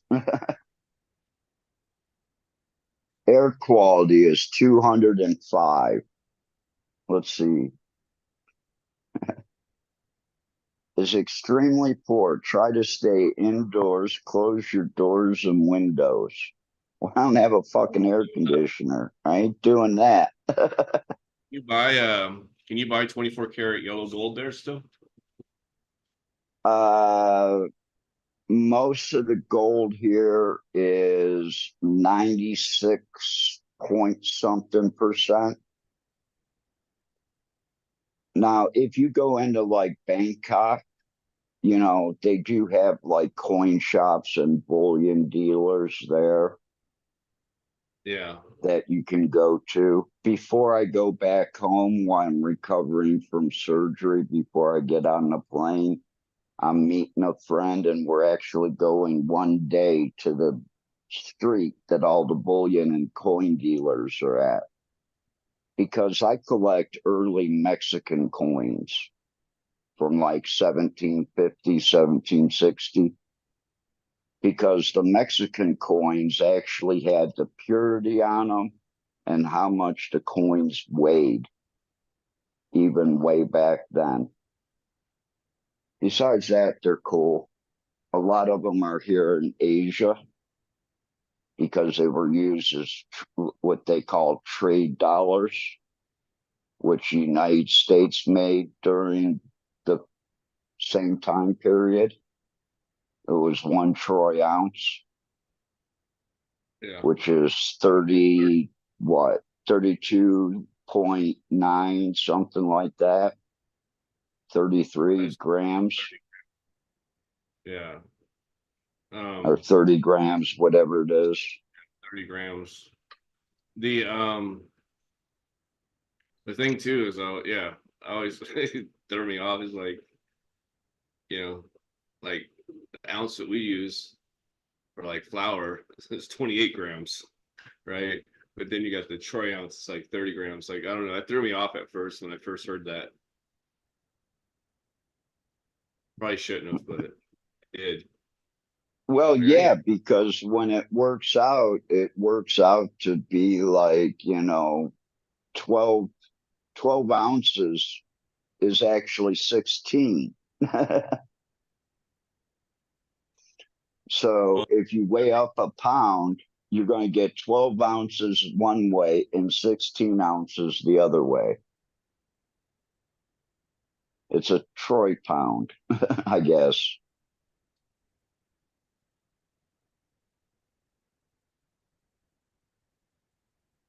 yeah. We're talking about Mexican coins. I actually collect the leotards. Yeah, Um, I they're like some of the most beautiful coin. well, the thing with also with the Mexican coin, they have way less of those minted versus other countries. You And got it. usually it's like an MS-70, like from the mint, like they're all MS-70s or MS-69s at least, like almost damn near perfect, And I don't know, I really like those coins, so I buy them. And then I also like the Britannicas a lot as well from England. I think those are super cool, super nice coins. And then for gold, I like also like the the maple leaf, because it's the maple leaf is like another one of those coins where like you don't even need to grade it. They're pretty much all in with 70s, like they're almost all perfect. And then they have a really good security in the Canadian coin, so it's real hard to counterfeit it. You know, it's got a little QR code on it. You can scan. Yeah, you should look it up sometime, like YouTube. Look up like Maple Leaf security, Maple Leaf Oh coin yeah. security. It's pretty good, pretty good stuff.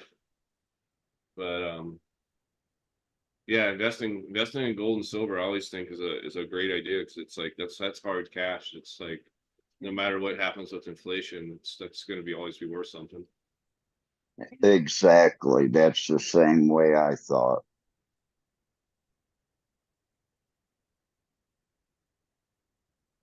You know, it's not going to build you wealth, but it will keep your wealth. Yeah, like you put your money in the That's the bank. only financial advice I give. I mean, you put your money in the bank, and then the bank lends your money out and does all these crazy things with it, right? And then they're making interest on it. It's like, and they're going to pay you like 0.005 or some ridiculous small penny amount, right? It's like you could probably get 3% a year increase if you bought just gold, right? Uh, it's about 8 to 10% a year. Even better, you know. But you're never going to get that from a bank. You know, even a CD, right? Like you go get a 6 month CD or whatever, it's like fractions of a penny is your return. You know, you put $5 grand in there and you're only going to make a couple $100. You put 10 grand, you're only going to make a couple $100. It's like, why? That's not. Well, I'd rather buy I gold. gave I gave a guy $80,000, and every month I get a check for $500. That's about a 6% return, but I get that every month. Do you do So I anything with get paid. stocks? Huh? Do you mess with stocks at all? No, no. No. He small business loans. We'll leave it at that.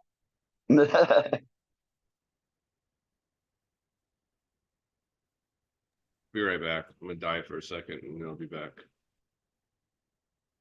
All right. How you doing, bud?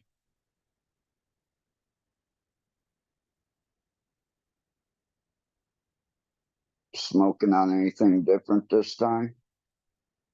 I really want to try that Bubba. Muted, You but are on mute. You are muted. I've been dabbing. Oh, I had it. I don't know. Yeah, I haven't. I might smoke a Bubba joint next, maybe. I've been smoking different things. Yeah. Uh, Have you smoked the I-95 yet? yeah, from the first plant that kind of like was too tall and didn't really, but oh, I could taste what it was. where'd That's that why come from? JJ? Is that Yeah. JJ's first? I'm not sure where it came from. A friend of mine gave me like a dozen clones like a few months back. Katsu Bubba, I-95 Larry, Cookies and Cream. Some of the other ones I've already like threw out the clone and we didn't keep it. I forget what some of those names were. Oh, and then Garlic Breath is one that I kept. So out of like the dozen, I'm on my just finishing the second run with Larry, I-95, Cookies and Cream, and Garlic Breath, and have those backed up. And I don't know, like they're gonna have to like stick around we're not just going to grow a couple. So they're going to have to knock one of the current strains, the 4 that we've been growing, probably, God, I don't know, it could be almost 2 years. Grape gas, apples, bananas, cheetah piss, and slaps. Yeah, they're going to have to like outdo those as far as all the boxes, yield, this, that. So Even did we those, we were buddy, did gonna those like help blow you? that up a bit because it yields big. It's golf balls. It veggies so fucking slow that the clones we took were from the last cycle because they're gonna need to veg Twice as long. extra cycle to be worth putting in because yeah, they don't stretch. That whatever height they are, that's what they are. Whatever branching, and just like I grew Bubba so long ago. Oh, they don't like being topped. Well, vegging, you got to leave all those gigantic sun leaves on them. They don't like it when you take off the leaves. They don't respond well. Yeah, like my partner says, yeah, like what is it worth the fucking? No, it isn't, right? And then the other, like, kind of all these were like legacy in my mind, like, oh, I'm bringing back or looking for things from the past a little bit.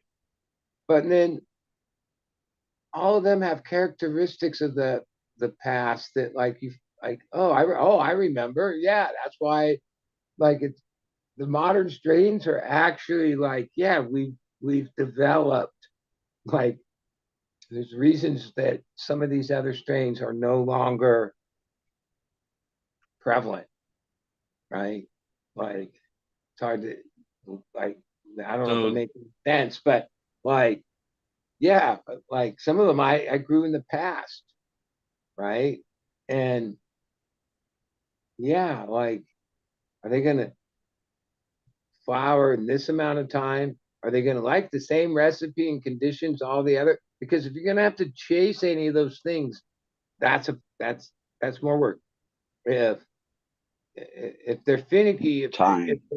like so many little factors to be able to like go, yeah. Now our source, which all those strains I just listed, clones were given to us, and basically they're out of like an LA licensed facility that actually licenses and pays to run these strains. Like, so like, oh, they're proven, and over the years, all the way to where these, because they weren't really that proven, we're running like 1 or 2 of them in the one room that's only 2 weeks back. We are from the beginning pulled the trigger on Sherb Crasher, right? Because our guy fucking said, oh yeah, they're killing it with this one, blah blah blah. And normally, even when we got these other ones, we'd run them, a couple of them, before we fire would yielding. commit to a whole tray, right?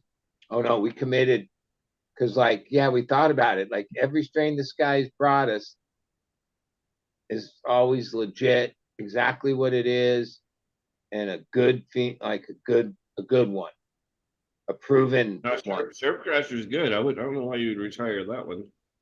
I mean, No, that we one's didn't. So like that one is already like, oh, but like in our thing, even though that's whatever amount of space, we've come down to we only 4 things, maybe even only 3 things, because otherwise you got like less, like people want units. The only way to create units, whole pounds, is grow. Monocrop. Yeah, like you can't have like a mishmash of fucking all these different kinds. Um, so did Mike and Larry get worked out of the situation? You don't use that oh, anymore, yeah. or Like we've gone through so many because, like, I'm telling you, there's like the yield, the time, the amount of days it takes to flour, the recipe, how it clone, like all these things. Does it branch? Does it perform to like put out? Those things aren't negotiable. Used to be, yeah, oh well, it's good. Like, yeah, today's numbers, the game, the biz, yeah, there's no fucking wiggle room, dude. So you can't fuck around. Like it just isn't. It's like oh, let's just take a tray or two and fuck around. You can't afford to fuck around. That's basically it. So Larry OG is one of your staples now, dude. No, it's in the running.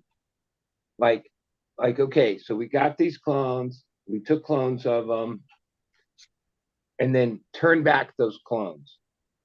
Some of them were already tall. Wasn't they were like really wasn't the best representation.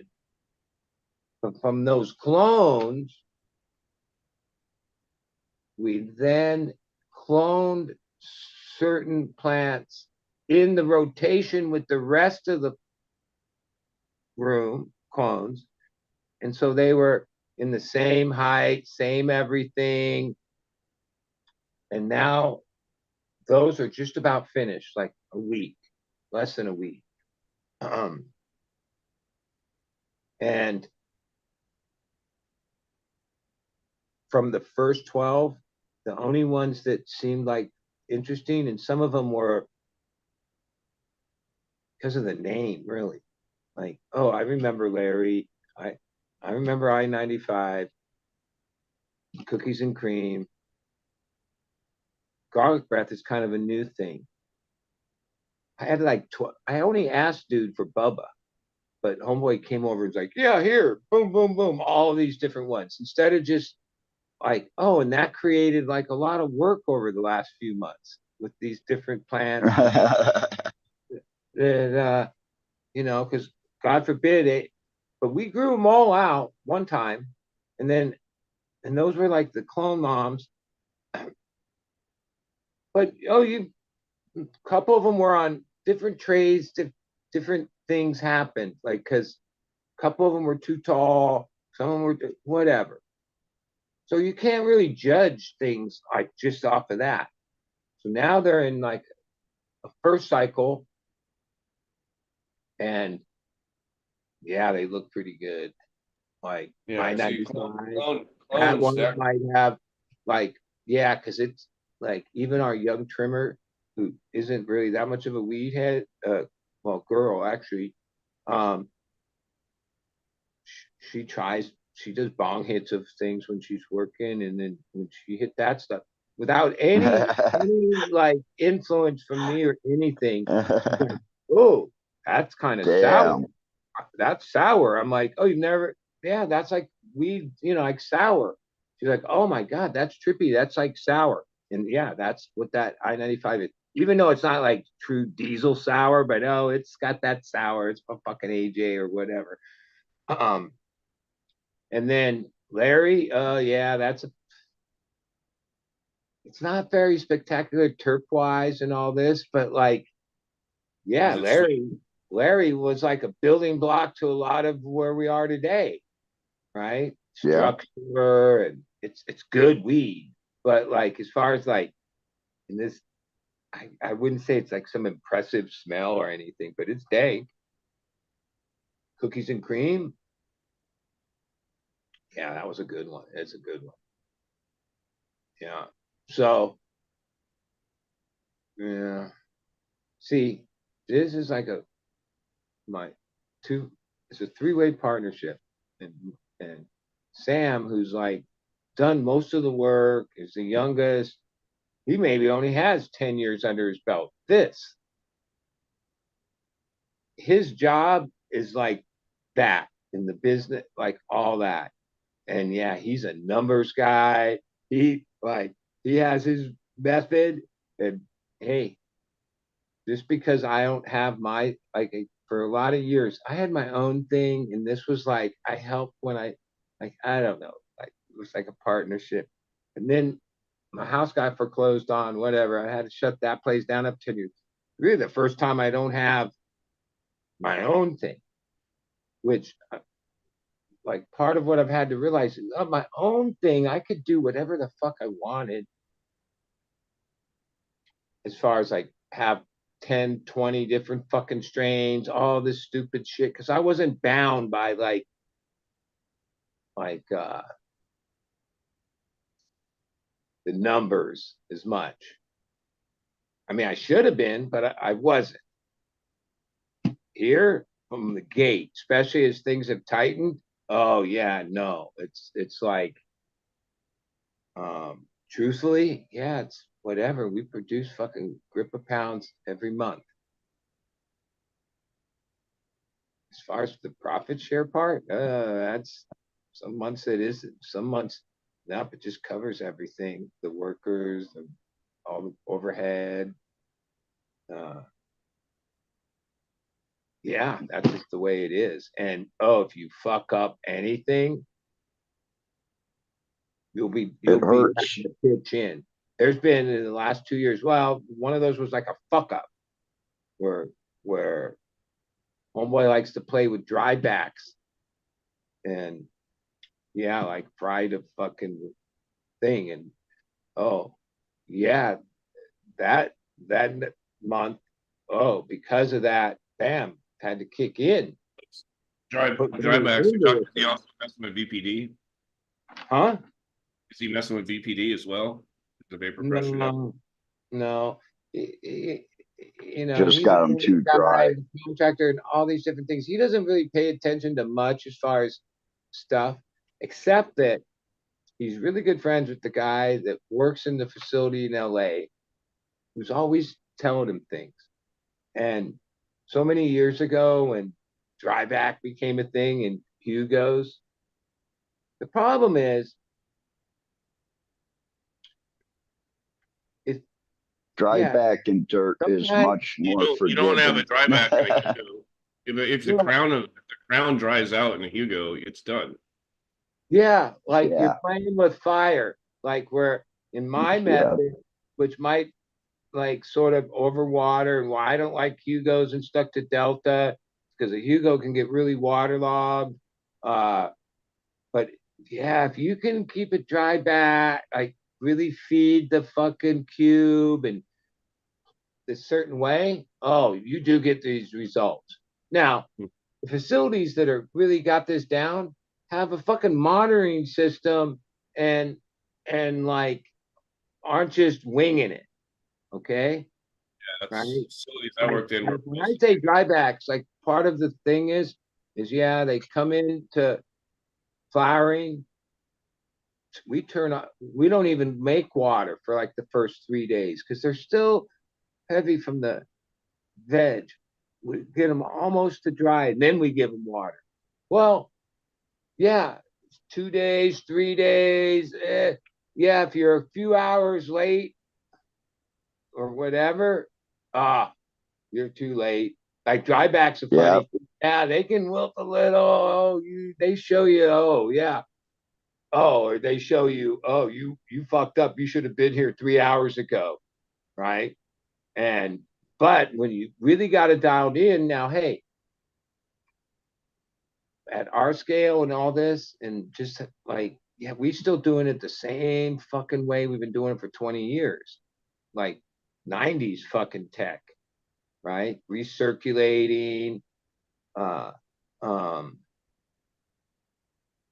we have a flow master, so we can put in the timing of watering cycles pretty good and stuff, but and we don't have the system that fucking tells you how dry your fucking cube is and automatically waters Yeah, that's not that much. much. That's not that more expensive, and it's from same people, Trollmaster, same people that Yeah, make your. it's And you put part of one on it the cube each table, the end of each is table. and I sometimes I have proposed certain things to my partners who are like, yeah, dude, you're talking like even when we almost put in the money for LEDs or did certain things, we know all the things, and they might be more efficient, this and that, but investing more at this particular time is like kind of suicide You know what I Yeah, mean? but that's a tool. That's a tool of the trade. That's not really Yeah, well, let me tell you, we still look at rock it it out the same as old way. part of up in your And game. and yeah, you don't have to play with the jive back that far. And okay, you learned a lesson. And Oh, also if something like doesn't water, right? Pump doesn't come on or something, this fucker will send you a text message and let you know. Tell you which table. I mean, you can program it to do some cool stuff. yeah, and all those things have their own amount of failures and shit that you gotta fucking keep on top of. And it's just more shit to learn. That's And why you need to watch them every day. That's all. yeah, and then that's part of it. Cause like lately, You just don't doing have to what spend a I've been ton of done, I've been time. like working here almost every day from the afternoon to the evening. But this place used to run where yeah, 3, 4, 5 days, no one would even come here. It just ran. Like and oh, all these things are more complications you put into it. Um, Oh, fuck. yeah, we consider those things, but we have just been doing the same old shit for so long. We just keep doing it. Yeah, I don't know. I'm a big fan of Trollmaster products. I see all that stuff Pump as and well. fertigation is I like the definitely you get Floraflex. results with that. I like the But Floraflex manifold as well. like I know other companies make them too. The eight um, head manifold. yeah, I mean um, Aqua bubbler. Yeah, Aqua Bubbler. I mean, there's a bunch of people who make them. You can get them way cheaper. I don't know. I guess I was a sucker for the Eh, neon. I had to have that neon I green. I came over to Thailand and like the manifolds and stuff like that and the timers and I look at them and it's like, wow, this one will give me 3 different feeding times and it's $32. Holy shit. Yeah, they have little rings in them that you can set how much the flow rate, and then also how much how fast you're pumping. But yeah, the little Yeah. rings, they'll slow the flow rate down to whatever, pretty close. And then but I always like to use a dab pump, which has a variable pressure. It's a big green pump. It's about $900. Maybe they're more money now, but that's what I prefer. But there's a lot of good pumps out there. I But still have a 3/4 horsepower. that's all like production scale stuff. Like you're not growing craft that way. You're growing production scale that way. Like I don't know, in my opinion, like to grow craft, it needs to be in dirt. Yeah, but don't have to be hand watered. Doesn't necessarily have to be hand watered, but if you're in dirt, like now your drybacks are way longer, right? Like, and then you Yeah. got a food web and a soil web and microbial life in there and bacteria and all kinds of different stuff going on, right? Some biology going on. And if you overwater that, like that's real bad. And if you underwater that, then you kill a lot of that biology, right? So it's like there's a I think there's a higher skill level of growing craft organic with a living soil in a pot versus production stuff. Because production stuff, like you get it dialed in, there's a lot to know. Don't get me wrong, there's a lot to know in production. But once you learn that system and get it dialed in, you can like basically copy that floor plan over and over and over and build it out everywhere. And it's just gonna work like it's just gonna work unless something fails. Where craft like you're growing in like a 200-gallon smart pot or 100-gallon smart pot, you got living soil in there. Like I feel like you got to baby it more. There's more things that can go wrong. Yeah, but like even in like our rooms, it's like 110, 115 plants to fill the room, right? Uh, Yeah, Rockwell's like bing, bam, bam. Oh, it's know, super easy. Yeah, it's and super easy Eagles for are production. basically $3, and when you're done with them, they're spent. And you fucking squeeze them out and toss them, and they you went from a 1.5 inch cube to that, and it cycled for the 3 months, and it's inert, and to Yeah, use it right, it does its thing. I couldn't imagine, and then cycling the next round and the next round and the next round, right? You have two flower another argument rooms, would be like like, going out of one veg room, boom, boom. If I was to switch, which okay, even to cocoa or buckets or this totally. or that. Ah, yeah.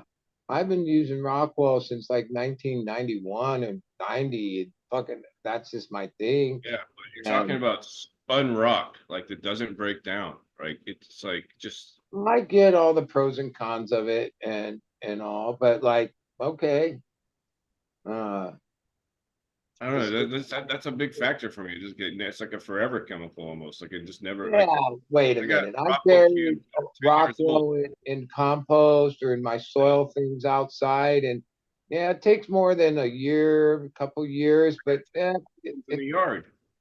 it breaks down. All it is basalt. It's just basalt. That's it. There's no chemical in there. There's no binder. There's nothing. It's basalt. Rockwell is inert. Yeah. Zero. It is, however, doesn't I don't know. It feels like it's like Okay, it's perlite. It not creates a native base. to certain areas, and but guarantee you the bags that end up in the landfill of spent Rockwell uh, probably deteriorate within a decade to nada. Organic matter in the landfill, right? Like it's not a forever thing. No. It's a long time thing though. Oh yeah. All right, it's I that's one of the cons, and it's a limited resource, and it's a cost, and It but has to be mined, right? like I was talking, like yeah, there's no like room for error in today's thing at whatever scaling up, right?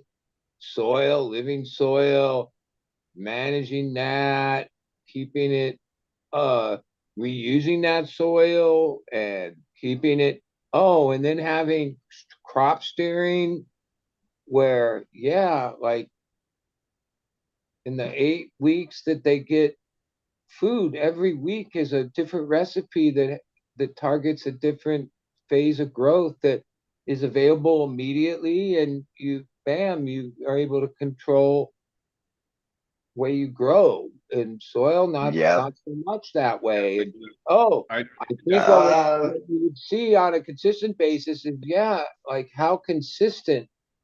Oh, if they're starting with a like, oh, I'm friends with Michael Klein. He could set me up with Bio 365. They deliver these pallets. What do you want? 1 gallon, 3 gallon, 5 gallon, whatever mix, and they make really good products. Yeah, like I don't know. I'm not like I'm one of these people that like am hard headed in one way. Like a dog, you can't teach an old dog new tricks. That fits me good. And then I've been doing this so long, I have no interest in changing. I remember trying all kinds of things.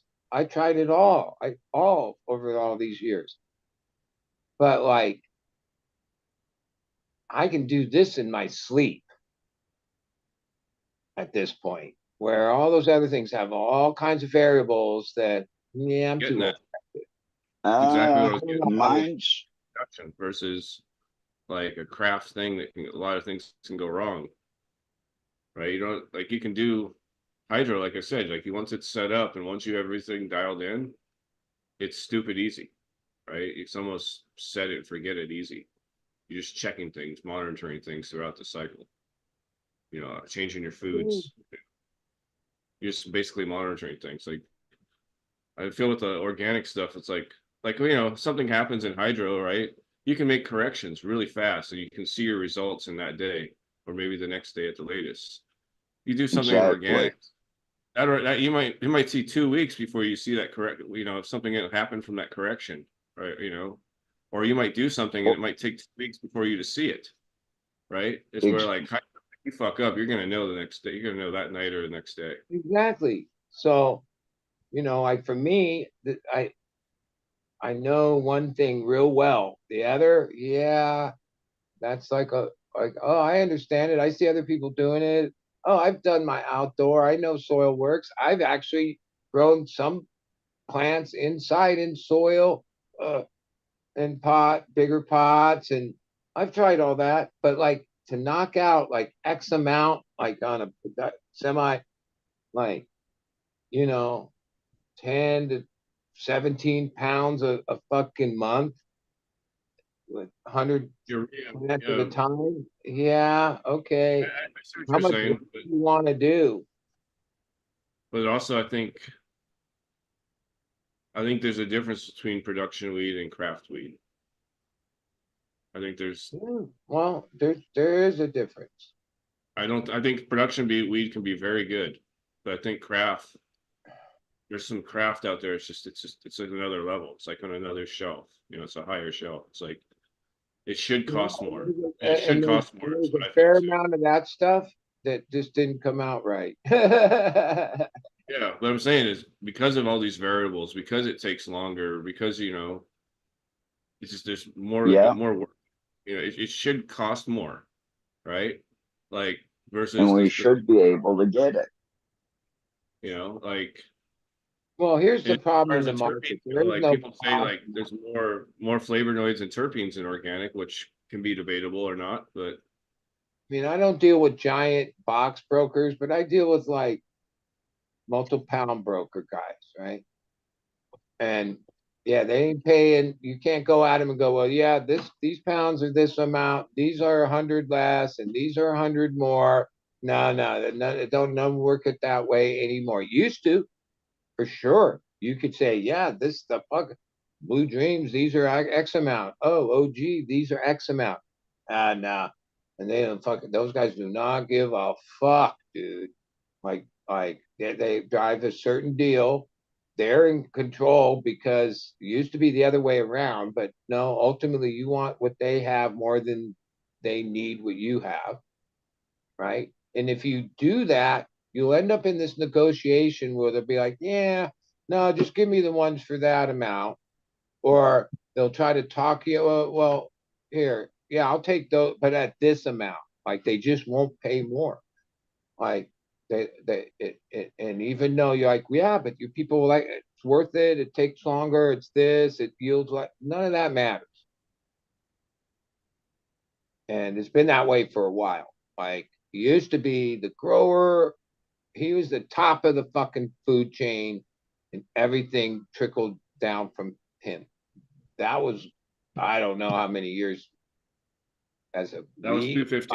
weedless flower grower. We're like the bottom of the fucking totem pole, dude. And they have no respect. They lowball you. They fucking hold out. They play this whole fucking game. Um, that's just the way it is today. Because he ain't bullshitting you when he's telling you that there's fucking 10 other people that got whatever and are less money than you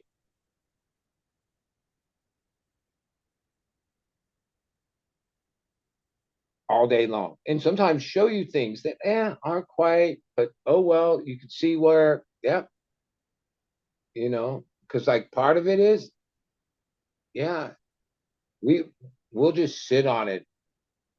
We've been like that way for like a couple years because like yeah, we're not going below a certain number. Fuck that. Because once you go down, you can't go back up. And that's what's created this is people For got those to pay big bills, guys. they got to pay their overhead, they got so much fucking weed, so they're like, yeah, just sell it for this, even though we didn't make nothing.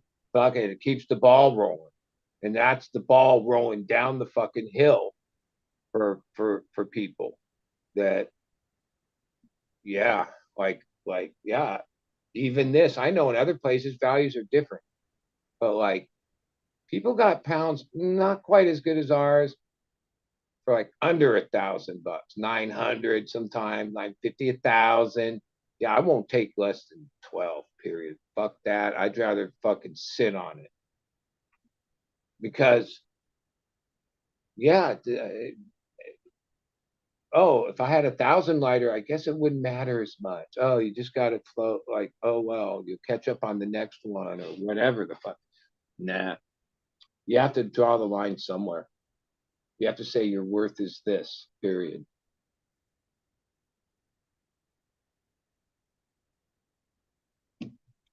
At least that's the way I have to have approached it.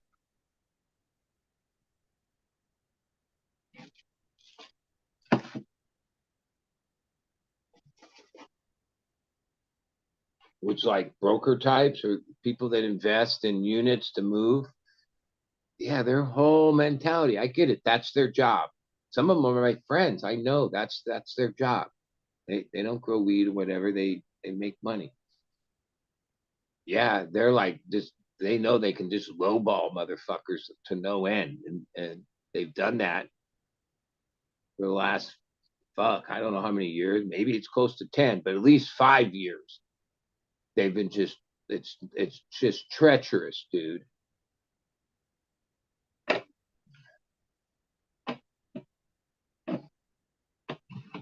But if like a couple times, yeah, we've had so much. We went, yeah, all right, give us this amount, take it all, whatever. Yeah, you can never get that person back up. That person's just sitting there waiting for the next time you're going to offer that again. That's how it goes. I understand all that. I've been dealing fucking almost 50 fucking years. But used to be like for a lot of those years as a grower, I didn't let the power really. No, I was cool. I was probably I one think of the it's easier because guys to work with. But if you were a grower and produced pounds of fucking good weed for God so many years, people wouldn't they wouldn't but other so by trying to lowball you any like, oh, can I get it for this? Because that might make it that you just cut them out and that didn't have any more nothing for them. Like I remember I could say whatever number and they would just go, yeah, okay, bam, here, right? Like I remember my homeboys back when it was like 48 in like 2021, 2001, those couple years. Me and my wife had this fucking huge thing going, and it was like the first time we had like big thing, and I started selling pounds for 42.50, and my homeboy Scott, Chris, and they fucking came and confronted us and like, dude, you're selling it for what? Like, dude, 48. Don't take less. That fucks it up for everybody. And I continue to operate it. Always a buck or two less than the number. But the number just kept going ding, ding, ding, ding down over the years. But sometimes I would go, 44, 45. And they wouldn't hesitate. They wouldn't hesitate. They'd be like, all right, shit. And they just pay you. wow. Today, holy shit, to get extra $25 out of them is like an hour's worth of fucking negotiating where they're like, act like the fucking world's going to come to the end. And then I've dealt for so long that like, wait, so that's going to equal like whatever hundreds of dollars? It ain't even worth it. Just here, fuck it. Shut the fuck up. Because the negotiation isn't even like, oh, I remember it had a certain thing. And if you were the grower that had the fucking shit, they didn't fuck with you. Like they just wanted to be on your good side so much that they just went with the flow of it.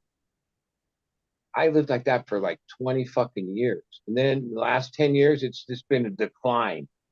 Like I feel like in the scheme of cannabis positions, I went from like grower. That was like there was nothing fucking higher than that. That was the fucking king of the hill. to where I feel like a grower is about equal to a bud tender in like the thing in the game. Like to go to that, like I don't even know the nether person that's just a grower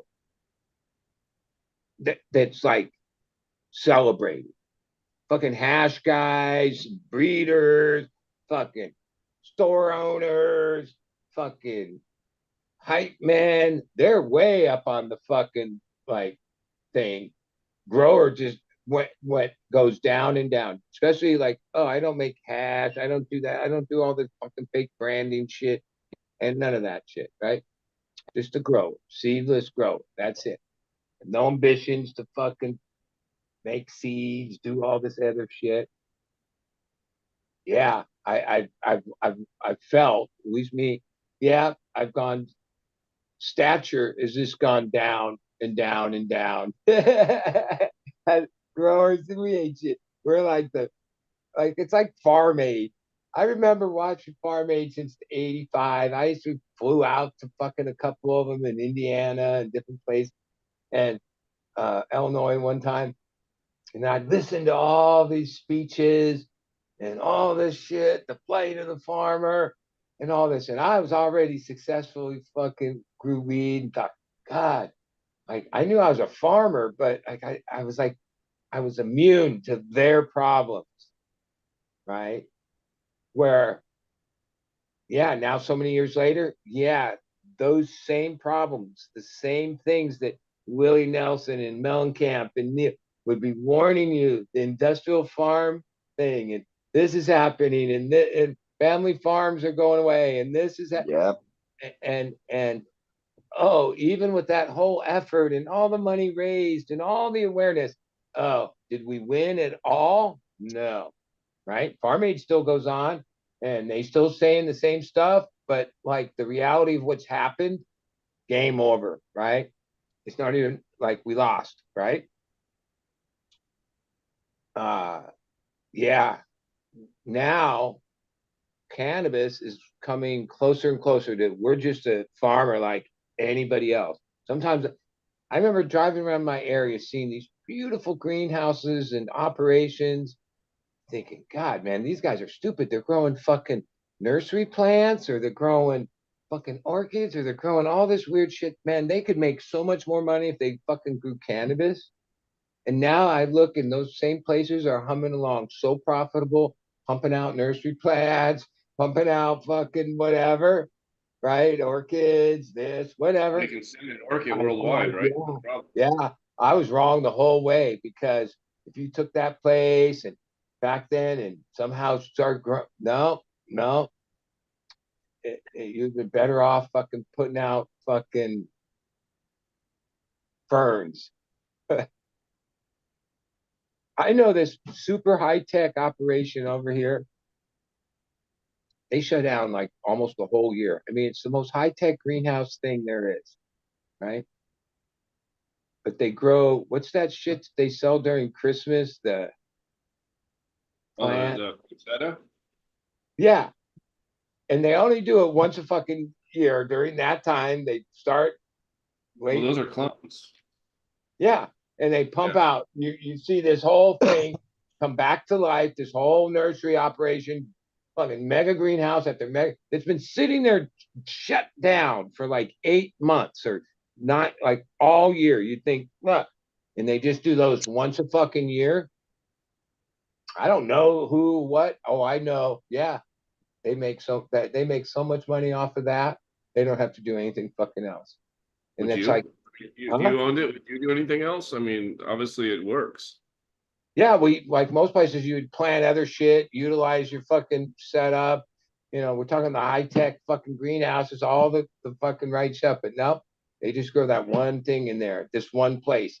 Once a year, they fucking put out those poinsettias, fucking thousands of them, tens of thousands. I don't even know how many. Trucks pull out of there and fucking once it's a whole thing.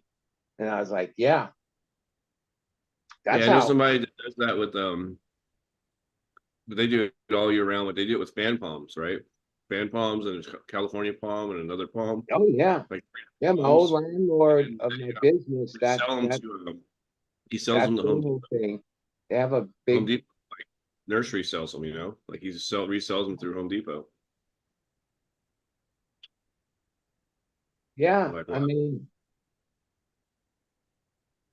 but I remember like thinking as I was making 4,000 a pound and life was good, cannabis, like, like even though I was a farmer like all them, I was like somehow smarter, or like I was like had a better racket. And now I look back and I'm like, yeah, maybe those. God, I should have spent my life doing that. I would have been like, I wouldn't be so fucking shitty right now. What I think most people wish they would have done in its 215 days is that they would have taken that money and bought property. Yeah, but you got to remember, because like, oh, I paid a lot of taxes trying to position myself. Bought silver. Like, oh, yeah, it's not easy to take money from Vice, we'll say, which 215 era was Vice, cash money, whatever, underground money, whatever, and bring it into the real world. That's what an escrow. Oh, like escrow, you have to have a certain amount of money in your account. You have to qualify a certain way. You have to prove that money's fucking legit, Hmm. right? You can't just go and say, yeah, here's a suitcase. Oh, it's mine now. Great. Maybe so many years ago, there were a lot of little ways you could make those things happen. Cash was king.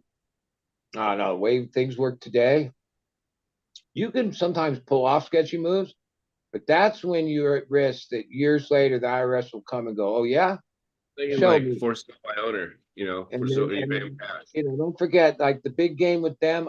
I knew a lot of guys that grew and up north, and like these one-off guys, their dad was like a big real estate guy in Laguna Beach, and because of that, they were able to buy all these properties, and they had this fucking huge thing going for years.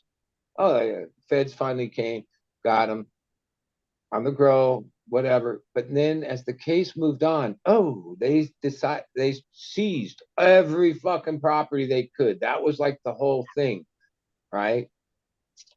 And so for a lot of years, like, yeah, I regret that. Oh man, at times I had like three rental things going on. So it'd be like got 12,000 a month. I always had at least like I paid down here 25 years of living here. I paid so much rent, like $1 million fucking rent, but have nothing to show for it. I had a lease option to buy, this, all these fucking different things, and tried to fucking turn. Even had a business. That's how we like legitimized money and paid taxes and tried to fucking what they used to say? Oh, your stated income, which is really hard to get a fucking mortgage and shit. Now, hey, what I wish I had done back then was not try to buy the fucking $700,000 fucking house and property and all that. That oh now it's worth 2 million, but have picked up a couple like 100,000, or back then 75,000. You get a fucking house in Compton or fucking all these places and parlay those smaller ones into a bigger one. I didn't want to fuck with small ones. I wanted the fucking 7 acres and the fucking house on the hill and all that shit, and thought I could make that happen. Well, I didn't, but I do know that it's hard to take money, no matter how many fucking piles of it you have, from under your bed and bring it into the legit system. No, unless you're willing to give up like 40% of it right off the bat just to bring it in, you know? Yeah, I was And never large scale on I was never yeah, large like scale. I when was you about make a few like lights. cash money or whatever, yeah, there's laws like that's what a lot of the laws are meant. A lot of them come out of the old days where yeah they made it hard for people to make untaxable monies. Yeah, where even though like in my mind I was paying taxes because we had a small business and I ran and would have a tax return and did all this shit. Actually, didn't have to, but used to like pay like fucking 15, 20 grand a year. I remember my accountant guy saying, yeah, you got to go higher than that. And I was like, oh no, I ain't fucking giving up more money than that. Right. Because ultimately, when we were like, had your own business stuff, yeah, we kind of made, I used to make up, we would, for years, we didn't even have the place open. We'd still submit sales tax. Like I'd pay them money that I didn't even owe them. I'd make up money because Like money laundering, isn't it?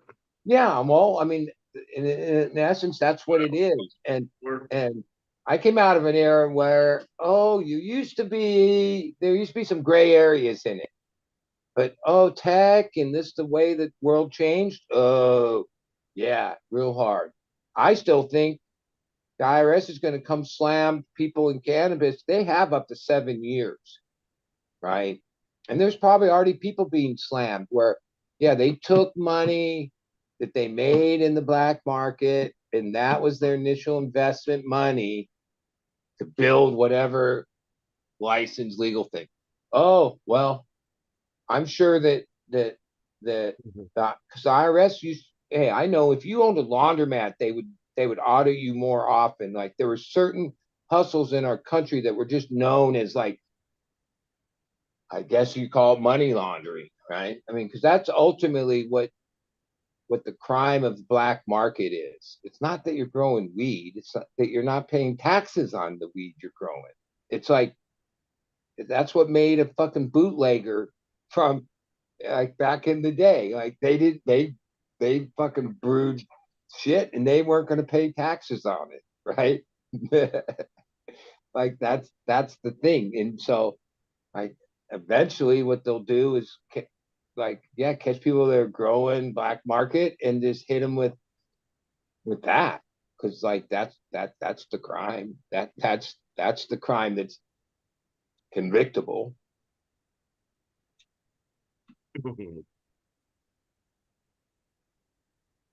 Yeah, I think it needs to be rescheduled to the point that it's treated like a vegetable. And you can just have free. Well, I mean, but if you made whatever thousands of dollars, tens of thousands, 100,000 off of tomatoes and didn't pay taxes, you'd be in trouble too. Like if you were a producer of anything and didn't pay taxes, you'd be in trouble too. Yeah, but it was treated like that. So like basically, Ultimately, you think like you when want to it go to comes the down farmer's to market it, and sell your cannabis, it's fine, it's legal. You just sell your shit at the farmer's market who is and it? Al Capone's like the perfect example. Like, oh, he killed all these people and did all this shit. They couldn't get him on anything. Oh, what did they get him on? tax Tax. evasion. Oh, old fucking mafia guy in fucking New York. What did they end up getting him on? Nah, like that's the one that's like, Body? and when you talk about the legacy market, black market, that it's no different. I mean, I imagine in certain parts of the country, there's still people bootlegging, right? Like, yeah, why wouldn't there be? And like that was the whole thing with the bootleggers, right? They didn't pay taxes on the fucking booze they make. Which, like, yeah, I mean, whatever. I already, it's not that I don't feel like I pay taxes because goddamn, 10% sales tax, this tax, that tax. And lately, no, I don't, I fucking no income. Fuck that. I don't pay much taxes now. For a lot of years, I'm fully vested in Social Security from all the taxes I pay. I've never had a job in my life. But when you're self-employed, you pay like part of the biggest part of the chunk of money when I had to pay taxes was that, like your Social So Security. yeah. And there Thank was you, like, bro. there was no way around that. There was no wiggle room on that money, right? Oh, if you No. claim this amount, you owe this amount. But now that I'm almost 60, I guess it's 63 you can collect, or if I wait till I'm 67, it goes up. But I'm Yeah, it's like 100% vested. So doubles almost. I have few of my friends about my age. Yeah, they never did any of that. So they don't even have that coming. My mom actually put in, what was it, 45 years at the place she worked at. And that extra 7 years you talk about, basically it doubles how much she would have Yeah, gotten they send compared to me what a she thing every gets year today. where it tells me if I collect at this age, I get this amount. If I collect at this age, I get a lot more, even a further age. And oh, I'm 61, so I'm getting close. I don't know.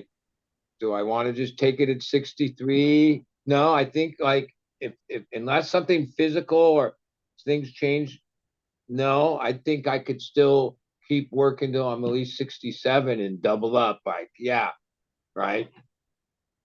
But then you got to wonder because oh, you got to realize Is that it whole going to thing be there? insolvent. And any day they could announce on the news, oh, yeah, we ran out of money. Then Yeah. cash, it's done. Whatever. Some president could fuck it up or whatever the fuck could fuck like they. I don't think so. I think that would cause holy shit. So many people in our country depend on it and paid into it. Like even my wife, she's 100% vested, but she got murdered a few years back. So wait, like, oh, they just get to keep her money. Like all the people that didn't make it that far, where does that money go? You know what I mean? And how many billions of dollars is that people never made it to 63 but had money coming and they just the government keeps it. Where I made a deal where with the company that is being set up, hopefully I'll get to the credit hours enough to go reapply for Social Security disability because I got hurt way too early before I could accumulate enough credit hours. Yeah, and I've even heard, yeah, other people have told me, yeah, except that when you go to finally apply, regardless what this thing says that you're fully vested, oh, you're still gonna have to go through all these other hoops, right? Like so they don't make it like easy. They try to deny you or whatever the fuck. You know what I mean? Yeah, but I got this nice little letter stating from the state of Ohio the 23 allowed conditions that make me disabled. Well, the one thing I realized with that And money, I work as a consultant, so I don't do physical labor. as I've gotten closer to older, I realized like that's how even before I met Captain, I looked at different places that I guess what are they called? Uh, expats. There's expat communities all over the World. world where when you look at what would be your retirement money or whatever, right? Well, that's not enough to even live in the cheapest fucking place in the country, have like even food, like, but if you took that money to one of these expat places, oh, you'd still be doing pretty good. And just because you're in whatever country, that doesn't mean you're not eligible for your money. And so, like, oh, if you got whatever 1,100 a month or whatever it is, well, that would put you fuck. You'd be fucked here if that was your only income, right? Yeah. Where in Uh, some of the expat places, oh no, well, you're at least surviving pretty comfortable, and so that's a lot of who are expats. They're on a fixed income or whatever. well, you Living actually hit understand, it right on and the button, and bud. the The cost of hundred living is not dollars the for same. my house, the $100 for my house, and $1,000 a month for my food, my entertainment, my electric, my water, gas for the bike, the car, insurance. That's all covered in that $1,000. So you could live here. Yeah, it is northern Thailand. But if you say you had $1,800 to live on, you could live in Bangkok Yeah, well, or that in a amount big here, city. I don't know of a city, even the lower income cities or whatever, that that's enough to live on. Not even close, right? Not to have like an apartment, a fucking car, whatever. You're old, maybe you don't need a car, but you need a phone, you need this, you need that, food. Yeah, you'd be like below the poverty line. Yeah. But a phone over here isn't $50, $60 a month. A phone over here is $15 a month. Yeah. And a lot of food that you eat, you're getting it off the street. Yeah, it's street food, but you're just grabbing small snacks here and there. So your food for a day is $10. I haven't looked in a long time, but I remember I used to follow on YouTube these channels that were like exploits of expats in a couple different places. Like they would have their like little hour thing, and they'd tell you, "Oh yeah," some of them were like, "Yeah, they were gonna move there," and then, "Oh, I'm first here, and now this," and in a couple different places, Philippines, Thailand, Costa Rica. There's a bunch of places that are expat Yeah. communities. Europe has a few. Um, There's actually a few I countries I that will haven't pay like you to come decided. live Like there. I know that's like a big jump just to fucking in your older age uh Yeah. make a move like that. But it seems that might be an option, or at least something I'd think about.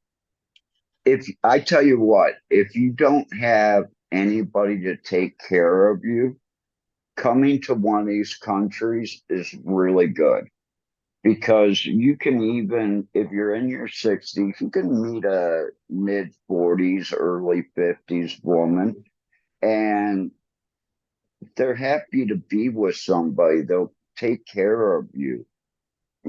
So you don't have anybody back in the States and don't want to end up in a nursing home. This is another option. Yeah, you're going to pay because you've got to support another person, but it's not going to be $16,000 a month or $10,000 a month like a place Well, back in the States. yeah, cost of living in the United States is a little out of whack. That's a big problem. That's a fucking huge problem for like most of the population of our country. Yeah, Like that, like I don't know how it's gonna get fixed. It probably is never gonna get fixed. you know, yeah. I mean, there's some places like hey, I know guys my age, fucking they moved to Arizona, they moved. There's places that are less expensive than California. Oh yeah. So over the years, a lot of people leave California mainly because of the cost of living. They've It's gotten like, older, fixed income, but even those other places, wait, they're not that much cheaper than fucking some little Social Security money is gonna be enough to fucking live. Exactly. some of those cheap states you don't want to live in, though. Yeah. Well, I mean, I've lived coastal California my whole life. Like, yeah, nah. Yeah, but Yeah. Do you think you'd I don't how would move want a to to leave. I don't want Arizona? to leave. But if uh, I told you, like, yeah, well, I didn't just go get another house. Like, we have in San Diego, there's like what we call housing shortage. They've even made all these laws. I can't read. Dude, the rents are like, wait, you got to be kidding me. Like, I've always paid around, well, years ago, it was more like 27, 28, and then it got up to like 35 for like 3-bedroom houses on properties or whatever. Oh no, those are like 6 grand right now. Fucking apartments are like 3 grand that are like in a fucking or like townhouse fucking living shit that are shitholes. I'm like, what? It's like that's crazy. That's not sustainable. yeah, you can pay like 3 grand, 4 grand a month to live in a little 2 bedroom in Hemet, right? It's like meth city. Why would you do that? Yeah, yeah. Like something's like gone awry, dude. Like in every city faces it differently. There's little micro economies everywhere. So like in some of the places that things are cheaper, well, uh, yeah, money's like different. Even in Thailand, yeah, if you had to try to make the money in Thailand to live there, well, that would be pretty tough. But if you had Yeah, it would American be. dollars every month, it was like changing over to baht. Well, then it goes further, right? That $500 a month that I get, yeah, that helps out a lot, let me tell you, Yeah, well, but because it only once you costs set me out foot back in the 6,000 United out of the States, pocket. that 500 will fucking be like burned up in a fucking vapor flash, dude. Like It'd be money. gone in gas every month in my car. Yeah. Oh, it's not, I don't even, you can't even keep track of it. It's just money in, money out. Like, it's just crazy. Speaking of car, what's the situation with the truck? You ever get that title situation figured out? No, I'm still trying to get that. Hopefully tomorrow I will have someone to speak to that can possibly, because of COVID and because I got injured right at the beginning of COVID and couldn't get surgery until after the airfares were lifted. Uh, I couldn't ride or drive the truck because I couldn't push in the clutch on either one. Yeah. So hopefully they'll see that and say, okay, we'll reissue you a new book, 6,000 baht. Hopefully 3,000 baht a piece is what it cost me. We're going to start at 5. Is it like if you paid the right person off, it would just get done? Yeah. And all it is just reissuing books. It's not like giving me a new sticker or anything like that. I still have to go get the car, checked out at the government check station. It's like a registration, it's like a title, Well, but here, if you went they into treat that it as a story, registration. So it's only good for like a couple years if you if don't you went renew to it. the DMV here with that story, they would say, "Oh, did you file a non-op? Oh, you didn't file a non-op? You're fucked." Right? Yeah. Because that's what we have, a non-op. You can always say, "Oh, non-operable." You have to say whatever, but they'll give it to you if you file it. But if you retro try to claim it, I don't think they budge too much. Yeah, so I'm hoping that tomorrow between 5 and 6,000 baht will get me those, and then I'll be able to move them really quick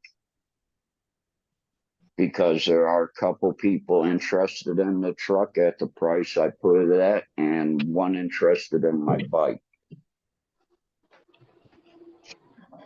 But now the days are getting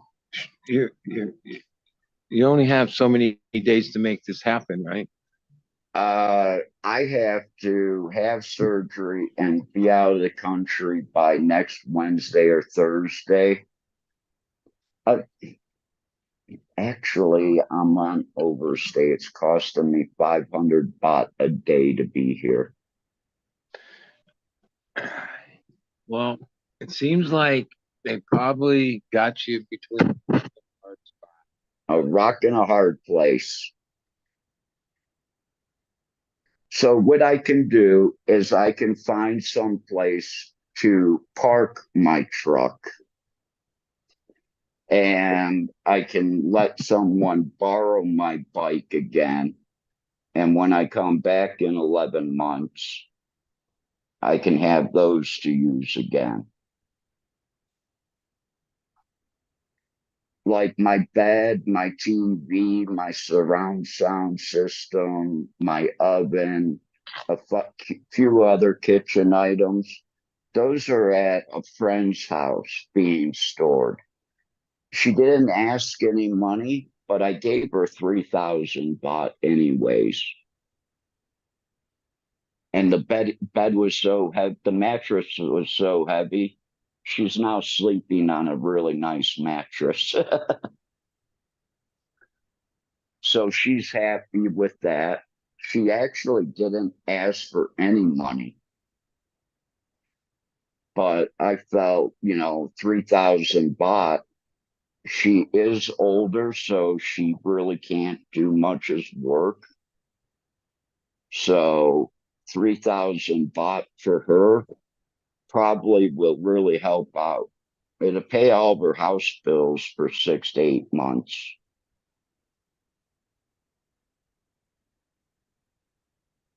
Unless she goes up and gets my big TV and watches that or plugs in the air conditioner that's there. Well, and like I said before, yeah, I mean, you're not the first foreigner there under these circumstances, where, yeah, No, but life's a crazy thing where you could be set on going back there in 11 months, but just never get back there due to whatever happens in your life. exactly. And Ex- not that that person had any intention of taking your stuff, but they could, by default, fucking, you never come back. It's theirs, right? yeah. Or that I could come back and the lady can be gone tomorrow. But the thing of it is how I got this hookup is through my friend that's on Chiang Rai SWAT. Well, there's good So people he's, everywhere. yeah, It might not and even I be like actually, their I, thought at all, but that's the reality of it. and she actually kept my bike for a little bit when he wasn't riding it. So we do have a past history. It's just now she has the whole upstairs open because her son and wife moved out of the house. They started their own.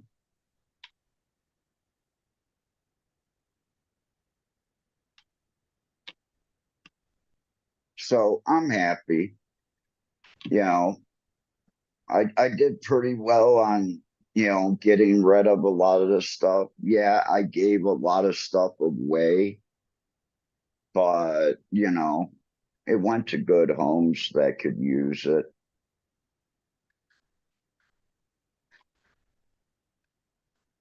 It went to people that, don't make a lot of money.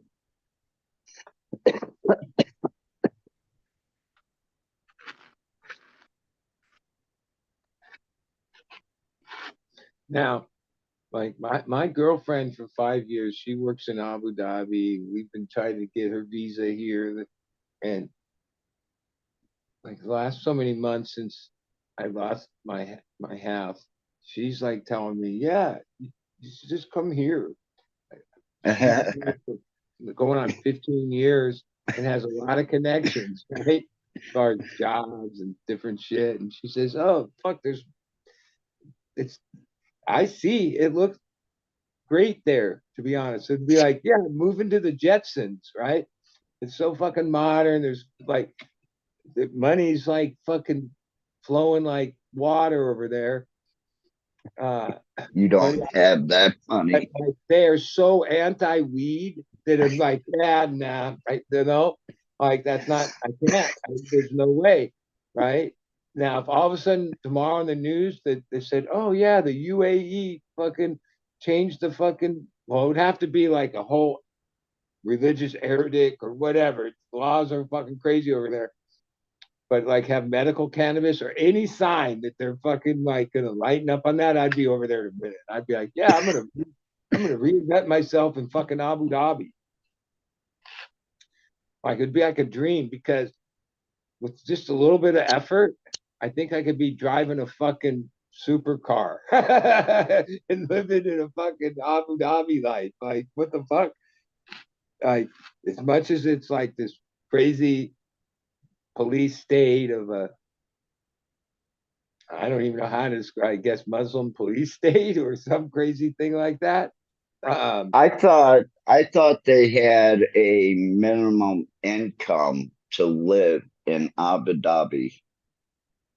yeah, there's requirements. You can't fuck around, but like Yeah. there's lots of jobs. Like yeah, because none of Yeah, the but people that live there would that you want to? have to work or do work because they all have like universal basic income. So like the government gives all the citizens plenty of money that they don't have to work, and they don't. So like every job they have to have. They need people to do jobs, whether it's You gonna tell me Ben's gonna go punch a clock? I some things are just fantasy. But I thought like it would be pretty cool to sell supercars. Like, why couldn't I Yeah, sell supercars? And then I could drive one. Like that's been my dream to like have like a fucking car like that and be able to drive it. Like, but they have weird laws there. Like my girlfriend's been there 14 years. Going, she can't get a license to drive. That's illegal. Like, like only the citizens the are eligible. privilege. Yeah, there's like, yeah, it's not as pretty as all that. Oh, if you had a mega pile of money, well, that's a different story. But uh, and it's a place where if you go in debt, they throw you in jail. You kick. Yep, exactly. But yeah, it's a complete police state. Yeah, and it's It's like on it, anti-cannabis. It's beyond anti-cannabis. but it is like one of the places I wouldn't mind spending a couple nights in. I think I could probably go a couple nights without cannabis to be, seeing the sights of Abu Dhabi because some of the buildings are just Just out of the everything. world. And Dubai, I mean, Dubai's pretty gnarly too, and Yeah, Abu Dhabi, and I should say Abu Dhabi. Yeah, first. every whatever they just keep going further and further. Like all the fantasy as a kid of what like modern fucking existence would be. Skyscrapers. Like it seems like, yeah, uh, they've created that over there mainly because we've been paying $5 a gallon for gas for so long. They have all the money. And now they're asking for that money in gold. There's actually a gold coin from, I think it's 1957, when Saudi Arabia demanded X amount of dollars in gold, and the U.S. Mint made up these coins.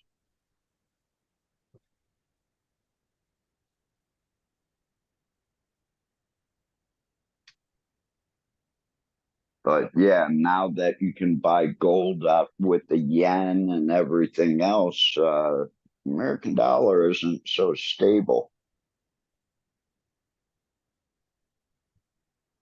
It's not backed by oil anymore. Well,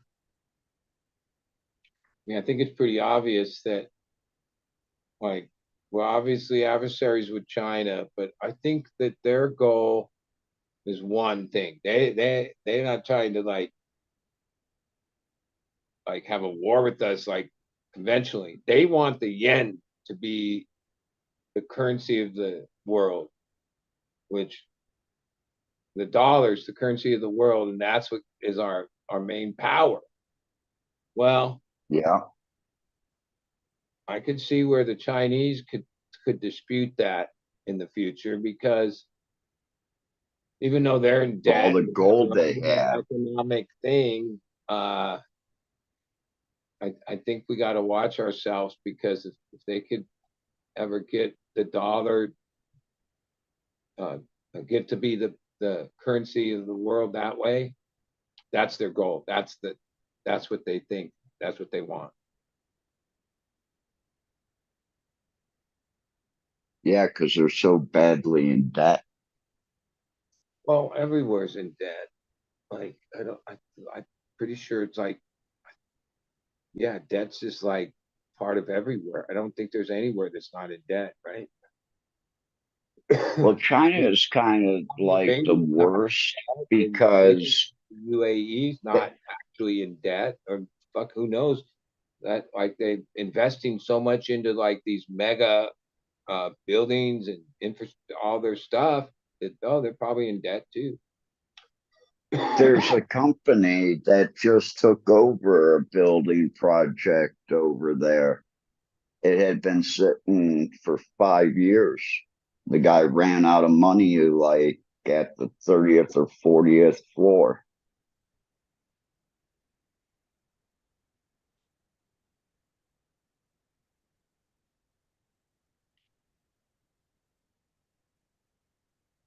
But the Chinese thought buying another home, a second or third home, was a way because property was going up, the value of the homes were going up, and they had a big scandal over there on the way that these building companies could borrow against the bank. And that they really haven't disclosed all that, but yeah, Well, the latest people story couldn't get their money out of the banks, it, shit it like that. it made our news briefly. They talked about that there was like torrential rain and flooding and caused all this damage in Abu Dhabi. But they left out that it was like they fucked up and like overseeded the clouds. Like it was like they created it, right? Which like because like that's just part of life over there. Because like the other part of like yeah, just like I said, oh fuck Thailand, 109. Oh, it's like 128. 120. Like 120. yeah, people don't even go outside. It's everything's inside because it's this god forbidden desert that it wasn't meant for humanity. Yeah, it's kind of like parts of Las Vegas where you can actually walk part of the strip and never go outside.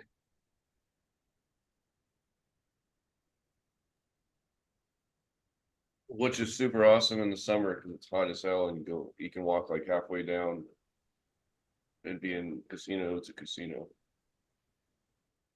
But when they had that flood, the one car channel that I watched that's got a lot of supercars on it put a big warning, flash warning for flash flood. Supercars coming out to you cheap, just a little water damage. But yeah, you imagine how many billions of dollars of supercars that were destroyed because these people were driving in this shit. It was just a downpour flood. And you see like Lamborghinis, Ferraris, the water's halfway up the window. Yeah, a lot of those people they those cars are like paper towels to those people, dude. Yeah.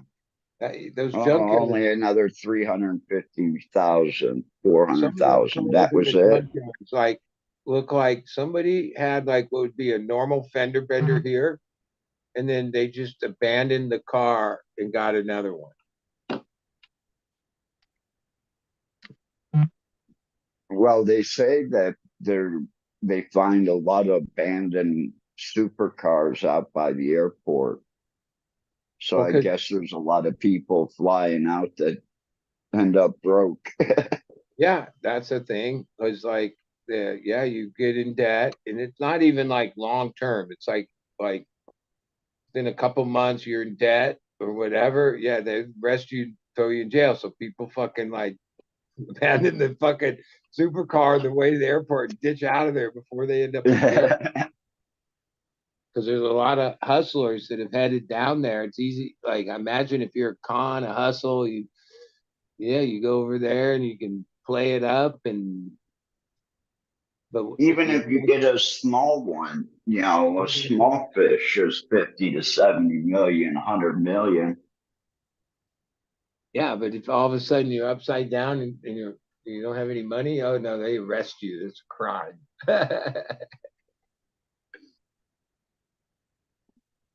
Yeah, I may have to fly back through that way instead of going through Tokyo. I get such bad jet lag flying west. Well, Flying east, I'm okay with. I've seen a lot of the Abu Dhabi and Dubai, FaceTime, and other Instagram posts over the years, and yeah, like it does It's a seem pretty. desert. Well, that part, but no, like in all these like that metropolitan the cities, the sidewalks, like everything's like it's hard. It's like this weird modern thing. Like they're like ever since I started seeing that, sometimes I'm at LA, which like is one of the most desirable places there are, and I grew up there, and like everything is so run down and it's fun, like like you have a I couldn't supercar in believe LA. how Holy shit, the fucking forget the potholes. What about the fucking grooves? Like it would just tear those kind of cars up, right? In Abu Dhabi and Dubai, the roads are like these perfect smooth. They have like 8 lanes, like multi fucking huge lanes, and nobody's on the road. And fucking, you can go as fast as you want.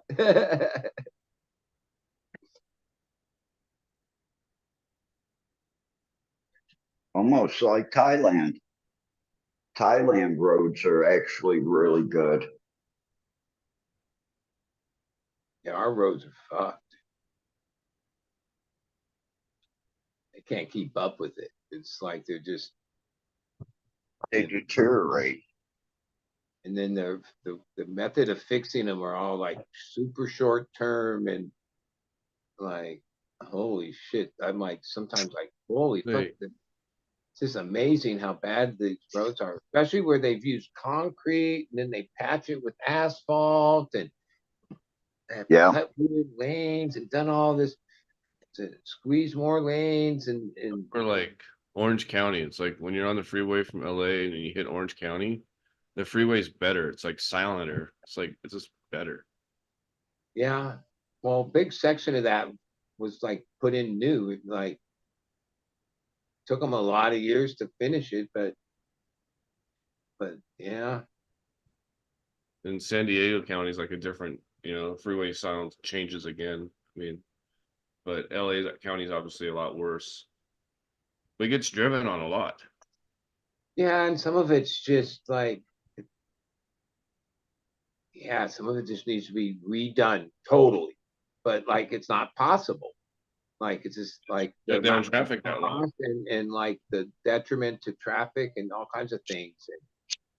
And some of the streets are like too narrow. It's just not meant for this amount of fucking cars. And it's not great. I think Hollywood is like terrible to drive in. Yeah, it's It's bad. okay. All of it's bad. It's Those are some pretty narrow streets up by the Hollywood Bowl.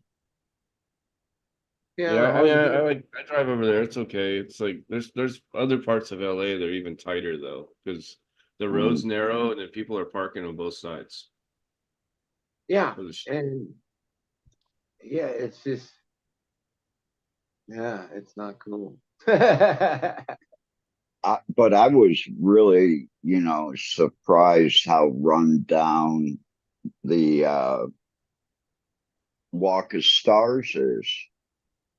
Oh yeah, that whole area is like long since. It's Dive City. Yeah, a lot of the buildings are just left empty. The real estate's worth money, but no one. It's just we're so run down. I don't know. Yeah. It used to be a thriving area, mainly entertainment and a lot of shit there, but now pretty run down. Like yeah, I always think tourists come from all over the world, and then they get there and they're like, "Holy shit, this is fucking shit." Yeah, exactly. That's what I thought. because when I left you from the Hollywood Bowl show, I went down and I was there when I was a kid, but I really don't remember it. So I ended up walking from one end to the other. I'm It glad it had a was the night heyday, before and Halloween because everybody was dressed up. yeah, it's just been in steady decline. Like, and needs like yeah, a lot of things just need to be tore down and new shit put up. Like, you know what I mean? Yeah, But no,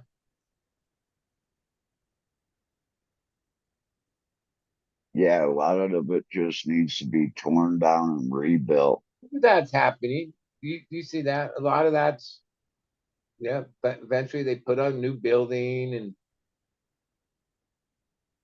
um, yeah, There's some gentrification like that going on, but then like some of those houses and buildings are historic, so it's like you can't tear them down, right? They're like in a yeah. historic district, whatever. So you have to kind of keep them the way they are. There's Most of a the time, few of them in Cleveland, and they made them into apartments. yeah. Well, that's what I was saying. Like most of the time, when there is something that some older stuff gets replaced with a newer, it's housing, And which then is like, another thing, I mean, I left California, up there 25 years ago, mainly because I grew up there. So like, oh, I remember it was like this the right amount of people. And then over the years, it just got to be like, holy fuck, there's too many people here. And now when I still go up there pretty often, yeah, that's it. All I see is it's like, what the fuck? You think it's expensive to live down here? It's fucking super expensive to live up there. And Yeah, you're like, holy shit, this is bullshit.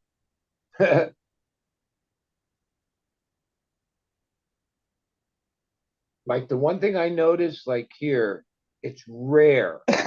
Any light is going to take you two lights, let alone three, to get through the intersection, right? From when you pull up, stop.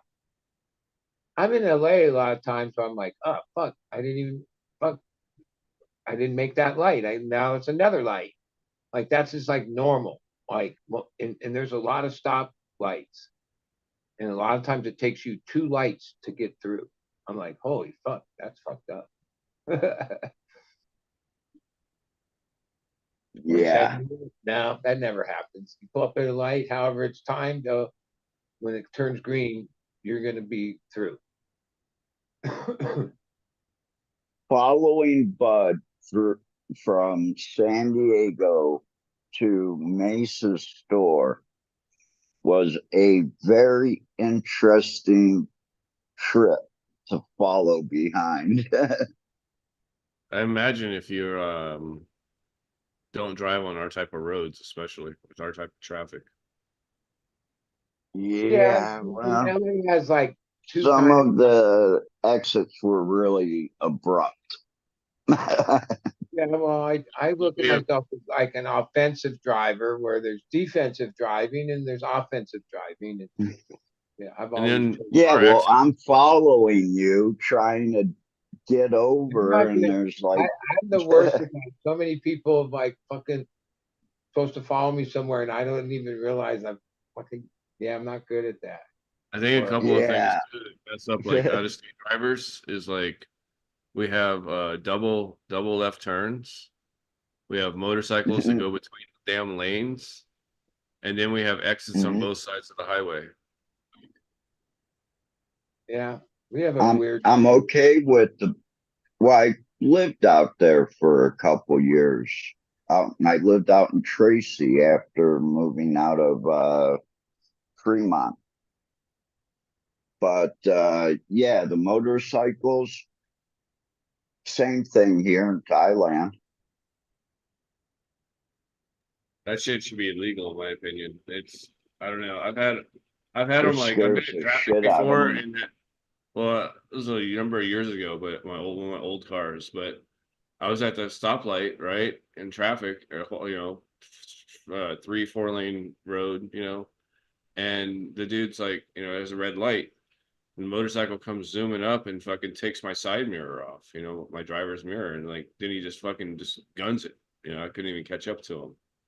So it's like I don't know. I don't like that shit. I think it's dangerous to allow him to I go think between the it's pretty lanes. like ballsy. Like I sometimes I'm like, what the fuck are you? Because if any car isn't like you don't have to be in their lane, but they're literally going down between two cars in traffic that are lots going on, people moving lanes, different shit, and they're like just whizzing along at, and a lot of times they use their rev to try to like warn people to like most of the time if I see them in my rear view or Yeah.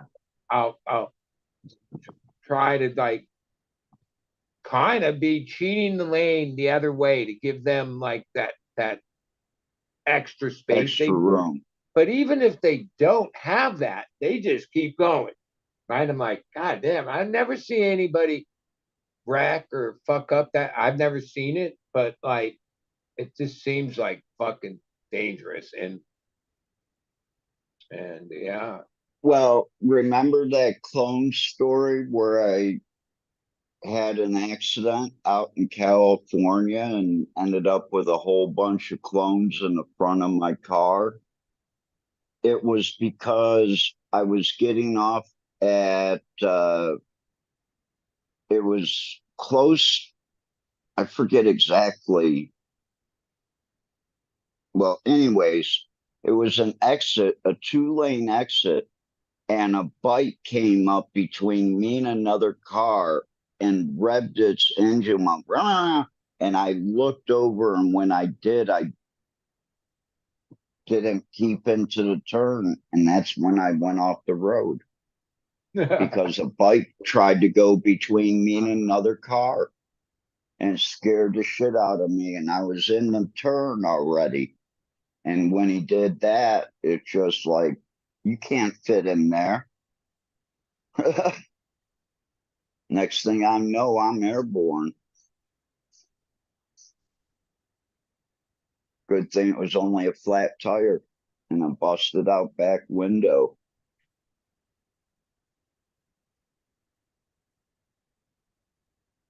But yeah, 250 clones all on the front seat of my car. That freaked me the fuck out.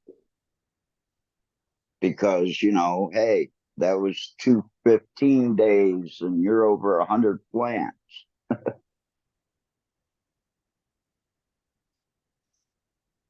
And at that time, they were still deciding if a clone was a plant or not. Yeah, today Not like most today. places in California, I don't think they would even trip at all. Mm-mm.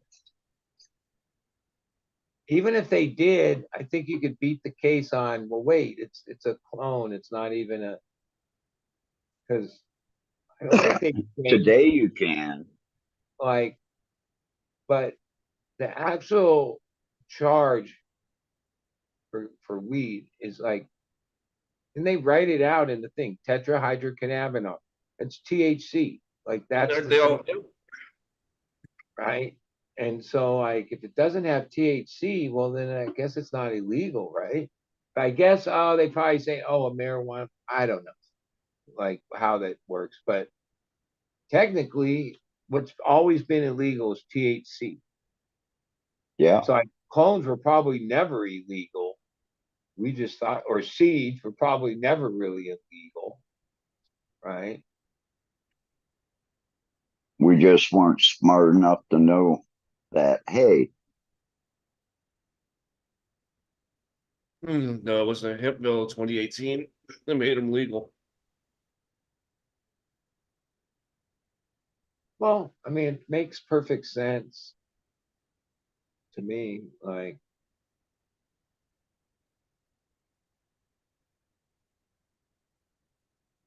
yeah, but I love that wouldn't hemp doubt bill. that like some new version of the farm bill all of a sudden has some tweak in it in Yeah, the farm bill. future That's what I meant. Farm bill. because Yeah, that's probably one of the heaviest lobbied fucking bills that there is. I mean, not just whether our hemp issues like minuscule in the farm bill, it's the whole ag industry.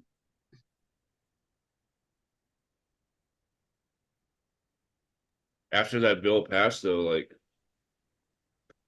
a whole shitload of seed banks existed like overnight. I feel like so before Wasn't that same bill what created this thing called THCA thing and like THCP and THCO and all that shit. even like I was at the head shop in Oceanside and yeah, it was weed. It looked kind of fake weed. I don't know, but it said it was THCA weed or whatever this is. It was like sold right in the head shop. People were buying it.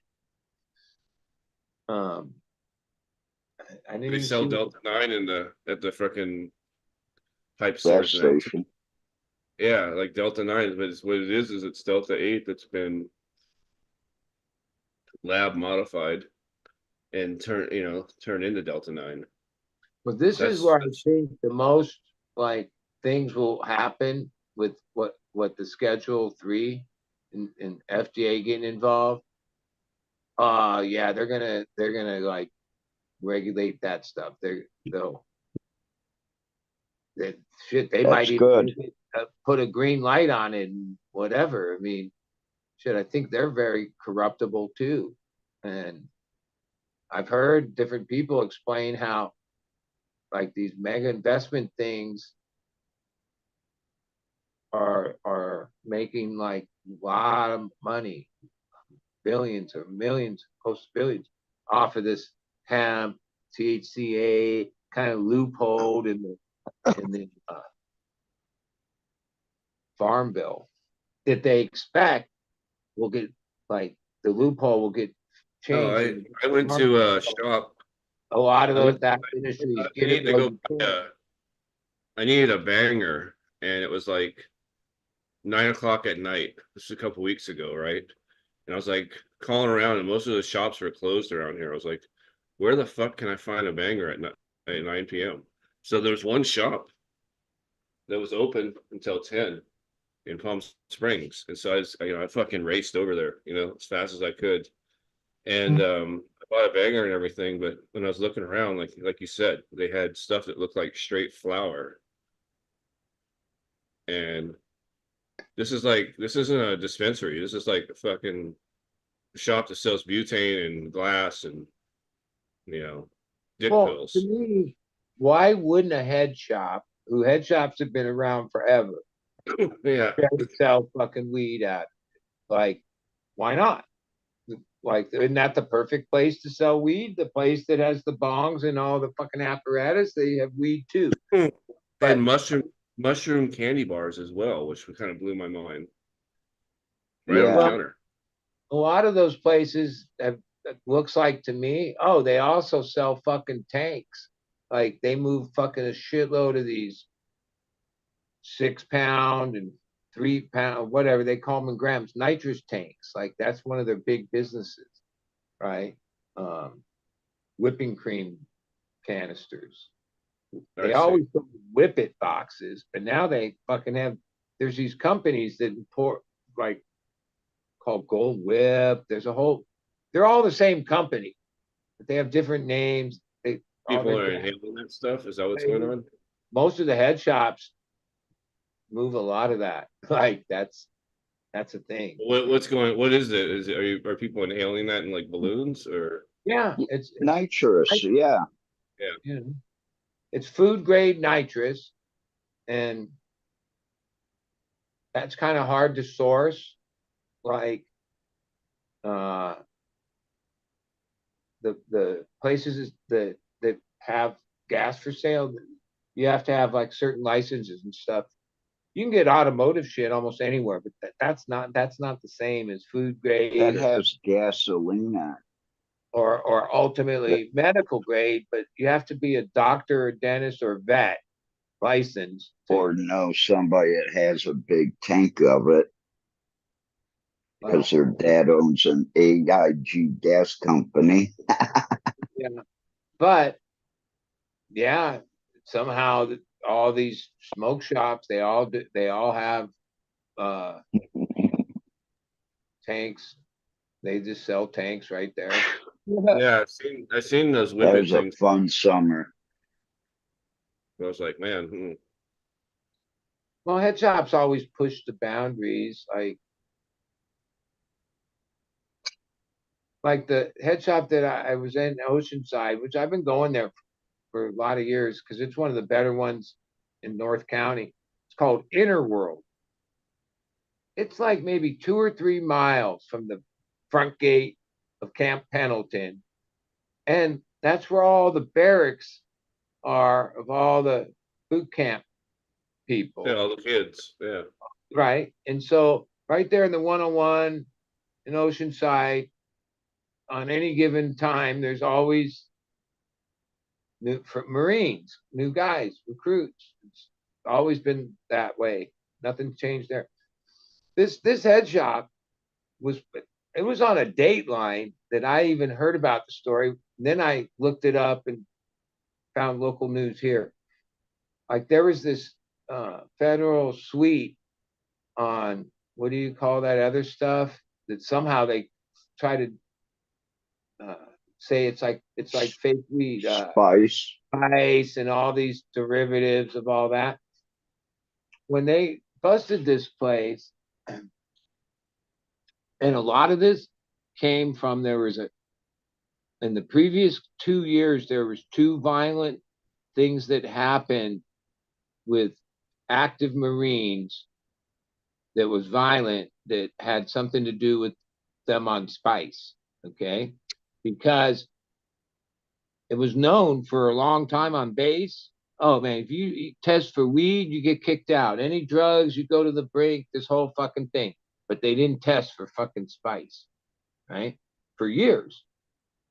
And yeah, when they busted this little fucking head shop, they said that they were selling $250,000 worth of spice a week from there for years, Fuck. right? That's a lot. Mainly to the Marines, right? That's how the whole thing, like, because yeah, now in the Marines, oh, they test for all those things. So there's like a whole range of, because even the spice thing was like a whack-a-mole thing. It was like they were derivative compounds, mainly produced in the Eastern Bloc. And then when we would make a law banning that, they just switch a molecule and make a different one, a different one, different one. And yeah, Yeah. there's all kinds of weird things that happen when people use that stuff. Sometimes violent, Yeah. like people like do crazy shit. Exactly. Just like you said, people have psychological problems. They do Well, that somehow shit that stuff was and always they become marketed as really like a violent. Yeah. cannabis What was the alternative effect of or the stuff? cannabinoid or like it was like a weird thing because people smoked it or something, but it's like nothing. It's not anything. It's What were the so effects? Was it like flour, like smoking weed?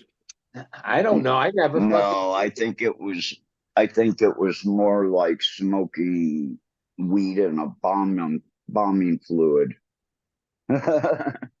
That type of high, where Not it yeah. was sure. more of the Not real If bombing sure. fluid. used at a high level, it's like it's when you would hear things, these reports of like this like person that killed these people at this party, it sounds like holy shit, that sounds like PCP, but no, it's spice.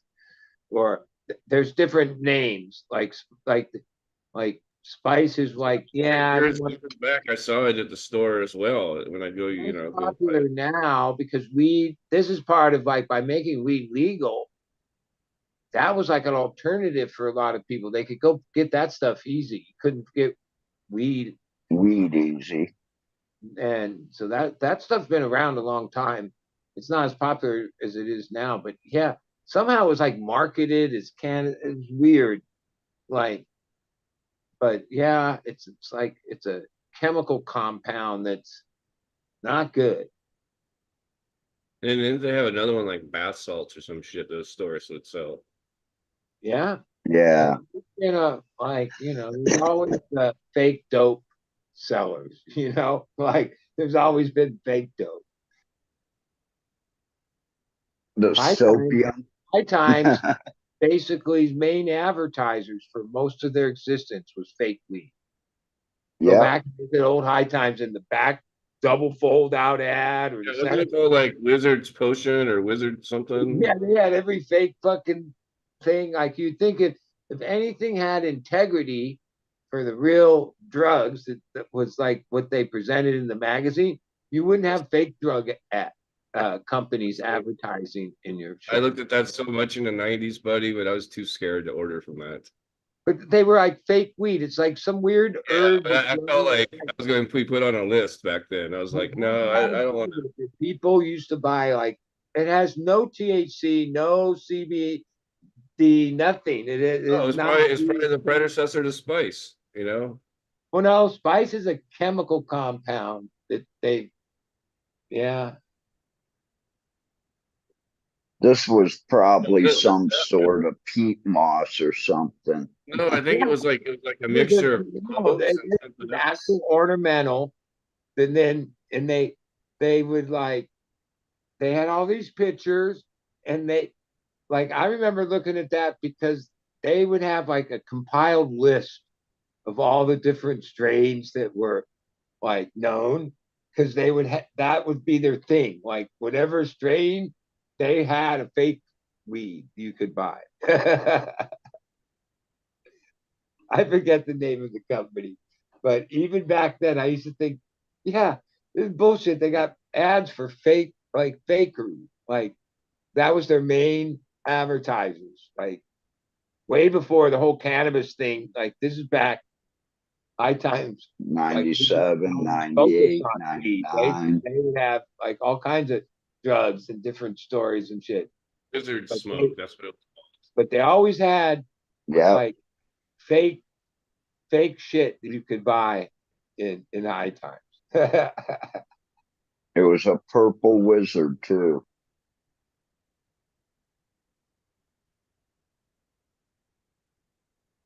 I remember that advertisement. I Yeah, actually thought Mark Emery's magazine was a better content magazine than High Times was. That was for sure.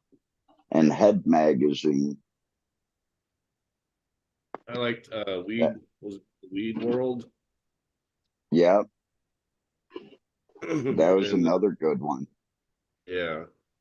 High Times is like to me it's like kind of like Playboy is, right? It's like they It don't was show a you any joke. of the good stuff. It's mostly just advertisements and sports and advertisements, and like you might get one or two pictures that are halfway decent, but it's not the hardcore, right? It's like the Weed World, some of those other European magazines, they're more like the hustler of weed. Like they showed you plants and facilities and canopies and up close pictures and like just talk to the grower, better interviews. Like I feel like High Times was too polished, commercial, fake for the most part. And a lot of the people from it are kind of the same way.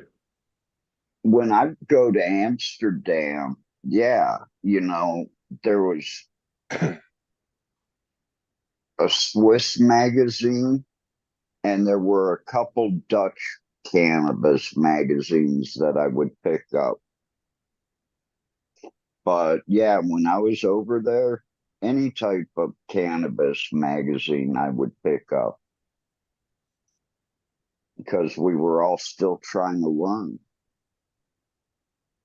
And it had different stuff than what we knew of. Since I was like, as can remember, like my parents' house, they had magazines on the living room table. They came in the mail. And High Times was always like, yeah, they had a subscription way back, like in the whatever, in the 70s. I was only like way before I ever got high. I used to look at these High Times. Even like it became like High Times was sort of influential because like when way before I smoked weed, but there was this article, and like I say, the early High Times during that era, weed wasn't predominant. in the magazine. Like sometimes the centerfold would be cocaine and the stories would be about Colombia, whatever, and maybe a little thing about weed. But there was this, and when my friends worked at High Times, they found that uh, that issue. And like there was this thing I never followed through. I should have, but there's these reprints you can pay it pretty much, and you can get reprints of old issues. But there was You this don't article have to. I've got them about, for you. about a guy growing Fallbrook Red, which is a strain in this town in Fallbrook. And I remember every picture of it.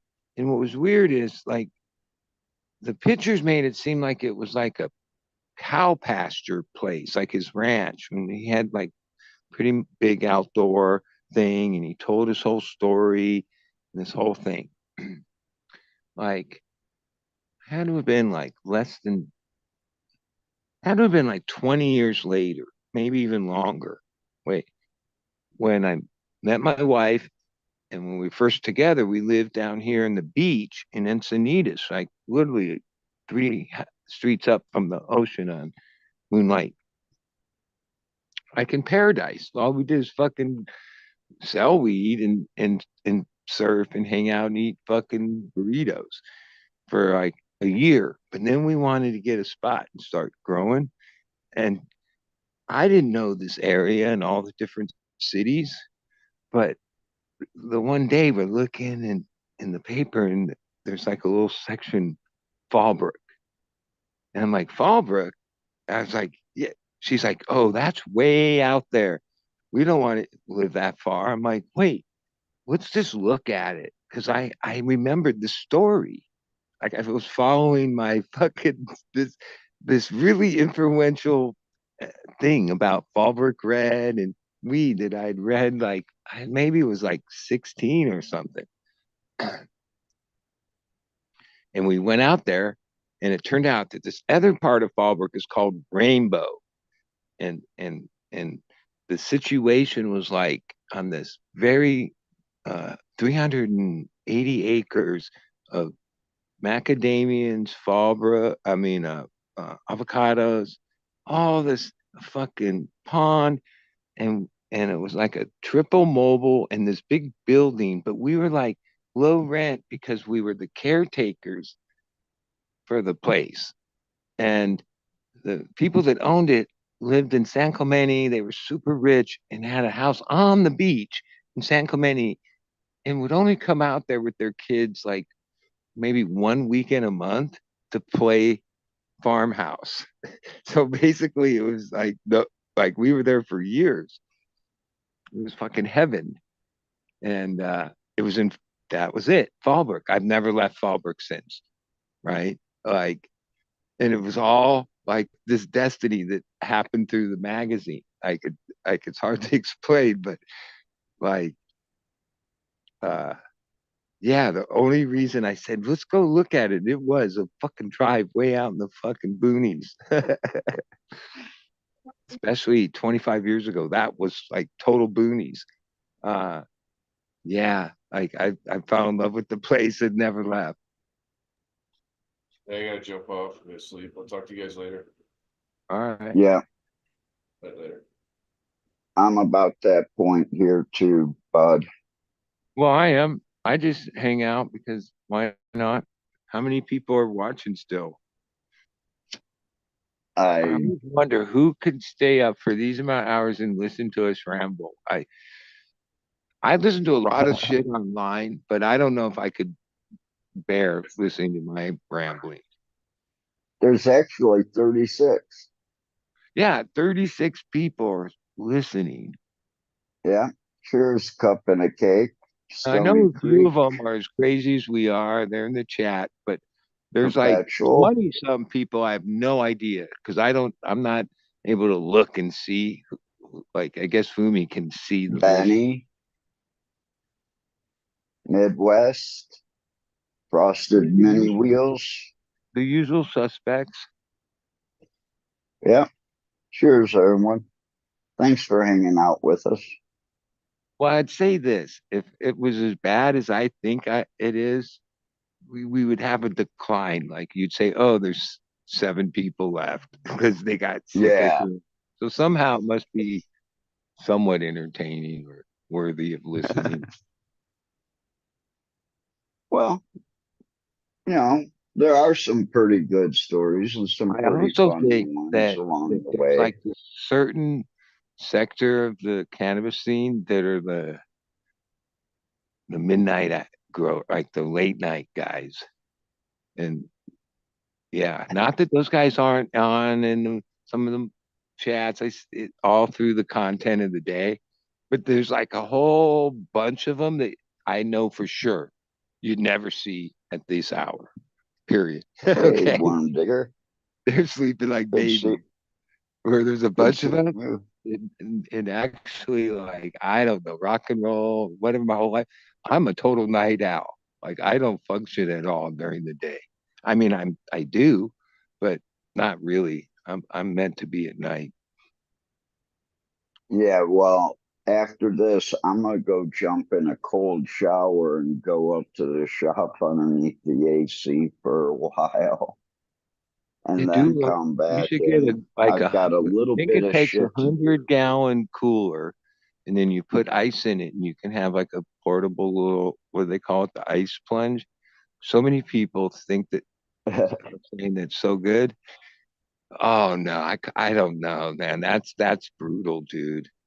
Like I go in the ocean where it's like maybe high 50s and freeze my ass I off with a wetsuit on. I love going to sauna and then going and jumping into a cool pool or going from a hot whirlpool into a cold pool. That's one thing I am going to really miss. The fucking really cheap massages and the fucking saunas because the saunas over here are just awesome. Okay, well, is Bud still there or Yeah, did like he drop out? no, it did Okay, drop out, but I'm back. So when's surgery? How many days? a couple days. So we're looking at Friday, Saturday.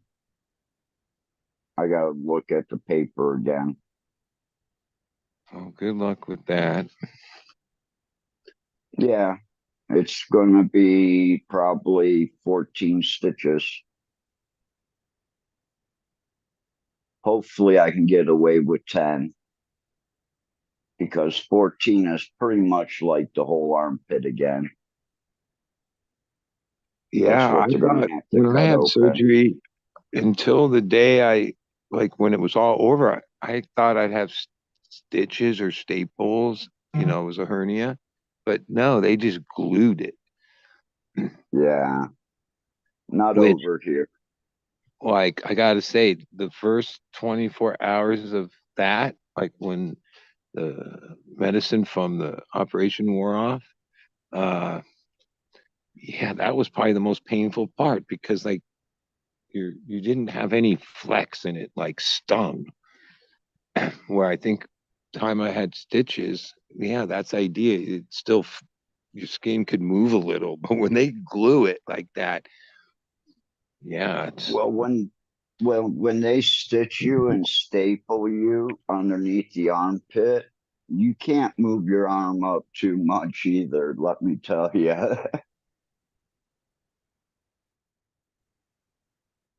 But good luck yeah, with it. so thank you for that. I appreciate it. I hate going in the hospitals. I'm glad it's only going to be probably about an hour and a half and done. So at least it's fast. And they don't mind if I get high before I come in because they've said, okay, we're ready to take you up. And I said, give me a second. I want to get medicated first. Well, if they've got medication waiting for you. No, I just need a little to go in. So, but like I say, I am going to have to get off here. Bud, It was Yeah. another great night. Signing on. See you at the safety meeting Yep. around noonish. All right. Have a good night. Peace, everyone.